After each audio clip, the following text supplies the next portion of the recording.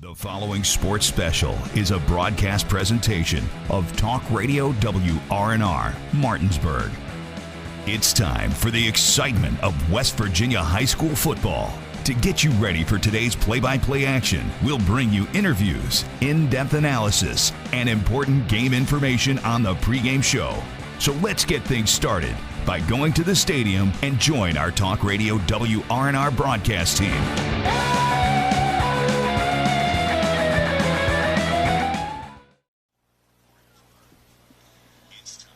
And a very pleasant good afternoon across the Eastern Panhandle, wherever you may be tuning in. Welcome into Waldeck Field at Denny Price Stadium. We're on the southern end of Berkeley County for what is day 2 of the AAA playoffs across the mountain state of West Virginia. For Talk Radio, WRNR, and TV 10 Sports, I am Matt Crawford. To my right is Matt Miller. John Alderton, the TV 10 cameraman. Colin McLaughlin is on the field as our sideline cameraman and on-site producer. Donald Kenny is back at the studio. Well, Matt, it's the University Hawks coming in at 3-3, taking on the Musselman Applemen in what is the 4-seed matchup, taking on the 3-seed matchup, rather, taking on the 14, and a beautiful day for high school football. Yeah, you couldn't ask for any better weather. It is calm, it is sunny, it is a comfortable temperature. Both of these teams have an ideal setting to be able to meet in this opening round, and it will be an uphill climb for the number 14 seed University coming in, 3 wins and 3 losses, as you mentioned. When you look at their overall schedule, they have won 2 of their last 3. Now, that loss was a tough one in that Morgantown rivalry Mohawk battle game, and that one was a 69-15 decision, but they bounced back after that loss with a victory at Oak Hill 44-13 to get their mark even at 3-3 and to get them into this playoff opportunity. For Musselman, they've been sitting and waiting to see if they would even get this opportunity. 3 straight weeks for Berkeley County in the orange status, so they could do some workouts and conditioning and certain elements of practice, but certainly not a regular type of practice schedule. That all changed last Saturday, so they've had a pretty regular week to get ready for this one, and they are fired up and ready to go. Talk about the difference from normal to the year 2020. Usually you have 3 time slots in which you can play a game in the playoffs. Friday night at 7:30, then the afternoon game, which we're playing right now on Saturday, followed by Saturday night at 7:30. At the end of the day today, just 3 of the 8 games will have finished in AAA across the Mountain State. The other game today also features an Eastern Panhandle school. It's the Washington Patriots taking on Bridgeport. So just a strange year with the rest of the field. The other 5 games, hoping. It's not a guarantee that it'll be a guarantee or a one way or another will be a guarantee tonight coming up at 5 when that map comes out, but just 3 games after the conclusion of today. Well, and when you look at the color code map that came out yesterday morning, because remember, when it comes out later today, what they did through the day yesterday and through the day today is verification of the 7 days that went from last Friday to Thursday of this week. So from last Friday until Thursday, and when you look at what came out on Friday morning, you could look at the remaining 5 games in Class AAA and see that 3 of those games are more than likely going to be played, but you're talking 2 games that may not get played, and we'll talk more about that schedule. And, Matt, these are 2 teams that right now are at different points in their program. For University, this is a Hawk team that is no stranger under John Kelly of getting into the playoffs, but going through a little bit of a transition right now. This is a very young football team, including 2 quarterbacks. It's been 2 guys that have had to kind of carry the team this year. We expect it to be Chase Edwards. Both of those guys just sophomores on this roster, and a lot of underclassmen on this roster. And when you look at Musselman, seniors, and more seniors. So 2 programs, and you'll hear from John Kelly a little bit later. He understands the difference in these 2 programs at the moment, but it should be interesting today to see what the young guns of University look like compared to what is a very veteran group in the Musselman Applemen. Yeah, University coming off of a tough year last season, 3 wins and 7 losses, hoping to build on that this year and just never really got the opportunity. Let's face it, I mean, they've only played 6 games out of what normally is a 10-game schedule. And so coming in at 3 wins and 3 losses and battling through some injury along with that youth has made it challenging. But, hey, they've got their opportunity now, right? This is a brand new season. It's the postseason, and all you got to do is come out here and play your best today, and you might be able to pull the upset. This is the pregame show brought to you by W. Harley Miller Systems, providing custom integration services for home and office automation, home theater, networking, audio, video distribution, and more. Give them a call at 304-350-1931 or visit them online at WHMsystems.com. We're going to take a 2-minute timeout, and on the backside of this break, we will come back to the stadium and go through our check of the playoff schedule and talk about the game we called last night. That was GW at Martinsburg, a lopsided game in that one, and set up what may happen tomorrow and even look around AA and AAA as well. Back after this 2-minute timeout, this is West Virginia High School Football on Talk Radio WRNR and TV 10. W. Harley Miller Systems understands the need and desire for reliable and affordable smart home solutions. Secure your home with a security system and keep a close eye on your family. Automate your home with a Control4 system and have smart technology work as one. Set daily schedules to control your thermostats. Push a button and set the mood for dinner by dimming lights and playing music, or just sit back and enjoy a movie in your own home theater. Put decades of experience to work for you. Visit us at WHMsystems.com or call 304-350-1931. Erie Insurance says here's to the grown-ups who move, mortgage, mow, and still bust a move. But does your home insurance still fit? Erie helps you protect the home you've grown into, all at fair prices that are often less than the other guys. So how do you find the right coverage? Magic. Nope. Local independent agents who get to know you like this. Your local Erie agent in Martinsburg is Smallwood & Small Insurance. Get a quote at smallwoodandsmall.com. Erie Insurance. There are so many great things to say about the redesigned Honda CR-V. So to save time, we've condensed them down into one easy acronym. OMECUV-NAAHAWATESONT. That stands for our most exhilarating compact utility vehicle, now available as a hybrid and with a turbocharged engine standard on non-hybrid trims. See? Simple. The redesigned Honda CR-V. Contact your Honda dealer or shop online. Miller Honda, south of Winchester, home of the lifetime powertrain warranty. www.mymillerhonda.com. They're my closest friends. We've been through a lot together. Seeing our kids off to college, Kelly losing her mom, my 50th birthday. I trust them with so much. So when it came to my finances, I trusted Kelly's referral to her Ameriprise advisor. Beth gives me the comprehensive advice that helps me feel confident my financial future is secure. With the right financial advisor, life can be brilliant. Ameriprise Financial. I don't understand. Welcome back into the pregame show. It's time to have the check of the playoff schedule brought to you by Rock's Local Market. Last night, just one AAA game, and that was the game that was heard and seen right here. It was GW taking on the Martinsburg Bulldogs, and Matt, a one-sided affair in that one. Martinsburg, you're wondering how long it was going to take to shake the rust off. It was 20-0 at the half, and you went, okay, let's see what halftime adjustments both teams make. Obviously, for GW, 20 points is not insurmountable by any stretch of the imagination, but Martinsburg really kicked it in both offensively and defensively in that second half. Yeah, let's start on that defensive side of the football. Martinsburg, the 4 seed, came in at 4-1. George Washington, the 13 seed, they were 3-2, and that Martinsburg defense held the Patriot offense to just 119 total yards and only 13 rushing yards. And when you look at it, 69 of their total passing yards came on 2 pass plays that went for 30-plus each. And so when you consider that, a dominating performance by Martinsburg, who got to the quarterback constantly. Meanwhile, the Martinsburg offense put up 574 total yards, 316 on the ground, 258 through the air. Kevon Warren went 9 of 10 as the starting quarterback for 191 yards and 2 touchdowns. He also carried 13 times for 103 yards and a score. And then Naeem Kearney, who took the opening play from scrimmage, 80 yards for a score. Well, he went 8 carries for 134 yards and a touchdown, and he added 2 receptions for 89 yards and another score, and that came from 62 yards out on a little swing pass. So, yeah, Martinsburg certainly got their legs back underneath them. Yeah, and very impressed with that defense as well. Really stifled that GW offense. especially in that second half. Really, quarterback R.T. Alexander was under distress the entire time. They could not run the football. He ended up getting sacked multiple times at least in that second half in the game overall. So a good opening game for the Martinsburg Bulldogs. They will play the winner of the other game going on today. That is the Washington Patriots at Bridgeport. That kickoff at 1:30 today as well. Washington is the 12 seed, 5 wins, 4 losses on the year, making just their second ever playoff appearance. They made it to the postseason with a 7-3 mark back in 2013, suffered a loss in that opening round, so they're looking for the program's first ever playoff win if they could pull the upset today.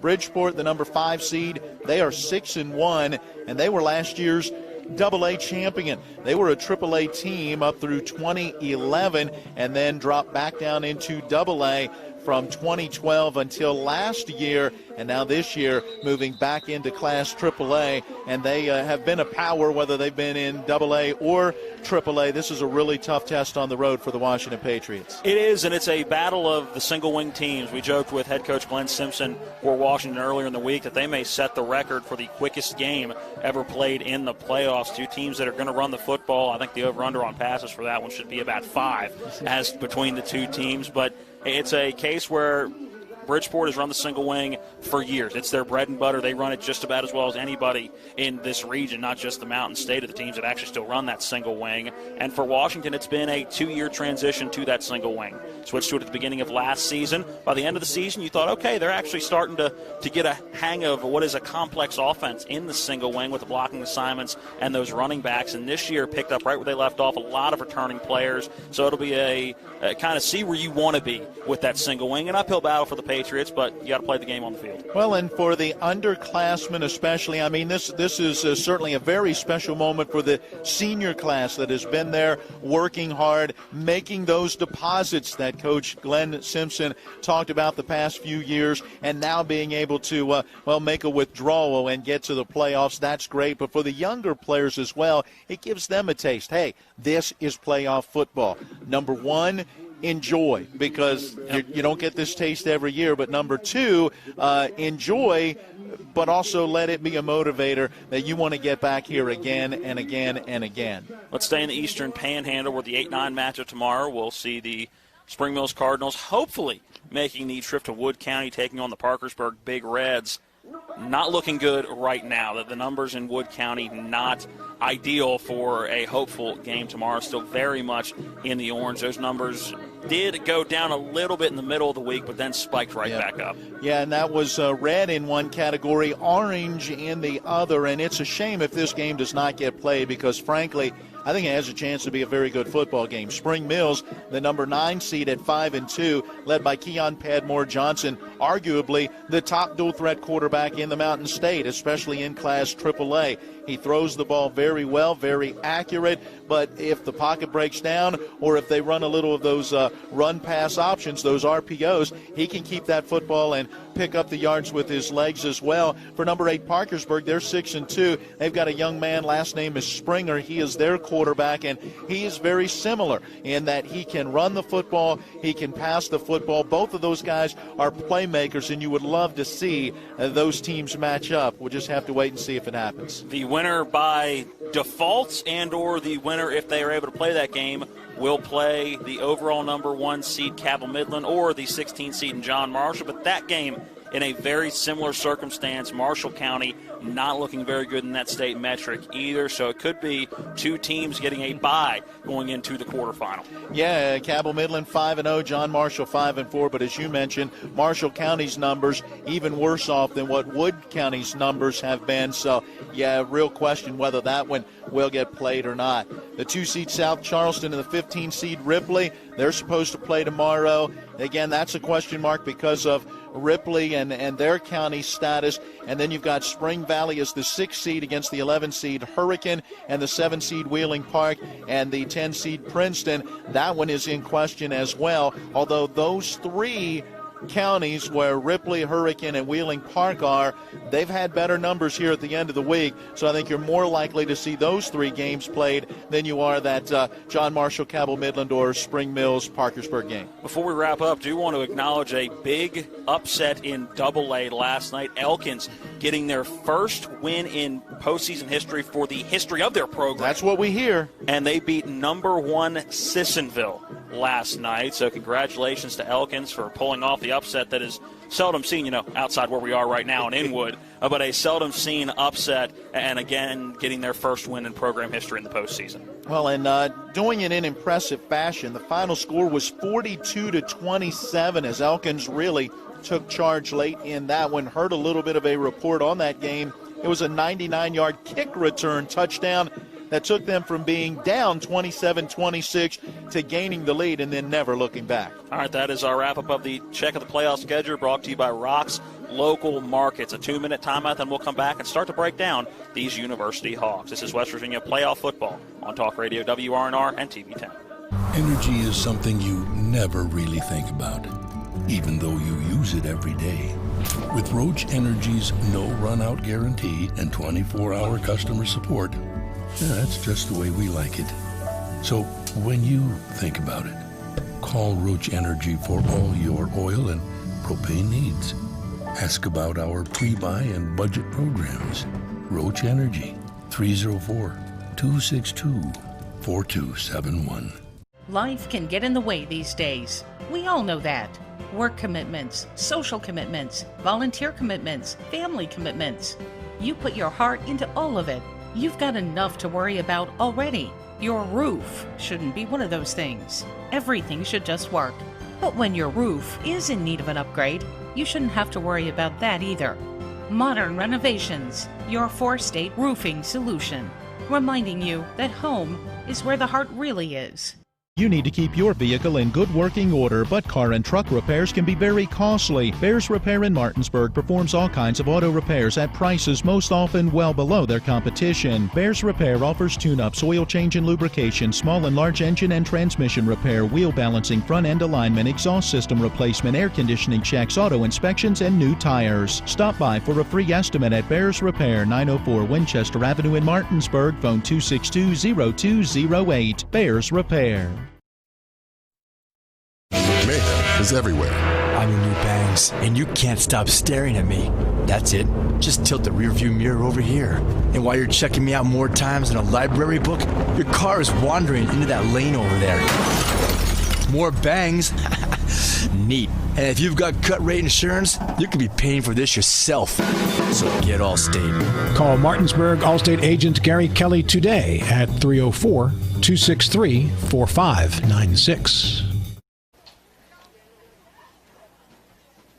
And we welcome you back into the W. Harley Miller Systems pregame show. Matt Crawford, Matt Miller here with you for TV 10 Sports. It's time to start breaking down these University Hawks. They come in the 14 seed with a 3-3 record and a very young team. We talked about that in the first segment, but just some things to watch. I think Chase Edwards, how is he bouncing back from that injury? We believe he is getting the start in this one. He's the one taking the snaps with the other starters right now at the 40-yard line in front of us. And, Matt, I think when you look at the passing game, let's start with that. And Tracy Brooks, I think, is one guy you have to watch out for coming into this game. Again, this will be game just 7, and he's got 30 receptions for 526 yards and 11 touchdowns. Not bad work if you can get it. No, not bad at all, but you got to couple that with the running of Aliki Barber, 96 carries, 604 rushing yards over the course of 6 games, and add in their quarterback in Edwards, in the way that he's thrown, completing 54% of his passes for 837 yards, 14 touchdowns, just 2 interceptions. They really have kind of a 3-headed monster there, quarterback, running back, and that one particular wide receiver that seems to be the favorite of the sophomore QB. And we can talk about their offense all we want, but the key to beating Musselman is on the defensive side of the football, and especially in that front seven and trying to stop Blake Hartman. So it's going to be a tall task for this young defense of the Hawks. Yeah, that's going to be the key is the defensive front.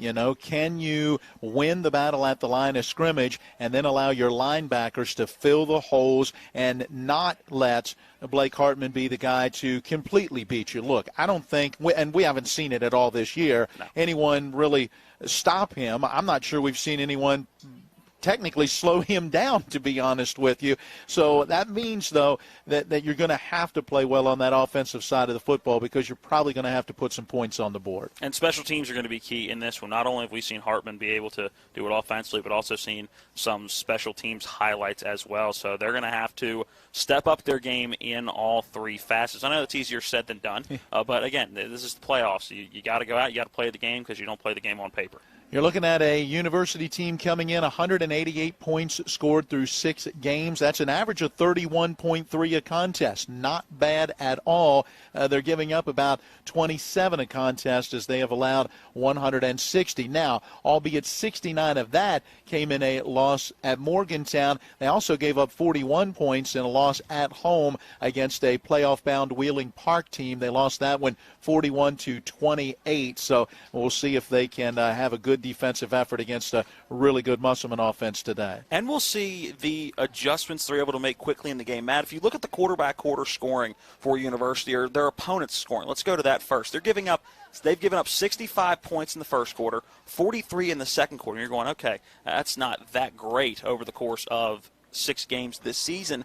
Then you look at third and fourth quarter scoring over the course of this season so far. Just 24 points given up in the third and 28 in the fourth. So it seems like the adjustment period is taking them about a half to make. And when you're playing a team like Musselman, you got to make it a lot quicker than that. The issue is, though, when you look at those numbers, University's only scored 30 in that third quarter and only 34 in that fourth quarter. So that's only a 6-point difference in one period. And wait, a 6-point difference in the other as well. So, while they've been able to slow teams down, they haven't maybe been able to keep up with that scoring. And again, you wonder if some of that has come as a result of a couple of blowout losses, but and even a blowout win against Oak Hill. One team that both of these programs are familiar with from this year, the Jefferson Cougars, and all the way back on October the 9th, Jefferson went to Morgantown and won against University by a 14-13 final as a result of a missed PAT. And I'm looking to see if, and again, we have nothing to compare it to because we haven't seen University yet this year, but if they're a little sluggish out of the gate, something we heard today is that University could not get a bus to the Eastern Panhandle through Mon County, so they all drove themselves here. It's like you're going back to Pop Warner and Youth League. Everybody get in their parents' car, let's drive to the game and play, then drive home.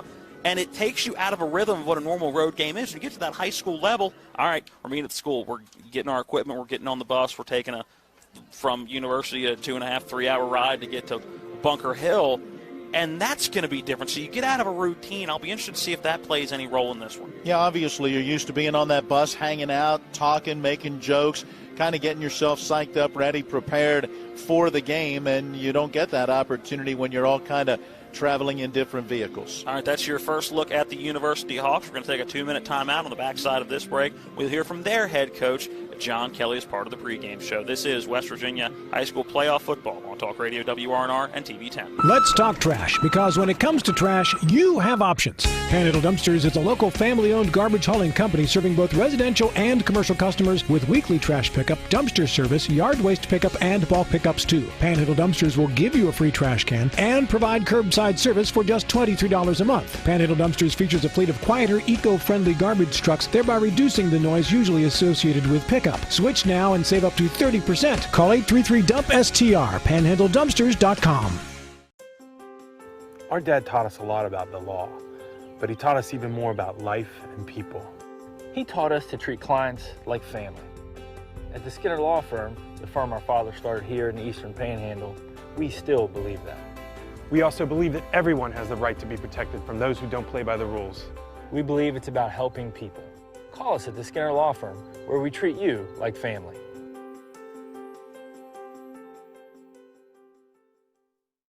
This is Eric from Hagerstown Ford. I want to thank you for your continued support of helping Hagerstown Ford's efforts to be number one in the region. As we get closer to this extremely aggressive goal, I want to recap why Hagerstown Ford should be your only consideration when buying your next vehicle. Number one, we have the best prices from Winchester, Virginia to Washington, D.C., from Hershey, Pennsylvania to Baltimore, Maryland. I assure you, price will not be the reason you don't buy from Hagerstown Ford. Number two, we have a real return policy that's better than Walmart. Seriously, if you don't like it, return it. We'll give you 3 days to make sure you love your new ride. And finally, we'll bring your new car, truck, or SUV to you, just like Amazon does. Never step foot in a dealership again. Stop the silly back and forth negotiations that make everyone crazy. It's dumb, and it's a total waste of time. Besides, we hate it worse than you do. Simply log on to HagerstownFord.com and let us make your next buying process fun, easy, and risk-free. What do you got to lose? Visit HagerstownFord.com and let us cater to you. See dealer for details.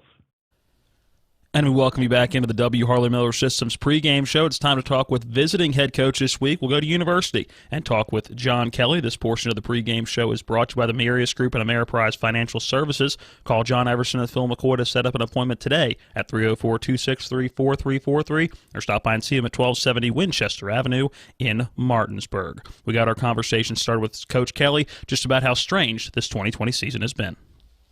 Well, everybody's experienced the same thing. It's just been difficult to us because we were shut down the first 5 weeks, to 3 of which were the red, where we didn't even think we were going to have a season. And then as we were fortunate enough, we came out of the gate good and we got a nice win. And then we just kind of hit and miss. We play good, not play good, whatever. And games were canceled and.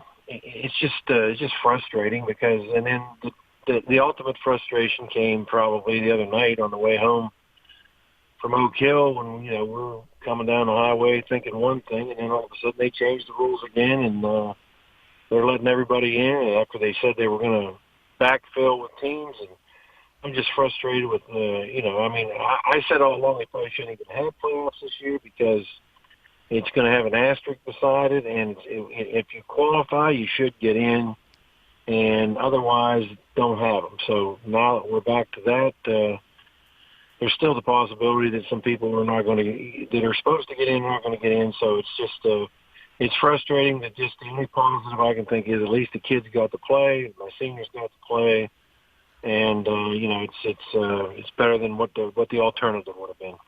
You talk about the uniqueness and just the difficulty. How strange is it going into the first week of the playoffs, and you guys, this will be Game 7. I mean, usually you're trying to get at least 9 games and most likely 10, but going into the playoffs with just 6 games under your belt.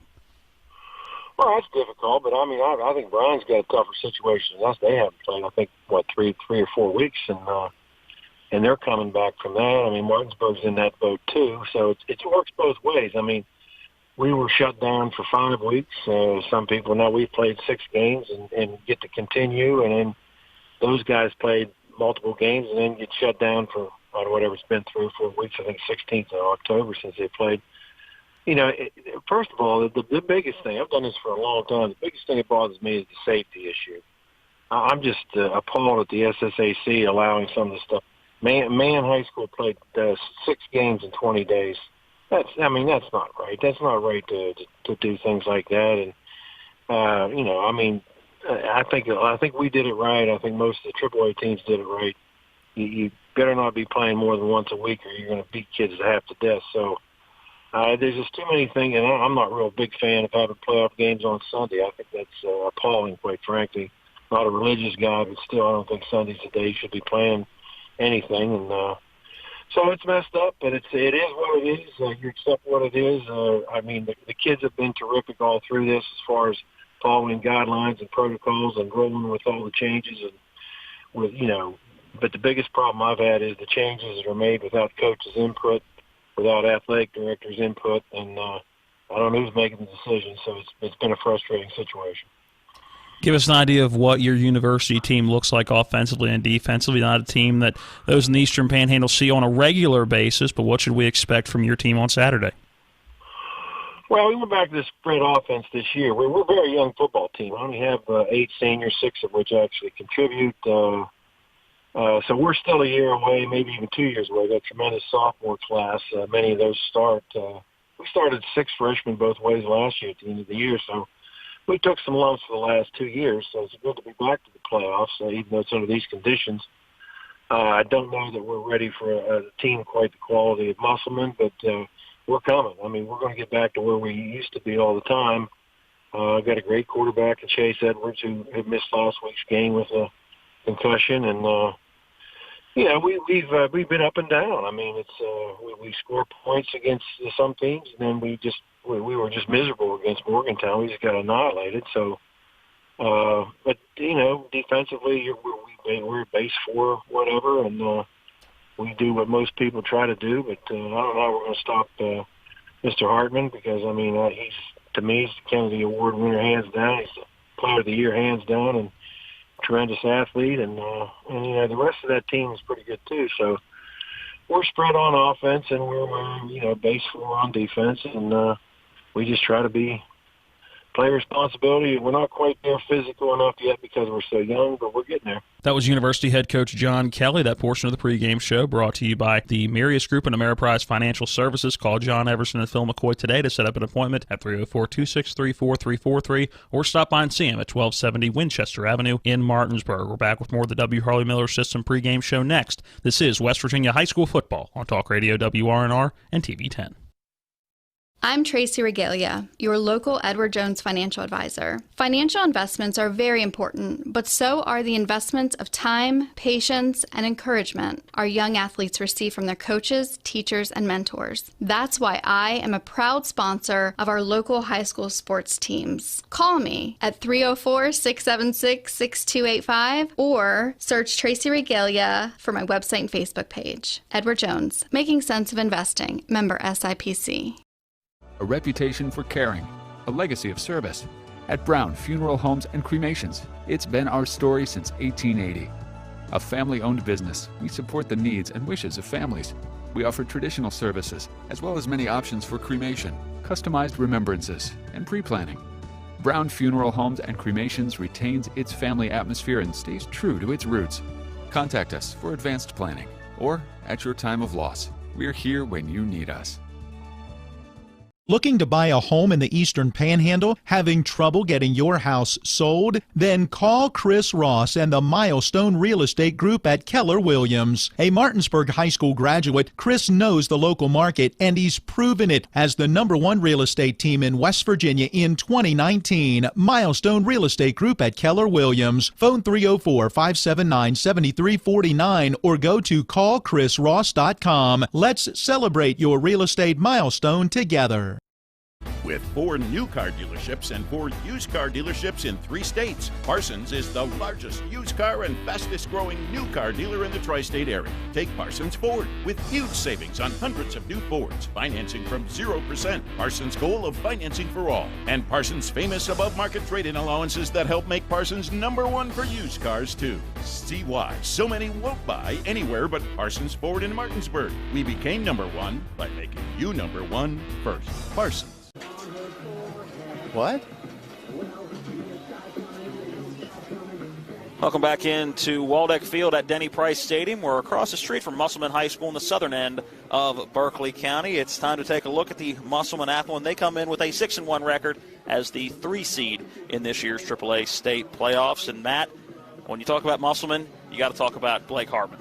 Absolutely, but I tell you what, before I talk about him, because he gets all of those accolades, and rightfully so, he runs the football as hard as any running back that you'll see on the high school level. 6'1", 220, and he does not go down with an individual tackle, and rarely does he ever go down going backwards. But I'm going to start by talking about Cam Sine, Jasper Brown, Ethan Northcraft, Trenton Howard, and Nate Cole. Those 5 guys up front have done a tremendous job of opening holes, and Hartman doesn't need a very big one, and he can bust through, or, in some cases, the BYOB, be your own blocker, give him that little seam, he'll take out the linebacker. And as a former lineman, on behalf of them, I say thank you for that recognition. But looking at Hartman, 202 yards per game, 132 attempts, 1,416 yards. I mean, that clip is just unprecedented around the state. And we've had a chance to see him numerous times as we have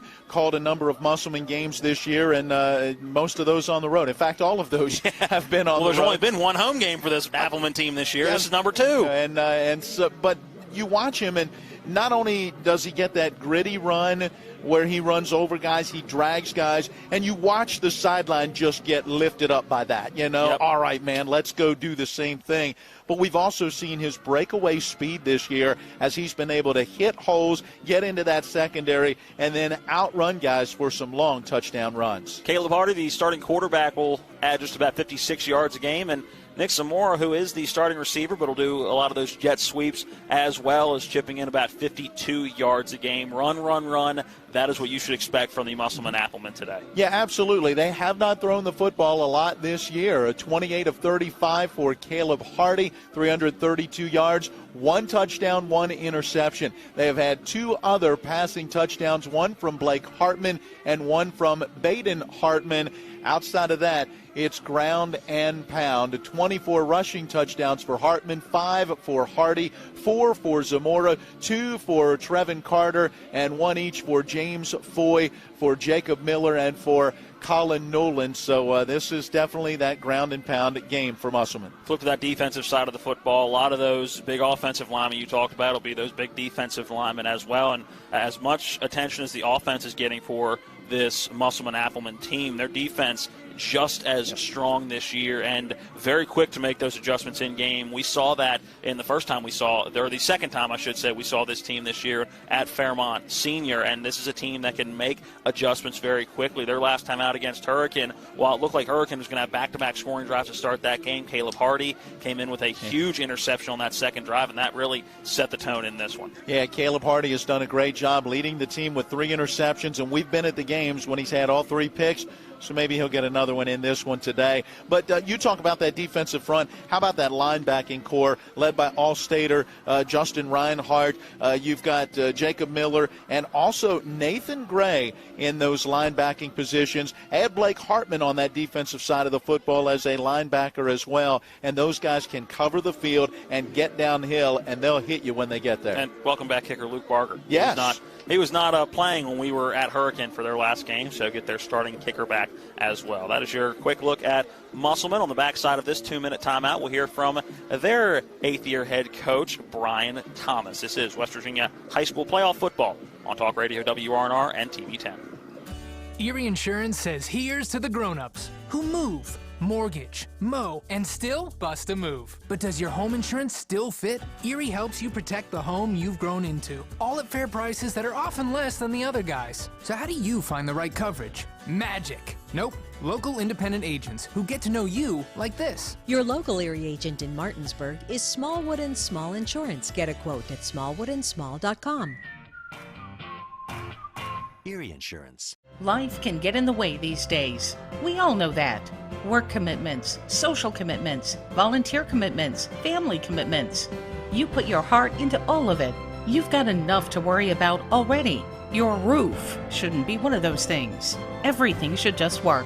But when your roof is in need of an upgrade, you shouldn't have to worry about that either. Modern Renovations, your 4-state roofing solution. Reminding you that home is where the heart really is. Remember when you were a little kid and saw your first deer? Oh, how cute. As an adult, maybe you've had a different experience. Where'd that come from? Bambi mess up your dream machine? Call Cody's Auto Body today at 304-901-4777 and get the work done right the first time. Cody's Auto Body, 851 Wilson Street in Martinsburg, has a team of auto body professionals with a lifetime of experience putting your ride back together again, regardless of how it got that way. Cody's Auto Body.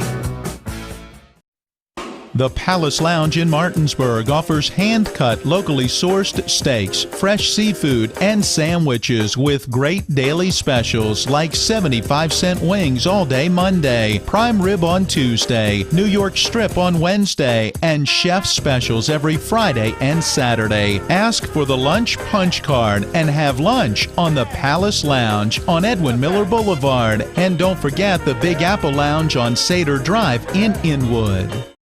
We welcome you back to the W. Harley Miller Systems pregame show. Time now to talk with Musselman Applemen 8th year head coach Brian Thomas. Our conversation brought to you by Parsons Ford on Shepherdstown Road just east of Martinsburg. They became number one by making you number one first, Parsons. We start our conversation discussing just a chance to be in the postseason after the county spent 3 weeks in that orange color status. Yeah, I mean, we're excited. There's a lot different feeling around here this week. I mean, anytime you make the playoffs, I think that there's a different vibe anyway. Those games and those weeks are always different, but especially kind of what we're up against, with the color map. Really, it really feels like you're almost battling two opponents every week. You're preparing for somebody, and at the same point, you're also battling the map and kind of getting that color to work out your way. So there's a lot of excitement. We're going to be really excited once Saturday gets here just to hit the field again.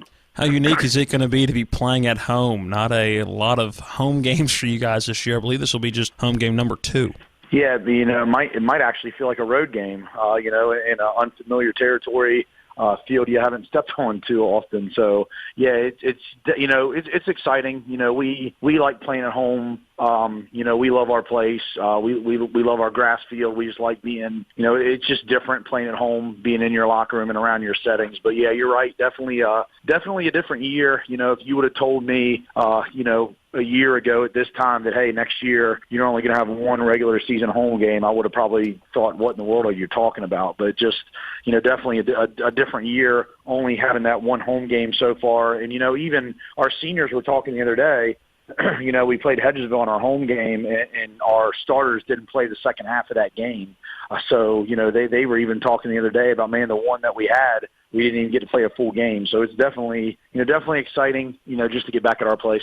When you look at the 3 weeks where you couldn't hold regular practices, what has this week of practice been like, and where do you feel that you are at as far as being ready to go out and execute on Saturday?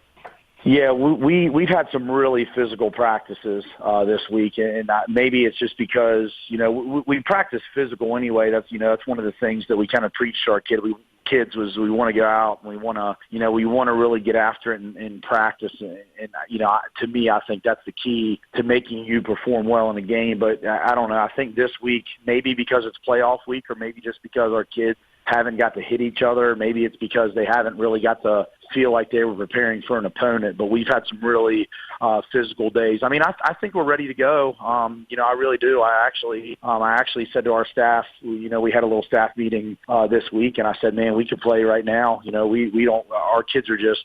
I just think they're ready, just based on the fact that a week ago it felt like, hey, our season might be over, just because we weren't sure if we were going to get into gold. We felt like we were going to be sitting there in that color orange forever, and then it just the emotions over the past week have really changed. So I really think our kids are just ready to go and ready to play. What do you see in the University Hawks? I don't think you could have two more contrasting offenses coming into this game. Yeah, you say that, but sometimes they spread you out to run. They're about a 50-50 team. They're about 50-50 run pass.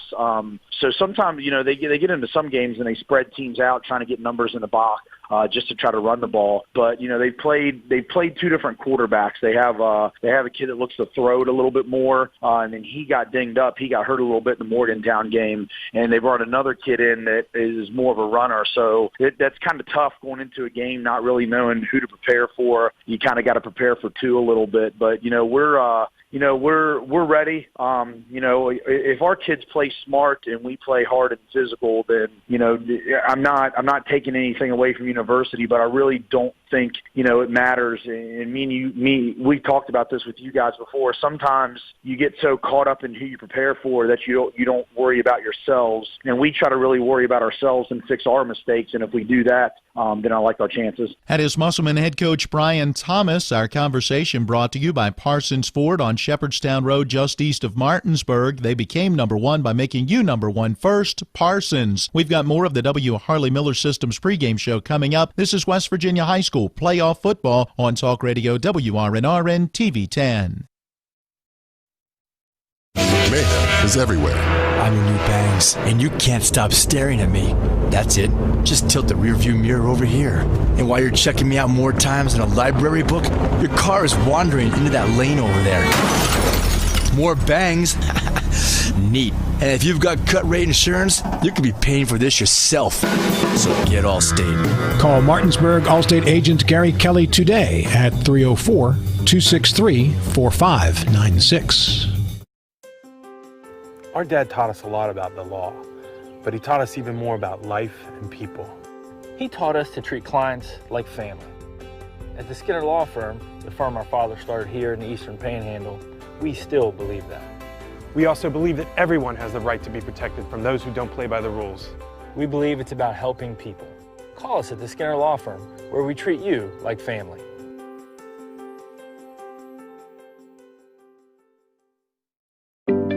Rockwool is one of the world's leading manufacturers of stone wool insulation, and we're hiring people like you to join our team in Ranson, West Virginia. All Rockwool employees receive a competitive base salary, plus excellent benefits including health, dental, and vision coverage for employees and their families, paid time off, a 401k matched up to 6% by Rockwool, and more. This is Sam, a supervisor at Rockwool, on his benefits. The benefits are important to me. I have a teenage son, just the dental, the vision, he needs glasses, medication, stuff like that. I find the benefits packages help me out greatly over the years. If you want a well-paying job and the potential for a rewarding career, visit rockwooljobs.com/radio for information on all current job openings. Apply now at rockwooljobs.com/radio. We welcome you back to the W. Harley Miller Systems pregame show. Time to go in the huddle as we talk with a pair of Musselman players. Our conversation brought to you by Panhandle Dumpsters. Get a yellow trash can for free and pick up for just $23 a month by calling 833-DUMPSTER. That's 833-DUMP-STR. We got a chance earlier in the week to catch up with Musselman running back Blake Hartman and offensive and defensive lineman Ethan Northcraft. Let's just start with how crazy this past 3 weeks has been with the uncertainty and now the opportunity to finally get back on the field and practice, and then the opportunity to play on Saturday. Blake, we'll start with you, then go to Ethan. We were just grateful to be out there practicing at least. I mean, school's in red for the state. They can't even practice, so we were happy to be out there just as a team because you're going to lose a lot if you're not out there doing that. But now being able to actually play and have an opponent coming up on Friday, or this week is be Saturday, but just having an opponent is different preparation, different mindset going into the game. So yeah, it's definitely a lot different, but we were very grateful to be out there during those 3 weeks that we were off. It's definitely been crazy just because we haven't been able to play for 3 weeks, and then going from 3 weeks off and then to a game week. It's definitely different, but we're excited to be back, and we can't wait to play on Saturday.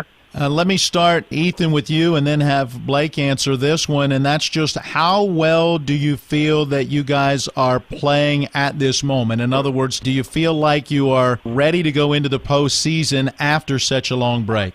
It's definitely exciting because this past Friday, we were thinking that our season was over. We were thinking that we weren't going to be able to play high school football again. But now being able to play, it's definitely exciting that we know that we at least have one more. And, I mean, postseason's always different. It's always better, and it's fun. So it's just exciting. Yeah, kind of going off what Ethan said. I mean, I was just begging for one more game. That's all I wanted. But now that we're able to continue playing, hopefully win this game, move on to the next round, hopefully have 3 more after this. I mean, I'm grateful to be out there for sure. But as a team, I think we're playing. It's going to be hard to tell. I mean, we haven't played since Hurricane game. That game, probably our best game all year. So I felt that we were clicking at the right time. There might be a little bit of a setback coming in just with those weeks off, not playing live. So that's going to hurt a little bit. But hopefully things start clicking early in the game, and we're able to build off that for the rest of the playoffs. Blake, this question will be for you. How nice is it as a running back, quarterback, ball carrier as a whole in the offense you all play to have such a veteran, experienced offensive line in front of you? I mean, it doesn't get better than that. I mean, they blocked for me last year. North's been blocking for me since freshman year, started freshman year with me. So, I mean, it doesn't get better than that. Just having them lead the way. I mean, they lead the way in practice. I mean, they're what makes our offense go. So I'm very, very grateful to have them. All right, so Ethan, let me turn that around and talk to you. What is it like to block in this offensive scheme and know you've got guys like Blake and Caleb and Nick and guys that can pick up the yards? I mean, being able to block for them it's good because we know how skilled they are, and if we just open up a hole a little bit, then they'll find it, and then they'll run it, and they'll run through it. Our kind of mindset is just to punch people in the throat and move that line of scrimmage up 5 yards. Ethan, let's have you say what you see as being one of those defensive linemen as well. What do you see in that university offense that's making them click? Their line is definitely good, and they're big. Their running back is fast, and he's kind of like he's kind of like Blake. I mean, he finds the hole and he hits it hard, so we're going to be keen for that. Blake, take us to the offensive side of the football. What is the challenge this university defense presents? I mean, they swim to the ball. I feel like their defensive front, I feel like our offensive line should move them. I mean, their linebackers they move well, and I think if we get through their secondary, we should be gone. But I mean, they're a good defense as a whole, just because of how well they kind of float to the ball, things like that. They do some stuff up front with some like schemes and just like moving them around, linebackers blitzing. So I mean, it'll be a tough test, but hopefully, if we just do our job, execute, we should be fine. Well, guys, thanks so much for your time, and good luck on Saturday, and we look forward to seeing you down there. All right, thank you. Guys. Appreciate it. Big thank you to Blake Hartman and Ethan Northcraft joining us in the huddle. This segment brought to you by Panhandle Dumpsters. Get a free yellow trash can and pick up for just $23 a month by phoning 833-DUMP-STR. We've got more of the W. Harley Miller Systems pregame show coming up. It's West Virginia High School playoff football on Talk Radio WRNR and TV 10. Life can get in the way these days. We all know that. Work commitments, social commitments, volunteer commitments, family commitments. You put your heart into all of it. You've got enough to worry about already. Your roof shouldn't be one of those things. Everything should just work. But when your roof is in need of an upgrade, you shouldn't have to worry about that either. Modern Renovations, your 4-state roofing solution. Reminding you that home is where the heart really is. In the face of adversity, we stand together. Unity for what matters most. We've survived war, fought disaster, and beaten hardships. We've laughed together, cried together, planned together, and prayed together. Keep up the fight. We have a bright future. Stay strong, love endlessly, laugh freely, never give up. Triumph together. We're in this together.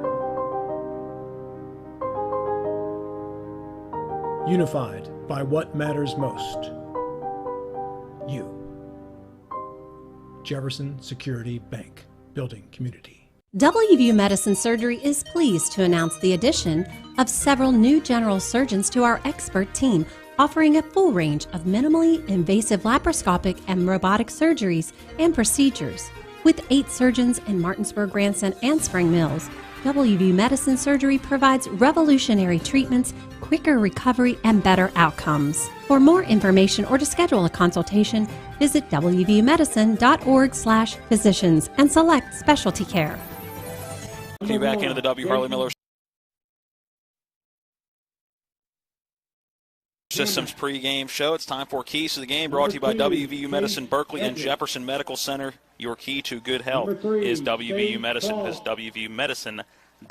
Matt, let's start with the university. What do they need to do to pull off this upset? Well, obviously, they've got to find a way to at least control the running attack of the Musselman Applemen and see if they can slow down Blake Hartman in some way, try to force someone else to beat you. You know that you're going to get that steady ground game. They've got to be able to do that. And then I think offensively, they've got to not turn the football over. They've got to be able to play as error-free as possible and get some points on the board, because I think Musselman will definitely score. For the Applemen?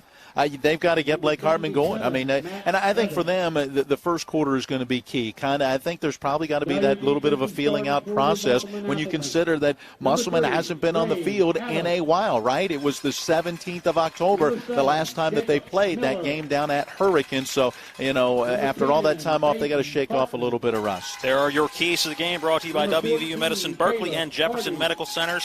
Your key to good health is WVU Medicine. Visit them online at WVUmedicine.org. Well, that wraps up our pregame show, brought to you by W. Harley Miller Systems, providing custom integration services for home and office automation, home theater, networking, audio, video distribution, and more. Give them a call, 304-350-1931, or visit them online at WHMsystems.com. A break to take. We'll come back and give you the starting lineups, and then we are just about ready for kickoff. This is West Virginia High School playoff football on Talk Radio, WRNR, and TV 10.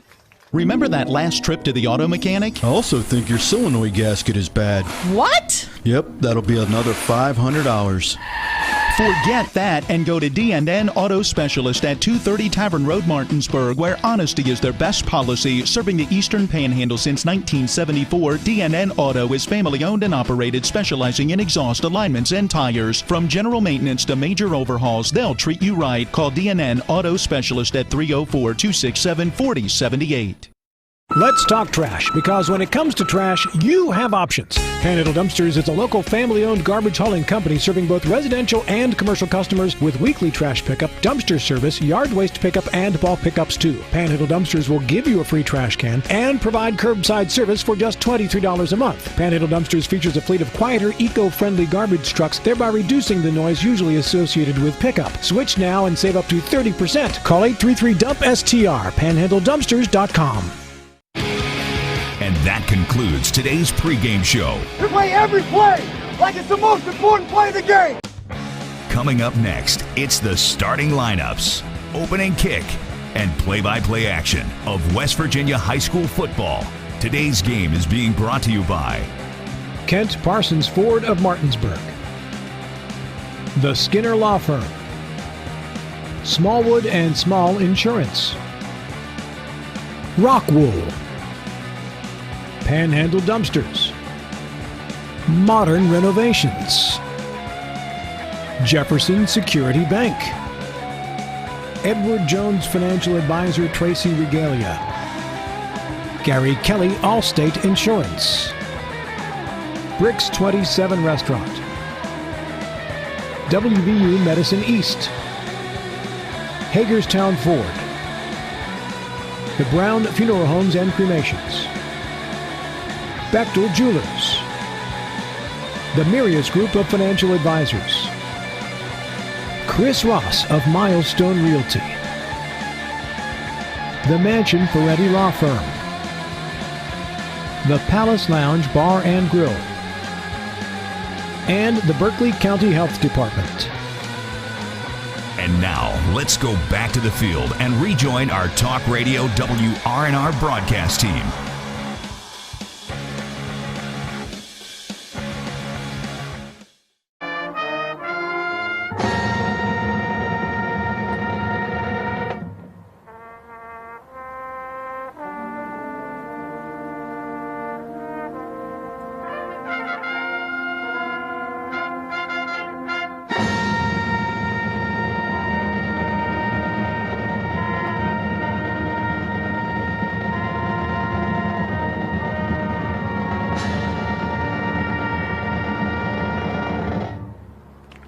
Ladies and gentlemen, the Musselman High School marching Applemen. The Musselman Applemen Marching Band giving us the national anthem today, and very well done by that Applemen Band. Matt, it's time for the starting lineups. Lineups are brought to you by D&N Auto Specialists. If your vehicle is not starting properly, then start at D&N Auto to get it fixed right the first time. Family owned and operated since 1974. Give them a call to set up an appointment at 304-267-4078. We did not get a starting lineup from head coach John Kelly of the University Hawks. He's in his 34th year with University, 46 years overall coaching high school football. We do believe Chase Edwards will be back. We saw him out earlier. He is returning from an injury and will be the starting quarterback. When you just look at the numbers, you're looking at Eliki Barber. He is a 5'10", 182-pound senior who will be in the backfield. And obviously you got to keep an eye on Tracy Brooks, the 6-foot senior wide receiver who comes in with 30 catches through 6 games. Also, watch out for Jaden Hammock. He has thrown the football as a quarterback. He has run the football 17 times for 98 yards and also has 12 catches. So he's a guy that will return some kicks. Yeah, he can be anywhere on the field. All right, for the Musselman Applemen, it looks like this with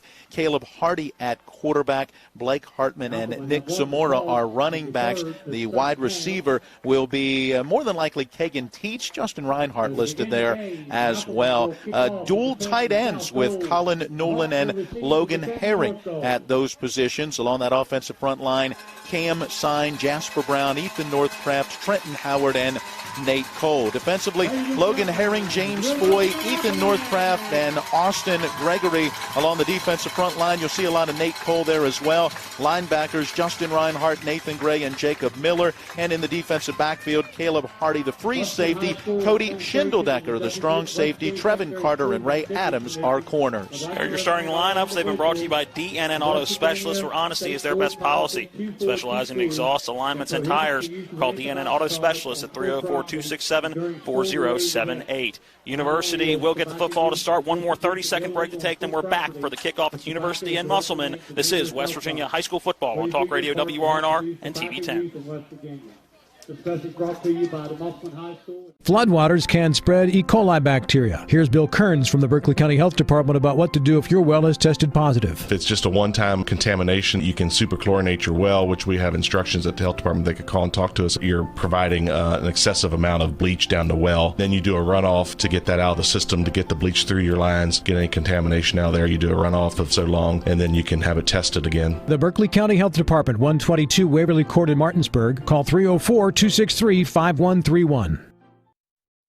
Field at Denny Price Stadium. We're just about ready for kickoff. Musselman kicking off to University. University in the white jerseys, gold helmets, and black pants. The Applemen in the all-Kelly green uniforms. 3 return men back for University, and we are just about ready for action in day 2 of the AAA high school playoffs across the Mountain State. There's the kick, a short one going to about the 30-yard line. One of the mid-men calling a fair catch at about the 30, and that's where the Hawks will start with the football. The opening kickoff brought to you by the Berkeley County Health Department, reminding residents to go get tested. Find a testing site at bchealth.org.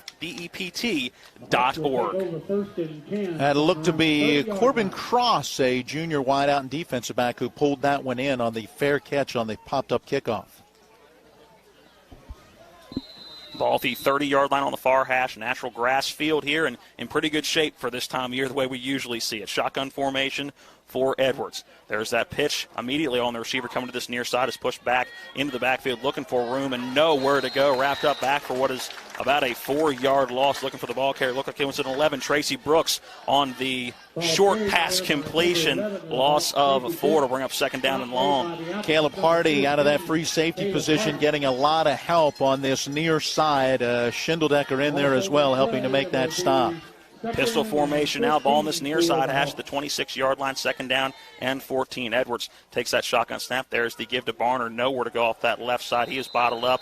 Maybe a gain of 1, if that. It'll bring up third down and long. Look like Reinhardt is a linebacker up there being a part of that tackle, able to help make that stop. And, yeah, I'm not sure he got anything. It'll be third and long.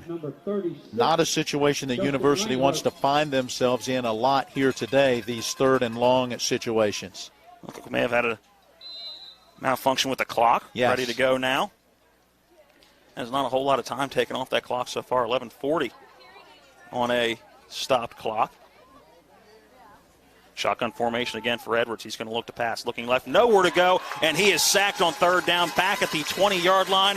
Looked like in there was a 36, and it was Justin Reinhardt on the sack. Austin Gregory there as well, coming from the opposite side. Between the two of those guys, Edwards had no place to go but down. And a quick 3-and-out for the Hawks. And Musselman looks like they're going to have very good field position to start this one. Blake Hartman is back to return. And what looks like a number 6, Noah Bram back to punt. There's that snap. The punt does get away. A high end-over-end kick, but it is short. Hardman going to come up and return it at the 47-yard line. He's got to seam to this near side of the 35 to the 30. He's got one man to beat. He's going to go. Touchdown, Blake Hardman. 47 yards on the punt return. Well, Matt, it's the second time this season he has done that. He has a kick return touchdown and now a pair of punt return touchdowns. He has only had 5 returns on the season, an average of 26 yards a return, and he finds pay dirt again. And that is how you set the tempo quick. A sack on third down, followed by a punt return touchdown. The punt covers about 27 yards, and then the return, as you mentioned, roughly 47 yards for the score. Luke Barger on for the extra point. There is the snap, and they're going to fake it. Caleb Hardy drops back to pass. He's got Reinhardt in the end zone. Touchdown. 2-point conversion is up and good. With 10:56 remaining in quarter number 1, we step aside. Musselman with the early 8-0 lead. We're back in 60 seconds. You need to keep your vehicle in good working order, but car and truck repairs can be very costly. Bears Repair in Martinsburg performs all kinds of auto repairs at prices most often well below their competition. Bears Repair offers tune-ups, oil change and lubrication, small and large engine and transmission repair, wheel balancing, front-end alignment, exhaust system replacement, air conditioning checks, auto inspections, and new tires. Stop by for a free estimate at Bears Repair, 904 Winchester Avenue in Martinsburg, phone 262-0208. Bears Repair. Energy is something you never really think about, even though you use it every day. With Roach Energy's no run-out guarantee and 24-hour customer support, that's just the way we like it. So when you think about it, call Roach Energy for all your oil and propane needs. Ask about our pre-buy and budget programs. Roach Energy, 304-262-4271. Welcome back into Waldeck Field. An early 8-0 lead for the Musselman Applemen. Before we get into the scoring drive summary, although we can give that to you pretty quick here in a minute. A issue with the clock. It continued to run following the touchdown, so our officials going to have to figure out how much time should be on that clock. It says 9:50 right now. The scoring summary brought to you by CASA. Court-appointed special advocates volunteer to change a child's story at mycasaep.org. A 47-yard punt return touchdown for Blake Hartman, and that will be the second time he has done that this season. And we had an apparent penalty that came maybe on that 2-point conversion attempt. The clock is set back to 10 minutes and 52 seconds, which is about what we had on our stats as well. So here's Barger with the kickoff. See if he goes deep. No, this one looks like it's going to be returnable, or could be inside the 20 down near the 18. A fair catch called for by number 9, Elijah Jackson, and that's where University will start for their second offensive drive of this game, hoping to move the football in the forward direction this time. It was loss, their first 3 plays last series. Yes, so far, not a good start. You had a -4 on a pass completion, a gain of 1 on a run, -7 on a sack, and then the punt gets returned for a touchdown, and you get a 15-yard penalty. See if they can pick it up. There's the snap, little play action pass. Edwards looking deep, nowhere to go, rush to his left. He's going to tuck it under his arm and run. Gets across the 20 up near the 24-yard line before he is brought down. A short gain on first down, and actually give him just about 5 on that gain. It'll bring up second down and medium, second down and a long 4 coming up. Good rush by the senior, 6'3", 270, Ethan Northcraft. He put the pressure on the quarterback and really forced him to run out of the pocket. Yeah, I believe it was Nathan Gray in there as well at the end, bringing Edwards down. Second down and a long 4 or 5, depending on the spot of that football. Pistol formation, little play action, quick screen to this near side. It's Hammock, the backup quarterback, who's going to get that reception. He is bottled up at the 24-yard line, gets back to the line of scrimmage, but no more. And once again, a third down for the Hawks. Hammock, 12 catches, 99 yards, and a touchdown coming in. He just reached 100 receiving yards because he got exactly 1 on that one. Third down and 4. Coming up for the Hawks, and a first down would go a long way. 1 receiver to the far side, make that 2 to the far side as well, 2 to the near side. Pistol formation. There's that snap to Edwards, immediately rushed. Hartman running him down back at the 12-yard line, gets away from the first one, gets to the 25 before stepping out of bounds, and well before that 25 make it the 21, a loss of a couple on that play. It'll bring up 4th down and long, and you would expect the punting unit to come back on. Great job by Blake Hartman. Couldn't quite get to him, but by pursuing him towards that sideline and making that dive, that last step forced him out of bounds. That'll be -4 yards, and that'll go down as the second sack already in this opening quarter. It is O'Brien back to punt. And again, Hartman will return for the Applemen. He stands at the Musselman 44-yard line. See if they decide to punt to him. There is that snap to Bram, and he's got to tuck that and run as he was immediately going to get bottled. That one intercepted and immediately taken down following the interception at the 15-yard line. Who had it? That's a 47. Coming up with that one is Austin Gregory, in great field position for the Applemen.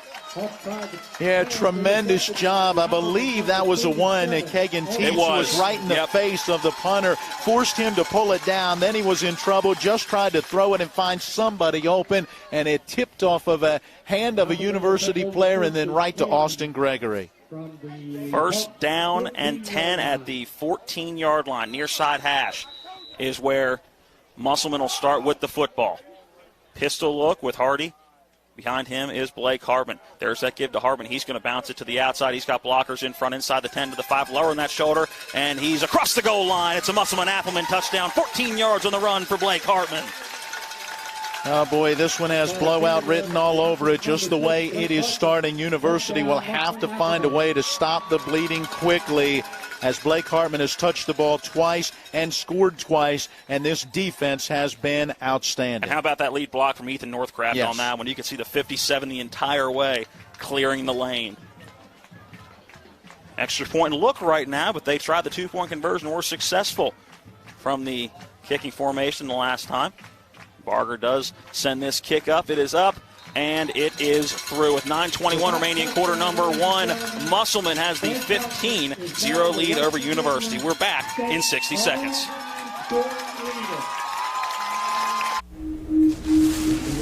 I had to pack up all my things. I had to leave my home. And I never knew where I was going next. It felt like I never even had a say. But then you came along. Change a child's story. There's a child in foster care waiting for a volunteer like you. To change a child's story, go to mycasaep.org.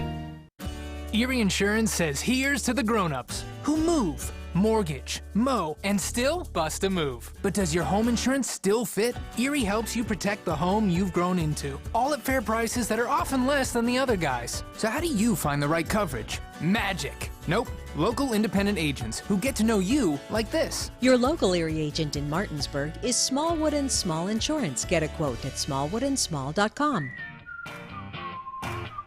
Erie Insurance. 15-0 is that Musselman lead, and with that touchdown, Blake Hartman becomes the all-time leading scorer here for Musselman. We'll try to get an exact number on that here throughout the broadcast. We'll give you the scoring drive summary, although, again, it's really just a scoring recap summary following the ensuing kickoff. Luke Barger to send it deep, and he does with this one from the 40-yard line. That one going into the end zone for a touchback. Matt, the scoring recap.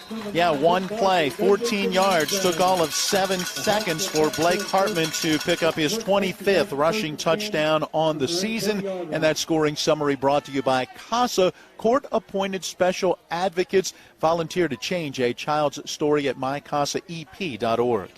Well, at the 20-yard line for the University Hawks, they come in with a 3-3 record, the 14 seed, and they need something offensively. They are down, and they got down quick. 9:21 is when that ball will be snapped. There is that snap. It's going to Barner off that left side. He's got a good seam across the 30-yard line, and that's a first down, and a much-needed one for University. Yeah, just what the doctor ordered. Nice blocking off that left side of the line, allowed him to bounce it outside of the tackle. He turned up that far side hash mark and picks up 11. Gets up to that 31-yard line. See if they feed a Leaky Barner again. Pistol formation. There's that snap. A little bit of a read option. He will give it to Barner. He bounces off left tackle across the 40-yard line, and that's another first down University. Yeah, nice job blocking downfield by the wideout, Drew Burton, helping to spring him for a couple of extra yards. Back-to-back nice running plays. Ball up to the 41-yard line, so 20 yards on the last 2 carries for Leaky Barner. Yeah, 3 carries, 22 yards early on in this one. 2 receivers each side of the formation, that pistol set. Little play action here. Edwards drops back to pass, going deep down the middle. He's got a man wide open, but overthrows him by about a step. It was Tracy Brooks, the intended receiver, and he had his man beat by a step or two at the 25-yard line, but Edwards overthrows him. 2nd down and 10 coming up. Yeah, just a tad bit too much on that one. Brooks, with a couple of steps behind the defensive backs, reached out and had it tick off his fingertips. He is their top receiver, 30 receptions coming in, and you know they would have liked to have connected there. Pretty much the same look on offense the entire time for University. 2 receivers to each side, and a broken play here. Edwards drops back and nowhere to go. He is wrapped up at the 31-yard line, but a flag comes in late, and that looks like it could be in the area of a face mask. No, it's going to be a late hit. That was James Foy who would get the sack, but then a Musselman player coming in late, putting the hit on the quarterback as he was down, and they'll mark it off from back at the 32. Personal foul against the Applemen. So it's a fortunate one for Musselman, because that was a broken play for University. You could tell Edwards turning around looking to give the handoff to Barner. He had already moved forward to start his blocking scheme. So first penalty on Musselman, and it comes at the end of what was a 9-yard loss. They'll set the football back out to the 46-yard line, and that's not a first down. It's still 3rd and what will we call it, about 5. Yeah, 3rd and 5, ball at the 46. In between the 2 hash marks, shotgun formation, more of that offset pistol look. Edwards going to drop back to pass. He looks left. Now has to move up into the pocket. Nowhere to go. Ethan Northcraft there for the not going to be a sack. Edwards able to gain about a yard on the play, so not going to go down as a sack for Northcraft, but a big tackle for Big 57, 4th down. And from this area of the field, you would imagine University has to go for it. They can't afford to punt the football away. I don't know. You don't want to give Musselman a short field. Matt Musselman's run one offensive play and already has a 15-0 lead. I'm not sure that you really want to go for it in this situation. Musselman needs to watch and not jump offside. There's the snap. They are going to go for it on 4th down. And incomplete pass. Edwards looking for Tracy Brooks. Can't connect. Turnover on downs, and Musselman will take over. I'm not sure about that one at all. I know you're not having much success in your punting game, but at the same time, it's awful tough to give Musselman the football with such a short field. 1st and 10, Musselman already in University territory, 46-yard line. Hartman coming in motion, and he gets the give, looking to go back to pass. It's across the field, and catching it is Ethan Northcraft on the lateral. He's inside the 40 to the 35. They can't take the big man down till the 26, Matt. We knew that play was coming. Brian Thomas warned us, and when Hartman came in motion, I said, are we going to see it? Northcraft drops back behind the line of scrimmage, gets that lateral, and gets a 1st down and more. Yeah, about 20 yards. That'll officially go down as a run, as it was a lateral. You want to get it in the hands of the big fella, and he showed his athleticism. Ball at the 31-yard line. Taking that snap, that bounce into the near side is Nick Zamora. Breaks a tackle at the 18, and he's into the end zone. Touchdown, Musselman. A 27-yard touchdown run for Nick Zamora, and Musselman is rolling. 3 different players have touched the football on 3 offensive plays, a 14-yard touchdown run, a 20-yard run, and that one a roughly 26-yard touchdown run for Zamora. You've had Hartman, you've had Northcraft, and now Zamora touched the football, and Musselman threatening to really run away with this one early. Barger on for the extra point. There's the snap, the hold, the kick is up, and it is through with 7:11 remaining in the opening quarter. Musselman all over University early, 22-0. We're back in 60 seconds. I'm Tracy Regalia, your local Edward Jones financial advisor. Financial investments are very important, but so are the investments of time, patience, and encouragement our young athletes receive from their coaches, teachers, and mentors. That's why I am a proud sponsor of our local high school sports teams. Call me at 304-676-6285 or search Tracy Regalia for my website and Facebook page. Edward Jones, Making Sense of Investing, member SIPC. The Palace Lounge in Martinsburg offers hand-cut, locally sourced steaks, fresh seafood, and sandwiches with great daily specials like 75-cent wings all day Monday, prime rib on Tuesday, New York strip on Wednesday, and chef specials every Friday and Saturday. Ask for the lunch punch card and have lunch on the Palace Lounge on Edwin Miller Boulevard. And don't forget the Big Apple Lounge on Sater Drive in Inwood.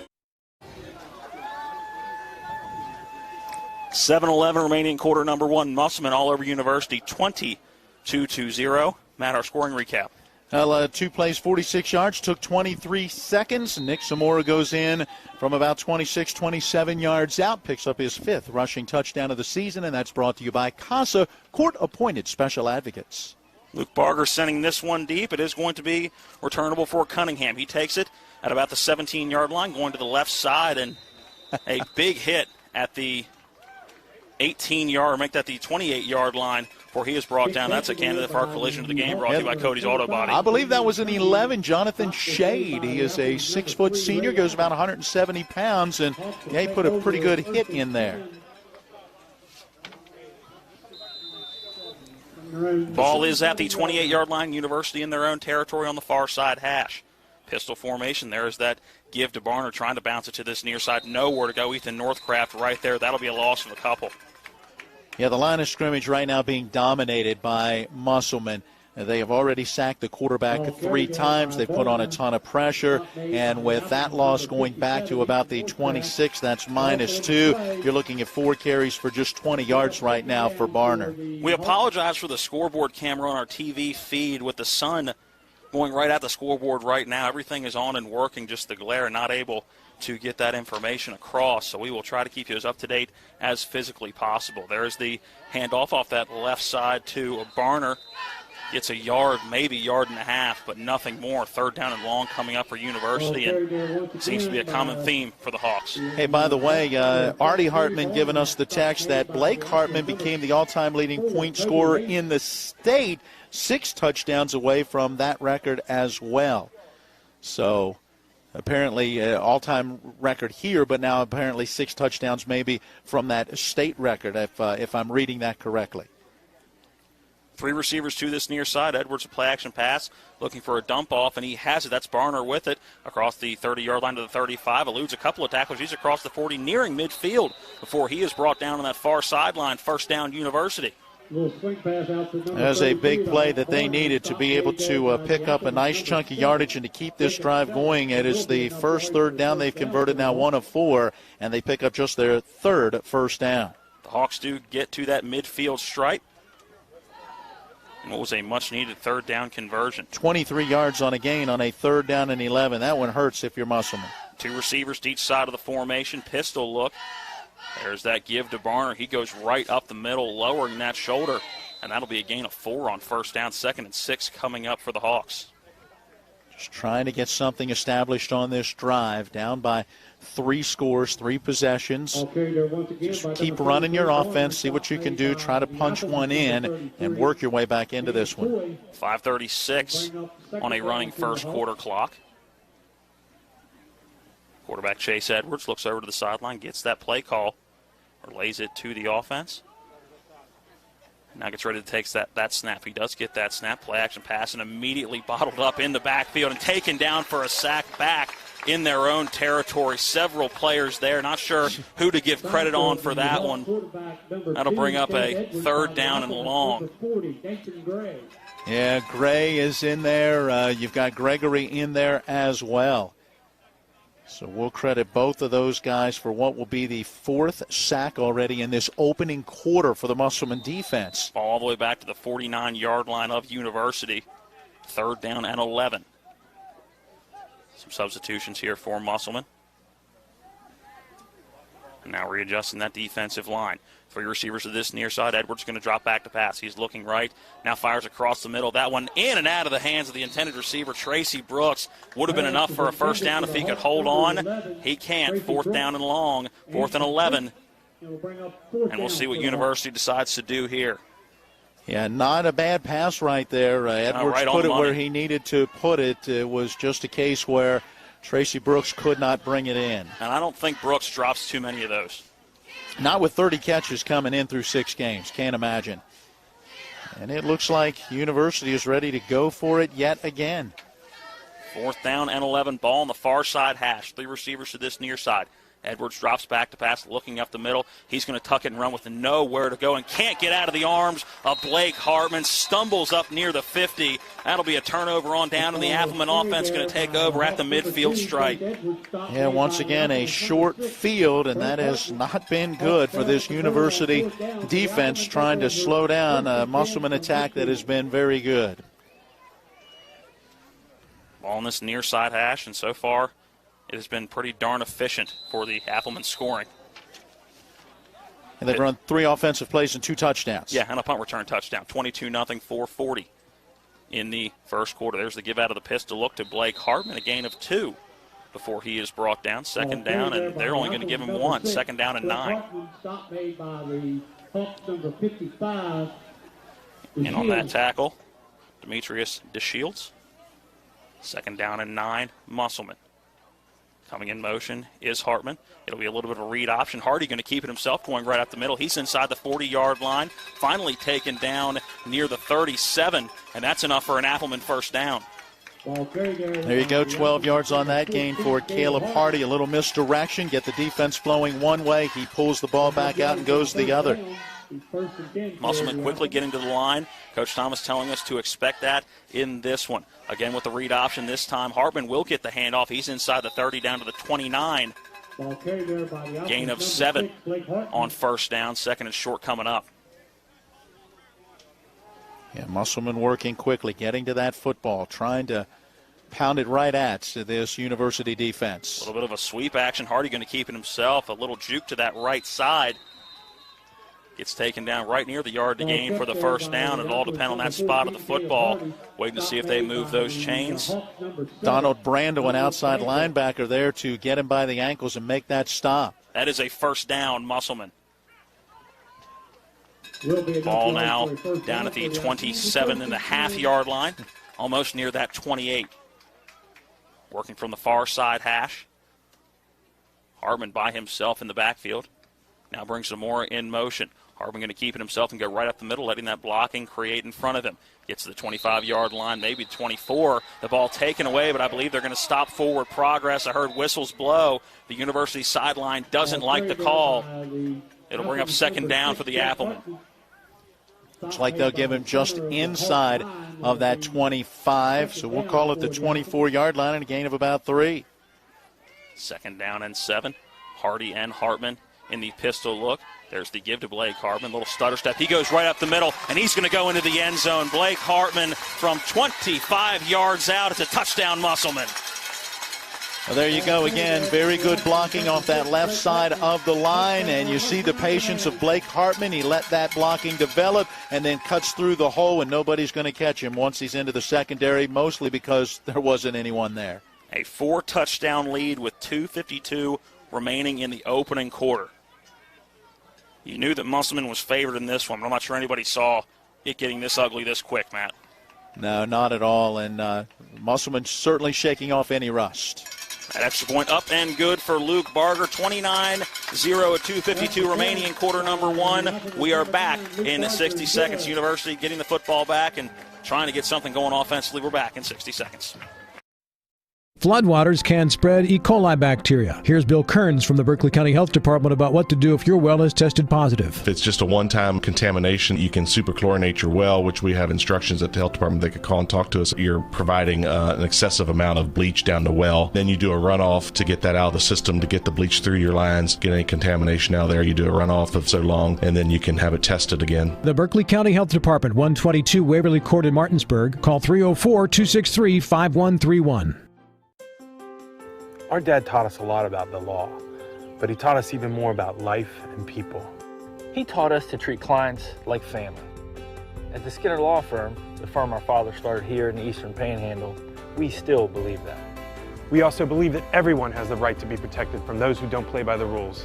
We believe it's about helping people. Call us at the Skinner Law Firm, where we treat you like family.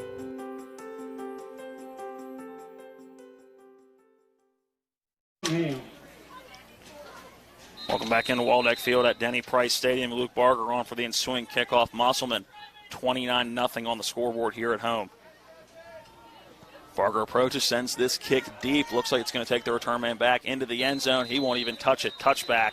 That ball go out to the 20-yard line where University will start with it. Drive summary brought to you by CASA. Court-appointed special advocates volunteer to change a child's story at mycasaep.org. Sixth place, 50 yards a minute, 55 seconds. Blake Hartman goes in from right around 24, 25 yards out. His 26th rushing touchdown of the season. Second of this one, along with a punt return touchdown. That has Musselman in front, 29-0. Pistol formation for University. Two receivers to each side of the formation. Edwards moving Barner to his right. Receiver coming in motion, whistles blow. And looks like we're going to get a procedure penalty, and we will. Push that football back 5 yards, 1st and 15, coming up from the 15. Second penalty, 20 yards now, called against University as they had an unsportsmanlike earlier in this quarter. Musselman having their way here in the opening quarter. 2:51 is on a stopped clock. That clock will roll on the snap of this football. Edwards takes that snap. Barner gets the handoff. Little stutter step in the backfield, looking for a hole to open up, and none there. That defensive line closing any gap possible. No gain on play. 2nd and 15. 25 yards on 7 carries right now for Barner as Musselman really dominating at the line of scrimmage. Matt, our first quarter on TV 10 presented by the Skinner Law Firm, injury and consumer rights lawyers. Find them online at skinnerfirm.com. Also by Kelly Allstate Insurance. For all of your insurance needs, call Gary Kelly at 304-263-4596. University taking their time getting the play. Call from the far sideline. That play clock now in single digits at 8. Edwards in the pistol look. 2 receivers to each side. 3 on that play clock. He does take the snap. Play action pass, and that ball's loose. Barner wasn't expecting the football. A pile at the 10-yard line. See who comes up with it. And University able to fall on it somehow. The handoff was going from Edwards to Barner, and you could tell Barner was not expecting that football to come his way. Might have been 54, Porosnik, who was able to get on that one, Gavin Porosnik. But, yeah, that could have been disaster. I mean, as is, it's a huge loss setting up 3rd and extremely long. Ball at the 11-yard line, 3rd down and 19 for the Hawks. Edwards takes that snap. He's looking left, immediately rushed to this near side. Nowhere to go. A couple of stutter steps being pushed to this near sideline, pushed out of the 10-yard line. 4th down and 20 coming up for University. And right now they cannot move the ball consistently on offense. Matt, that'll be considered as a sack. He loses a yard to the 10-yard line. 1, 2, 3, 4. I've got 5 sacks in this opening quarter for this Musselman defense. Look at our game last night. What was it, about 5 sacks total in the game? Yeah, 5 or 6 for Martinsburg. So the defense is here in the Panhandle getting after it. Bram stands about a yard deep in his end zone. Looking to punt this one away. Gets that, has to get it off very quickly and shanks this one out of bounds. That one will be inside the 30 depending on where they spot it. I think we're going about the 20-yard line. Our referee's still moving up, and they'll put it to 26. I think a generous spot for University. Either way, great field position for Musselman yet again, but I'm with you, Matt. I think that one could have gone a little bit closer towards the goal line. Roughly 16 yards on that punt. Hey, that's an NFL punt, right? Didn't the Tennessee backup punter have a 17-yard punt on Thursday night, the shortest punt in NFL history? Just saying. Now, fortunately for Bram, just had to get it out. Yeah. A lot of green uniforms in his face, just quickly had to get that football out. Ball on the near side hash. 26-yard line is where it'll get snapped. Hartman by himself in the backfield. He stands at the 30-yard line. Claps those hands together, takes that snap. He's going to go off left tackle. He's inside the 25 to the 20. Lowers that shoulder, runs over a defender. A flag coming in late, and looks like we're going to get a hold on Kagan Teets. There it is. Hold on Musselman. -10, and that one is going to come about a yard deep in the backfield. So for the Applemen now, 2 penalties, and that will be 25 yards in penalties for them. Worst part is, didn't need that. No. Because that one was really behind the play as Blake Hartman was power running over top of guys. Ball at the 38-yard line. Stays on this near side hash. Hardy and Hartman in the backfield. Teets sends some more of the wings on either side. Hardy smacks those hands together, brings a man in motion. That's Teets. Hardy going to keep it himself, go right up the middle, and nowhere to go. He gets a couple on the play, maybe two. It'll bring up second down and long, and whistles blowing on this near side. Nice play, Daniel Henderson, who was able to get him around the ankles. Did not get fooled on that play at all. We're having another issue with the clock. Stopping play with the ball, as you said, at the 36 after just a 2-yard gain for Hardy. He's got 3 carries for 17 yards. Blake Hartman, 5 carries, 49 yards, and a couple of touchdowns. And the big fella, Ethan Northcraft, has a carry on a lateral for 20. Hey, got to try that play again later in the game. I think so, too. Try to do it a little more near the goal line, see if you can get the big fella a touchdown. Saw that in Shepherdstown. What was that, 2 years ago now? Maybe even 3 years ago now. A little longer than that. With big Levante Heights, the all-conference left tackle. Yeah, all sorts of problems with the clock right now. It reads 10:50, now down to 1:05. And I believe it is at 1:05, so that should be good. And now it runs. Second down from the 36-yard line. Hardy takes that snap, gives it to Hartman. He's got blockers out in front of him on that right side. Breaks a couple. He's inside the 25 to the 20. A couple men to beat at the 10-yard line. Pushed out of bounds inside the 10, right at the 8-yard line. First and goal coming up for the Applemen. What a run, as that one going to cover about 28 yards. Turned the corner on that right side. I didn't get the number on that defensive back who was able to help force him out of bounds. First and goal, ball snapped in between that 8 and 9-yard line. Hartman by himself in the backfield. Gets that snap. It was overloaded blockers to the right. Spin move in the middle of that run, lowering the shoulder. Those feet still running near the goal line. Did Hartman get in? No. He's about a yard short. Second and goal coming up from the 1.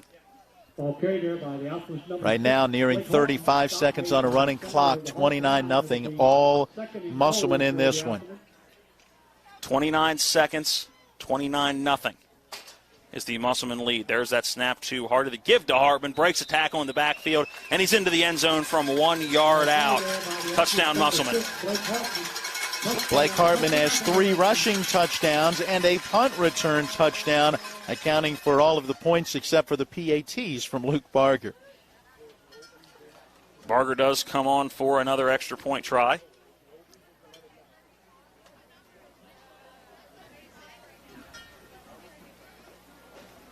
Hardy the hold, puts that hand up. There's the snap, the hold, the kick is up, and it is through. 36-0, the Musselman lead with 19.8 remaining in quarter number 1. We're back after the 60-second break. This is West Virginia High School Playoff Football on Talk Radio WRNR and TV 10. I'm Tracy Regalia, your local Edward Jones financial advisor. Financial investments are very important, but so are the investments of time, patience, and encouragement our young athletes receive from their coaches, teachers, and mentors. That's why I am a proud sponsor of our local high school sports teams. Call me at 304-676-6285 or search Tracy Regalia for my website and Facebook page. Edward Jones, Making Sense of Investing, member SIPC. I had to pack up all my things. I had to leave my home. And I never knew where I was going next. It felt like I never even had a say. But then you came along. Change a child's story. There's a child in foster care waiting for a volunteer like you. To change a child's story, go to mycasaep.org. 19.8 seconds left in the opening quarter. 36-0, all Musselman early. Barger on for the kickoff. Ball at the 40-yard line. 3 return men back for University. They stand 2 at the 10-yard line, 1 at the goal line. There's the kick for Barger. Again, a deep end-over-end kick should be returnable. Cunningham takes it at the 6-yard line, goes right up the middle, and he's got a seam. One man to beat, that is Barger, and can he bring him down? Spins him around at the 45-yard line, and Cunningham, if he cannot run out of steam, is going to go all the way for a University Hawk touchdown, roughly 94 yards on the kick return. I don't know what happened with the Musselman kick coverage, but the middle of the field was wide open, almost from hash mark to hash mark. He caught that one, looked up, and I bet you his eyes were the size of silver dollars as he started straight up the middle of the field, able to spin away from Barger, and then, as you said, almost ran out of gas at about the 25. Yeah, I thought Barger was maybe going to bring him down right at that midfield stripe, but a good spin move, a good job by Cunningham, just able to stay on his feet. And University is on the board with 3.1 left in the opening quarter. On for the extra point is number 35, John Coleman, the lefty kicker. There's the snap, the hold, the kick is up, and it is through. 36-7 with 3 seconds left in the opening quarter. We step away for a 60-second timeout. This is West Virginia High School football on Talk Radio WRNR and TV 10. When you do the same thing for 135 years, you learn to do it well. For 135 years, we've been helping families through the hardest times of their lives. That's because we're a family as well. When your family loses a loved one, we're here to help. We're Brown Funeral Home in Martinsburg, Inwood, and Charlestown, Ranson. We're here when you need us. There are so many great things to say about the redesigned Honda CR-V. So to save time, we've condensed them down into one easy acronym. OMECUV-NAAHAWATESONT. That stands for our most exhilarating compact utility vehicle. Now available as a hybrid and with a turbocharged engine standard on non-hybrid trims. See? Simple. The redesigned Honda CR-V. Contact your Honda dealer or shop online. Miller Honda, south of Winchester, home of the lifetime powertrain warranty. www.mymillerhonda.com.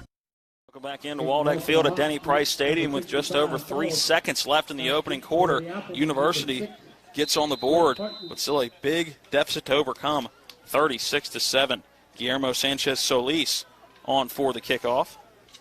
Not only is he one of the place kickers, but also an offensive and defensive lineman, going old school with the kicker. Old George Blanda days. Ball at the 40-yard line, see if they go deep to Blake Hartman. That one kicked to about the 30-yard line, and Zamora are going to start that return. Goes up that far side and is wrapped up near the 43-yard line. And that should conclude the clock starting later, but now goes to 0. That definitely took 3 seconds off the clock, so we're through the first quarter of action here from Inwood. It's all Musselman, 36-7 over University. A 1-minute break, then we're back for the start of quarter number 2. This is West Virginia High School playoff football on Talk Radio WRNR and TV 10. Mayhem is everywhere. I'm your new bangs, and you can't stop staring at me. That's it. Just tilt the rearview mirror over here. And while you're checking me out more times than a library book, your car is wandering into that lane over there. More bangs? Neat. And if you've got cut rate insurance, you could be paying for this yourself. So get Allstate. Call Martinsburg Allstate agent Gary Kelly today at 304-263-4596. Looking to buy a home in the Eastern Panhandle? Having trouble getting your house sold? Then call Chris Ross and the Milestone Real Estate Group at Keller Williams. A Martinsburg High School graduate, Chris knows the local market, and he's proven it as the #1 real estate team in West Virginia in 2019. Milestone Real Estate Group at Keller Williams. Phone 304-579-7349 or go to callchrisross.com. Let's celebrate your real estate milestone together. Welcome back in to Musselman High School. I should say across the street from Musselman High School, Waldeck Field at Denny Price Stadium. 36-7, Musselman all over University in this 14-3 matchup. Matt, do we have an update from Bridgeport? Yes, we do. About 10:33 to play in the first half, and it is all Bridgeport, a 28-0 lead over Washington. So 28-0 Bridgeport. Again, about 10:33 to play in the first half. Football at the 43-yard line for the Musselman Applemen. There's that handoff, or a fake handoff, little read option. Hardy going to keep it on the option, going to that left side. Lowers his shoulder, gets up near the 45-yard line before being brought down. Second down and 8 coming up for Musselman. Had an opportunity to pitch to Zamora, but I just think the relationship to the two players didn't really allow that opportunity. Zamora certainly had some room on that outside. Zamora now the receiver on this near side. Snap goes to Caleb Hardy. A little shovel up to Blake Hartman, and that is snuffed out immediately. That's going to be a loss of a couple back to the 42-yard line. Loss of 3. Third down and long coming up for Musselman. Yeah, nice play inside. Demetrius DeShields got some help there from Noah Bram, and they're able to make that stop for a loss. And Matt, did that kick return touchdown for University give them a little bit of momentum? The defense has some life in them right now. Third down and a long 10, almost 11 for Musselman. Ball at the 42-yard line near that far hash. Hardy by himself in the shotgun formation. Sends Zamora in motion. Zamora's going to get that handoff going up the left side. A wall of blockers in front of him. Gets pushed out near the 45-yard line. That'll bring up fourth down. Also, University finally makes a stop. That was the first third down that Musselman had faced in this football game. It was a gain of 3 for Zamora, so a 4th down and 7. Where you're at on the field, do you go for it if you're Musselman and 8th-year head coach Brian Thomas? I think you do. You got some wiggle room here. You might as well go for it, see if the offense can stay on the field.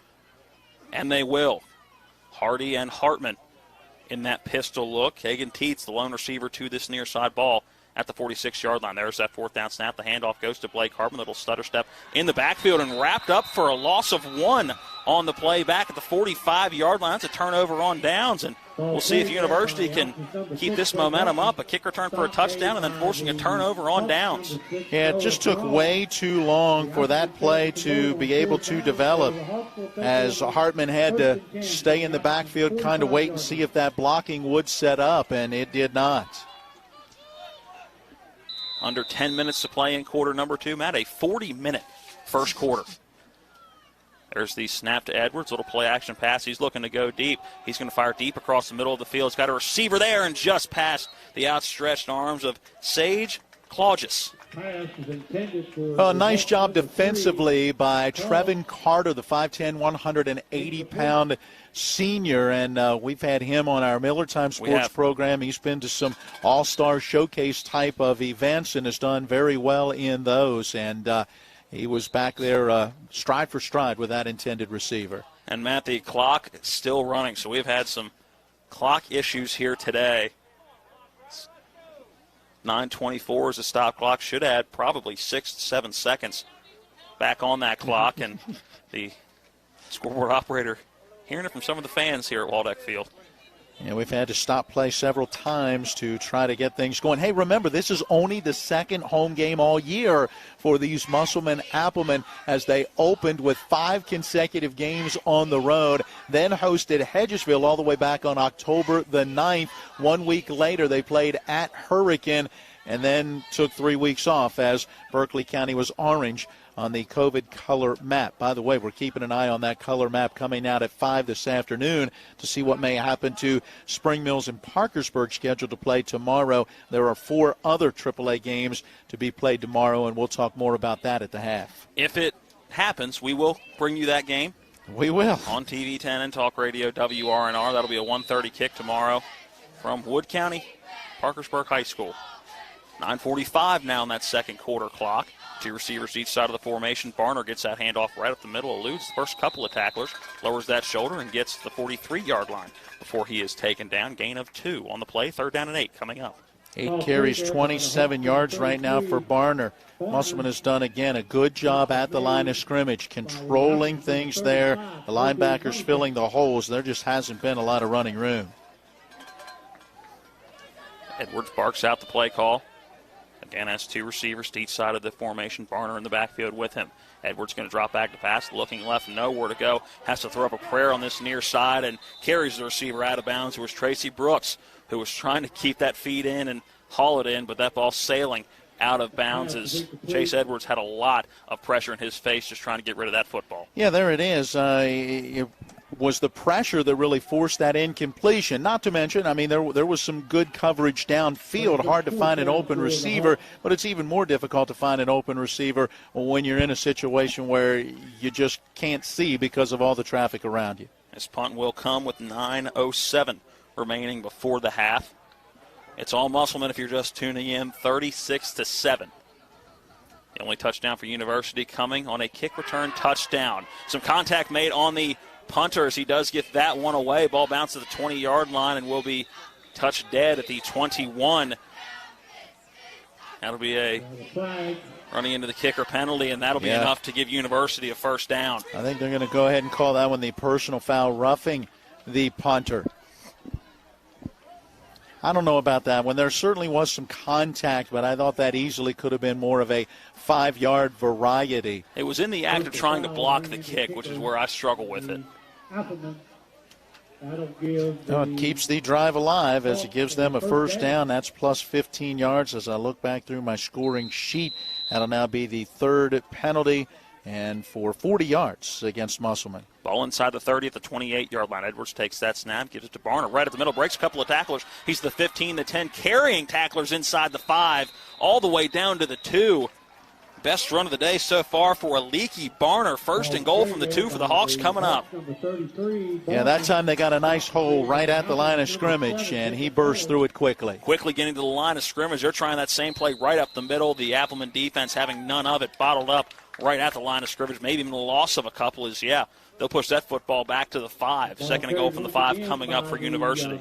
Number 33, Barner, stop was made by the Barner shut down for a loss of a pair after that prior game that went for 25 yards.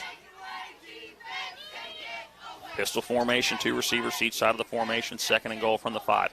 Edwards going to drop back to pass, looking right and nowhere to go. His flush to his right at the 10, throwing back across his body into the end zone. A flag thrown, but looks like Hammock able to come down with it in the end zone. It is a touchdown, University. Wow, there would have been pass interference. I think the defensive back got there just slightly too soon, but then there was another defender that came in and put a huge hit on the receiver trying to knock that football free. Somehow, Jaden Hammock held on to it. The 6', 165-pound sophomore now slow to get off the field. He's paying the price for that hit, but able to hold on to the football. A 5-yard touchdown pass from Chase Edwards to Jaden Hammock. Hammock's second touchdown catch of the season, had 12 grabs, 99 yards coming in. Remember, did have a catch earlier in this one that picked him up just a yard, but wow. Hopefully just got the wind knocked out of him. That's what you're hoping was the case there, and that he'll be able to catch his breath and get back up and get back in this game. And, Matt, how about a little surge momentum for University? Yeah, able to get the stop on the last possession for Musselman, and then able to put together this scoring drive. But at the same time, Musselman has maybe only themselves to blame, and you don't blame them for going after that punt, but the roughing the punter penalty is what really kept this drive alive. Hammock is able to walk off under his own power, so you're hoping it's just a bit of the wind being knocked out of him. Hey, by the way, WVU with a 17-6 lead over TCU, 3:08 to play in the third in Morgantown. There's also a state tournament going on down in Charleston right now. I've heard of that. We'll give you an update on that one as Hedgesville and Musselman both in action right now. We'll give you that update after the extra point and on the flip side of this commercial break. On for the extra point is Coleman. There's the snap, the hold, the kick is up, and looks like he pushed it right. No good. Extra point, no good. So with 8:14 remaining before the half, Musselman holds the lead over University 36-13. We're back in 60 seconds. WVU Medicine Surgery is pleased to announce the addition of several new general surgeons to our expert team, offering a full range of minimally invasive laparoscopic and robotic surgeries and procedures.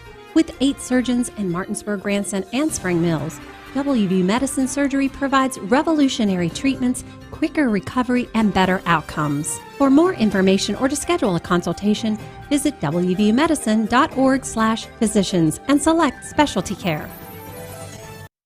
Before the invitations and the dress, the flowers, cake, candles, or vows, there was an answer to a question proposed with a ring. Bechtel Jewelers knows that an important part of your wedding happens before the I-dos. We're a diamond store with an engagement and bridal jewelry selection that's both exciting and accessible. On the big day, there's everything else, and there's the ring. Make sure you get this one right at Bechtel Jewelers in Inwood. Welcome back into Waldeck Field at Denny Price Stadium. The pass interference being given on the kickoff. Set ball all the way up to the 45-yard line. Although It shouldn't be. If you decline that penalty, it's the touchdown, correct? I must admit, I started writing down my stats and didn't really look. Maybe they're calling the hit on the receiver. The only indication I saw was a pass interference on. Yeah, that makes no sense to me. I think you either get the penalty or the touchdown. You normally would decline a penalty and take the result of the play. But nonetheless, they mark it off, and that'll now be 4 penalties, 55 yards on Musselman.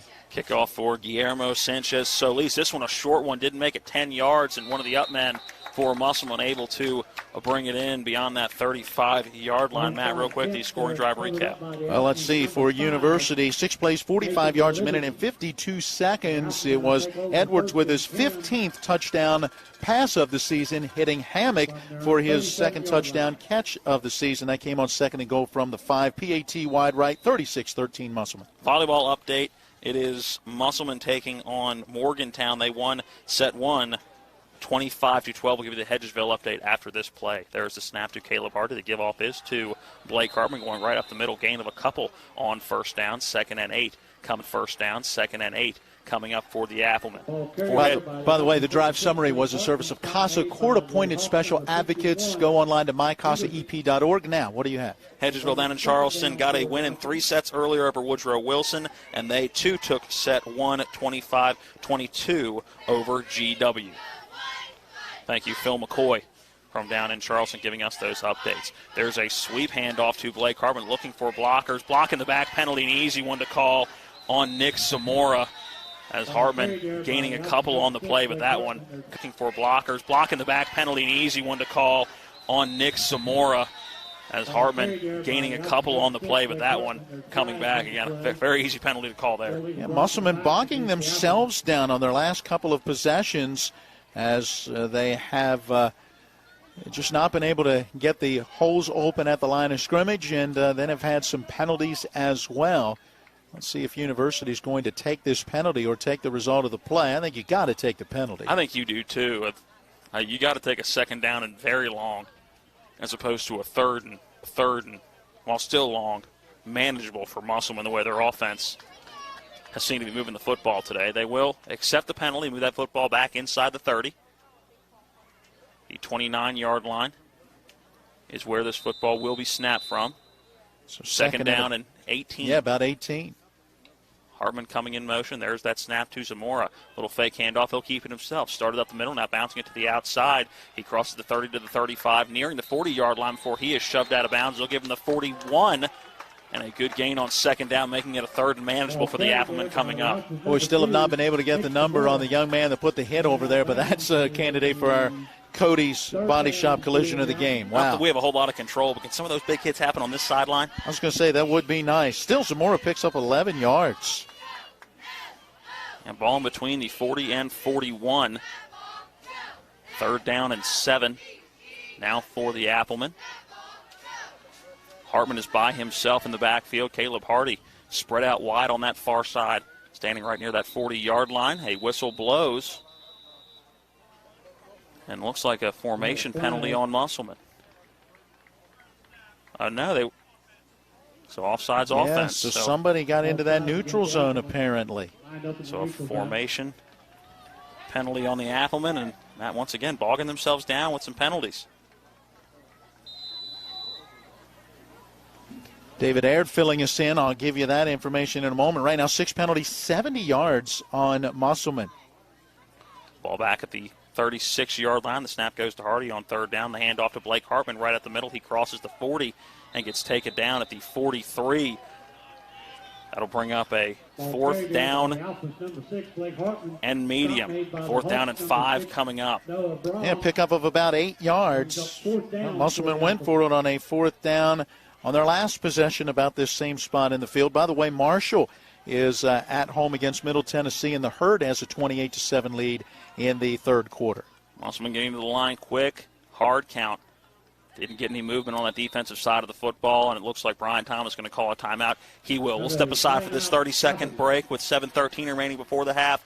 It is all Musselman, 36-13. We're back in 60 seconds. Where do you turn when an emergency hits your home? Call Blue Ridge Property Restore in Martinsburg. They offer 24-hour emergency service with certified experts who can clean up water damage, mold infestations, fire damage, and biohazards. They'll work with your insurance company to get it done right. So call Blue Ridge Property Restore at 304-262-8100 and get back from disaster faster.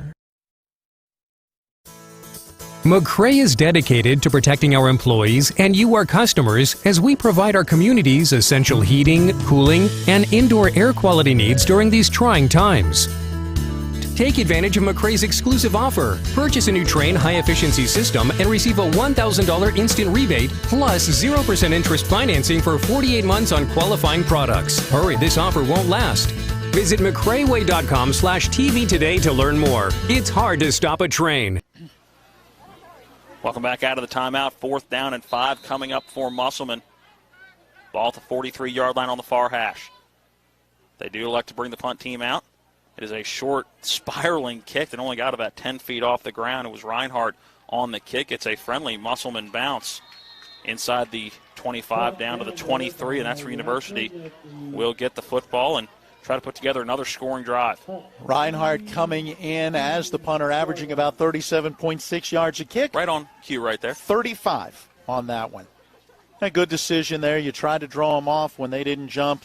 You go ahead and punt the football away and play defense. But back-to-back possessions where that Musselman offense is bogged down. 1st down and 10, ball 23-yard line. Barner gets his handoff out of the backfield, crosses that 25, little stutter step, lowering that shoulder, getting near the 30. He'll be marked down about a half yard short. 2nd down coming up. 2nd down and 4. Matt, local official David Aird filling us in. Penalties on scoring plays by the defense. The score stands, and the scoring team has the option of enforcing the yardage either on the point after or on the kickoff. 2nd down and 4 from this near side hash. Plash and pass. Edwards looking for the quick screen. Instead goes over the middle and just off the fingertips of Tracy Brooks. And Edwards took a shot on that, and he is still down on the ground. A little slow to get up, but is to his feet. It was Justin Reinhardt, the blitzing linebacker, who hit him just as he was throwing. The reason that ball was high is he actually was being forced backwards and taking that blow as he was trying to follow through. There's a candidate for the collision of the game that we could actually get a number on. Absolutely. Justin Reinhardt, All-State linebacker. 3rd down and 4 for the Hawks. Pistol formation. Edwards drops back to pass, immediately nowhere to go. Reinhardt had him in his sights, and Edwards is able to get away. Tucking it and running near that 30-yard line. Lowers that shoulder. Certainly looks like he got enough. It'll depend on the spot. Again, took a hard hit out of bounds. We'll see what our officials say on the spot of the football. Looks like he has the 1st down, and he does. What a play by Chase Edwards. Yeah, managing to get away from Reinhardt and then sprinted with everything he had, going for the sticks, wanting to keep this drive alive, and he did. 1st down and 10 from the 34-yard line. Ball on the far hash. 3 receivers to this near side, 1 to the far side. It is Barner in the backfield. He gets that handoff starting up the middle, now bounces it to that far side. Musselman using that sideline as an extra defender as Barner gets to the 35, but not much more. They will give him the 36 on forward progress. Rob Mario letting me know, Rule 8, Section 2, Article 2. Good grief, Rob. Too much detail. How about 12 carries now, 57 yards for Barner in this first half after picking up a couple there. Actually, good grief, give him 3. They give him a 37-yard liner. Official on this near side originally had that marked to the 36. Give him 1 more on forward progress. That'll be a gain of 3, 2nd down and 7 coming up. Another score by University before the half would certainly tighten this one up. A play-action pass, a penalty flag coming in. Northcraft absolutely destroys Edwards on the hip, but he is able to get it away, and that pass completed up that far sideline to the 45, and Edwards is in pain, and we'll see what that flag is. Believe that was a 8 on that reception. It Drew was. Burton. It was Burton. Now the question is, did somebody move early for University, or did somebody get into the neutral zone for Musselman? That flag was coming right on the snap of the football, and it's on the near sideline. So that had to do with something related to a formation, or no, they're now going to wave it off. So that will be a completed pass all the way up to the 40-yard line, but Chase Edwards still being looked at by the medical staff on that far sideline. Looks like he is in a lot of pain. Will have to get helped off. He's taken a couple of big licks on this drive. Yeah, absolutely has. But, hey, give the young man a ton of credit for standing in there and completing that last pass for 18 yards. Should be Jaden Hammock coming in as the backup quarterback. He's seen some time over the last several weeks, and you hope Edwards is okay. But great completion to Burton up that far sideline, ball into Musselman territory. Matt, you said it perfectly. If University gets a score here, this becomes a real interesting ball game going into the second half. Right now, 5 minutes, 11 seconds. And we have a timeout taken. We'll take the 60-second break as well. This timeout is service of Jefferson Security Bank with branches in Martinsburg, Inwood, Shepherdstown, Charlestown, and Sharpsburg.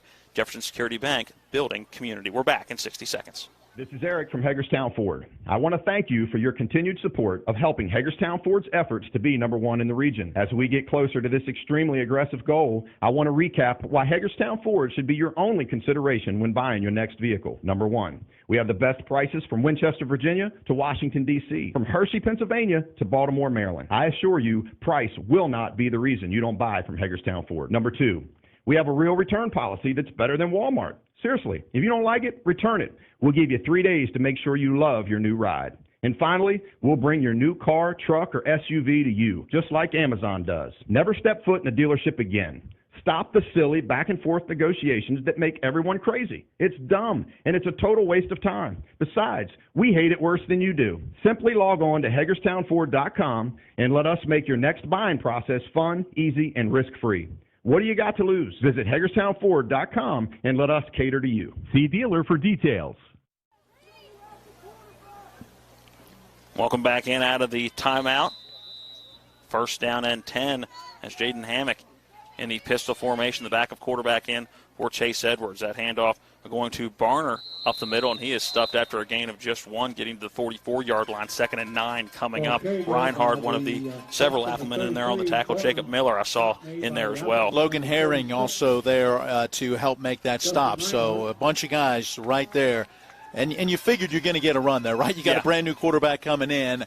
Focus on the tailback in that situation. You say brand new, but again, Hammock has had his opportunities this year and this year recently, so not overly cold coming in off the bench. We've also seen him make a couple of catches today, including a touchdown catch. There's that snap to Hammock. He's going to roll to this near side, trying to find a man in the flats. That's Tracy Brooks, and spikes that one into the dirt about a yard before the intended receiver. 3rd and 9 coming up. And good coverage downfield. Again, Musselman getting pressure. The quarterback rolling here to the near side. Tough throw on the run. And there you can see a young man that, didn't necessarily get a chance to warm up and get ready to go. It's not like the pros where you can be on the sideline and throw a ball around a little bit. You're coming in right cold and have to throw that football. Again, apologize for no scoreboard on the screen tonight with the sun. And the lights on that scoreboard just can't seem to get that signal across. 4:32 remaining in the quarter. Hammock drops back to pass, finds his intended target at the 38-yard line. That one hauled in, but no more on the catch. I believe that was Burton again hauling that pass in. I don't know, that make that a 9, not an 8. That's Elijah Jackson on the catch. 4th down and short coming up. 4th down and 3.5. And that offense, you would think that offense has got to stay on the field at this yard line, Matt. Yeah, I'm imagining so. You've got an opportunity to get a little bit closer. You've got to take advantage if you can. 4th down and 3. Hammock takes that snap, little read option. He's going to keep it himself up this near side, and he is wrapped up a yard short of the line to gain. In there on the tackle is James Foy. And I didn't see him coming in at all. It looked for sure like Hammock was going to get that first down, and Foy coming in very quickly for that 4th down stop. Turnover on downs. Musselman gets the football back, and that's a big stop for that Appleman defense after University was gaining some momentum. Absolutely, and now you see if you can get a little bit of momentum and get the offense moving again after the offense has struggled and failed to score on their last 2 possessions after scoring on the first 4 times they had the football. Musselman takes over, 3:51 remaining before the half. They hold the lead 36-13. But they have been stalled here so far in quarter number 2. One receiver to this near side is Reinhardt. Some movement along the offense. No penalty flag thrown. Hartman gets that handoff, bouncing it to this near side, gets to the 40-yard line before he is pushed out. That's a gain of 4 on first down, 2nd and 6 coming up. Again, a nice job as this University defense beginning to do a better job of controlling that line of scrimmage, not allowing those holes to open, and in this case, stringing that play to the sideline where they could eventually use that sideline to their advantage. They'll give him the 41-yard line, so 2nd down and 5. Hardy takes that shotgun snap. The handoff is to Hartman once again up the middle. Lowers his shoulder and gets near the 45-yard line. That will be where they spot the football. 3rd and short coming up, 3rd and a yard. I got to get this one. The Applemen 0 for 2 on 3rd down conversions in this first half. And it looks like it's going to be all Blake Hartman here. He's by himself in the backfield. Now bringing Zamora in motion. Little fake give, and Hartman going to keep it himself. He's got the 1st down and more into University territory before being brought down at the 40-yard line. 1st down, Musselman. There you go. 15 yards on that one. Gets him the 1st down. Keeps this drive alive. And again, the offensive line with a nice job being able to open the hole. Ball at the 39-yard line on this near side hash in University territory for the Applemen. Hardy by himself, bringing some more in motion, and Reinhardt. Little spin play. Hardy going to keep it himself. Goes up the middle. Breaks off of one tackler inside the 35-yard line. Finally taken down to the 33, and a great run for Caleb Hardy. It's Colin McBee who came up and put the big hit on him, and yet he bounced off of that hit and managed to gain additional yards down to the 33, a pickup of 6. 2nd down and 4 for Musselman. Spreading it out here. Couple receivers. 1 to each side. Hartman coming in motion. Again, this will be a snap to Zamora, who keeps it himself. He's inside the 30 to the 25. Little stutter step out the 20 and taken out at the 15-yard line. 1st down, Musselman, and now the offense clicking again, Matt. Yeah, absolutely. A gain of 18, getting some big chunks in this possession, mixing up the plays very well. See where they do. Give him the 14, it looks like. Make that a 19-yard gain. Just inside the 15. Pistol look, 2 wings, 1 to each side.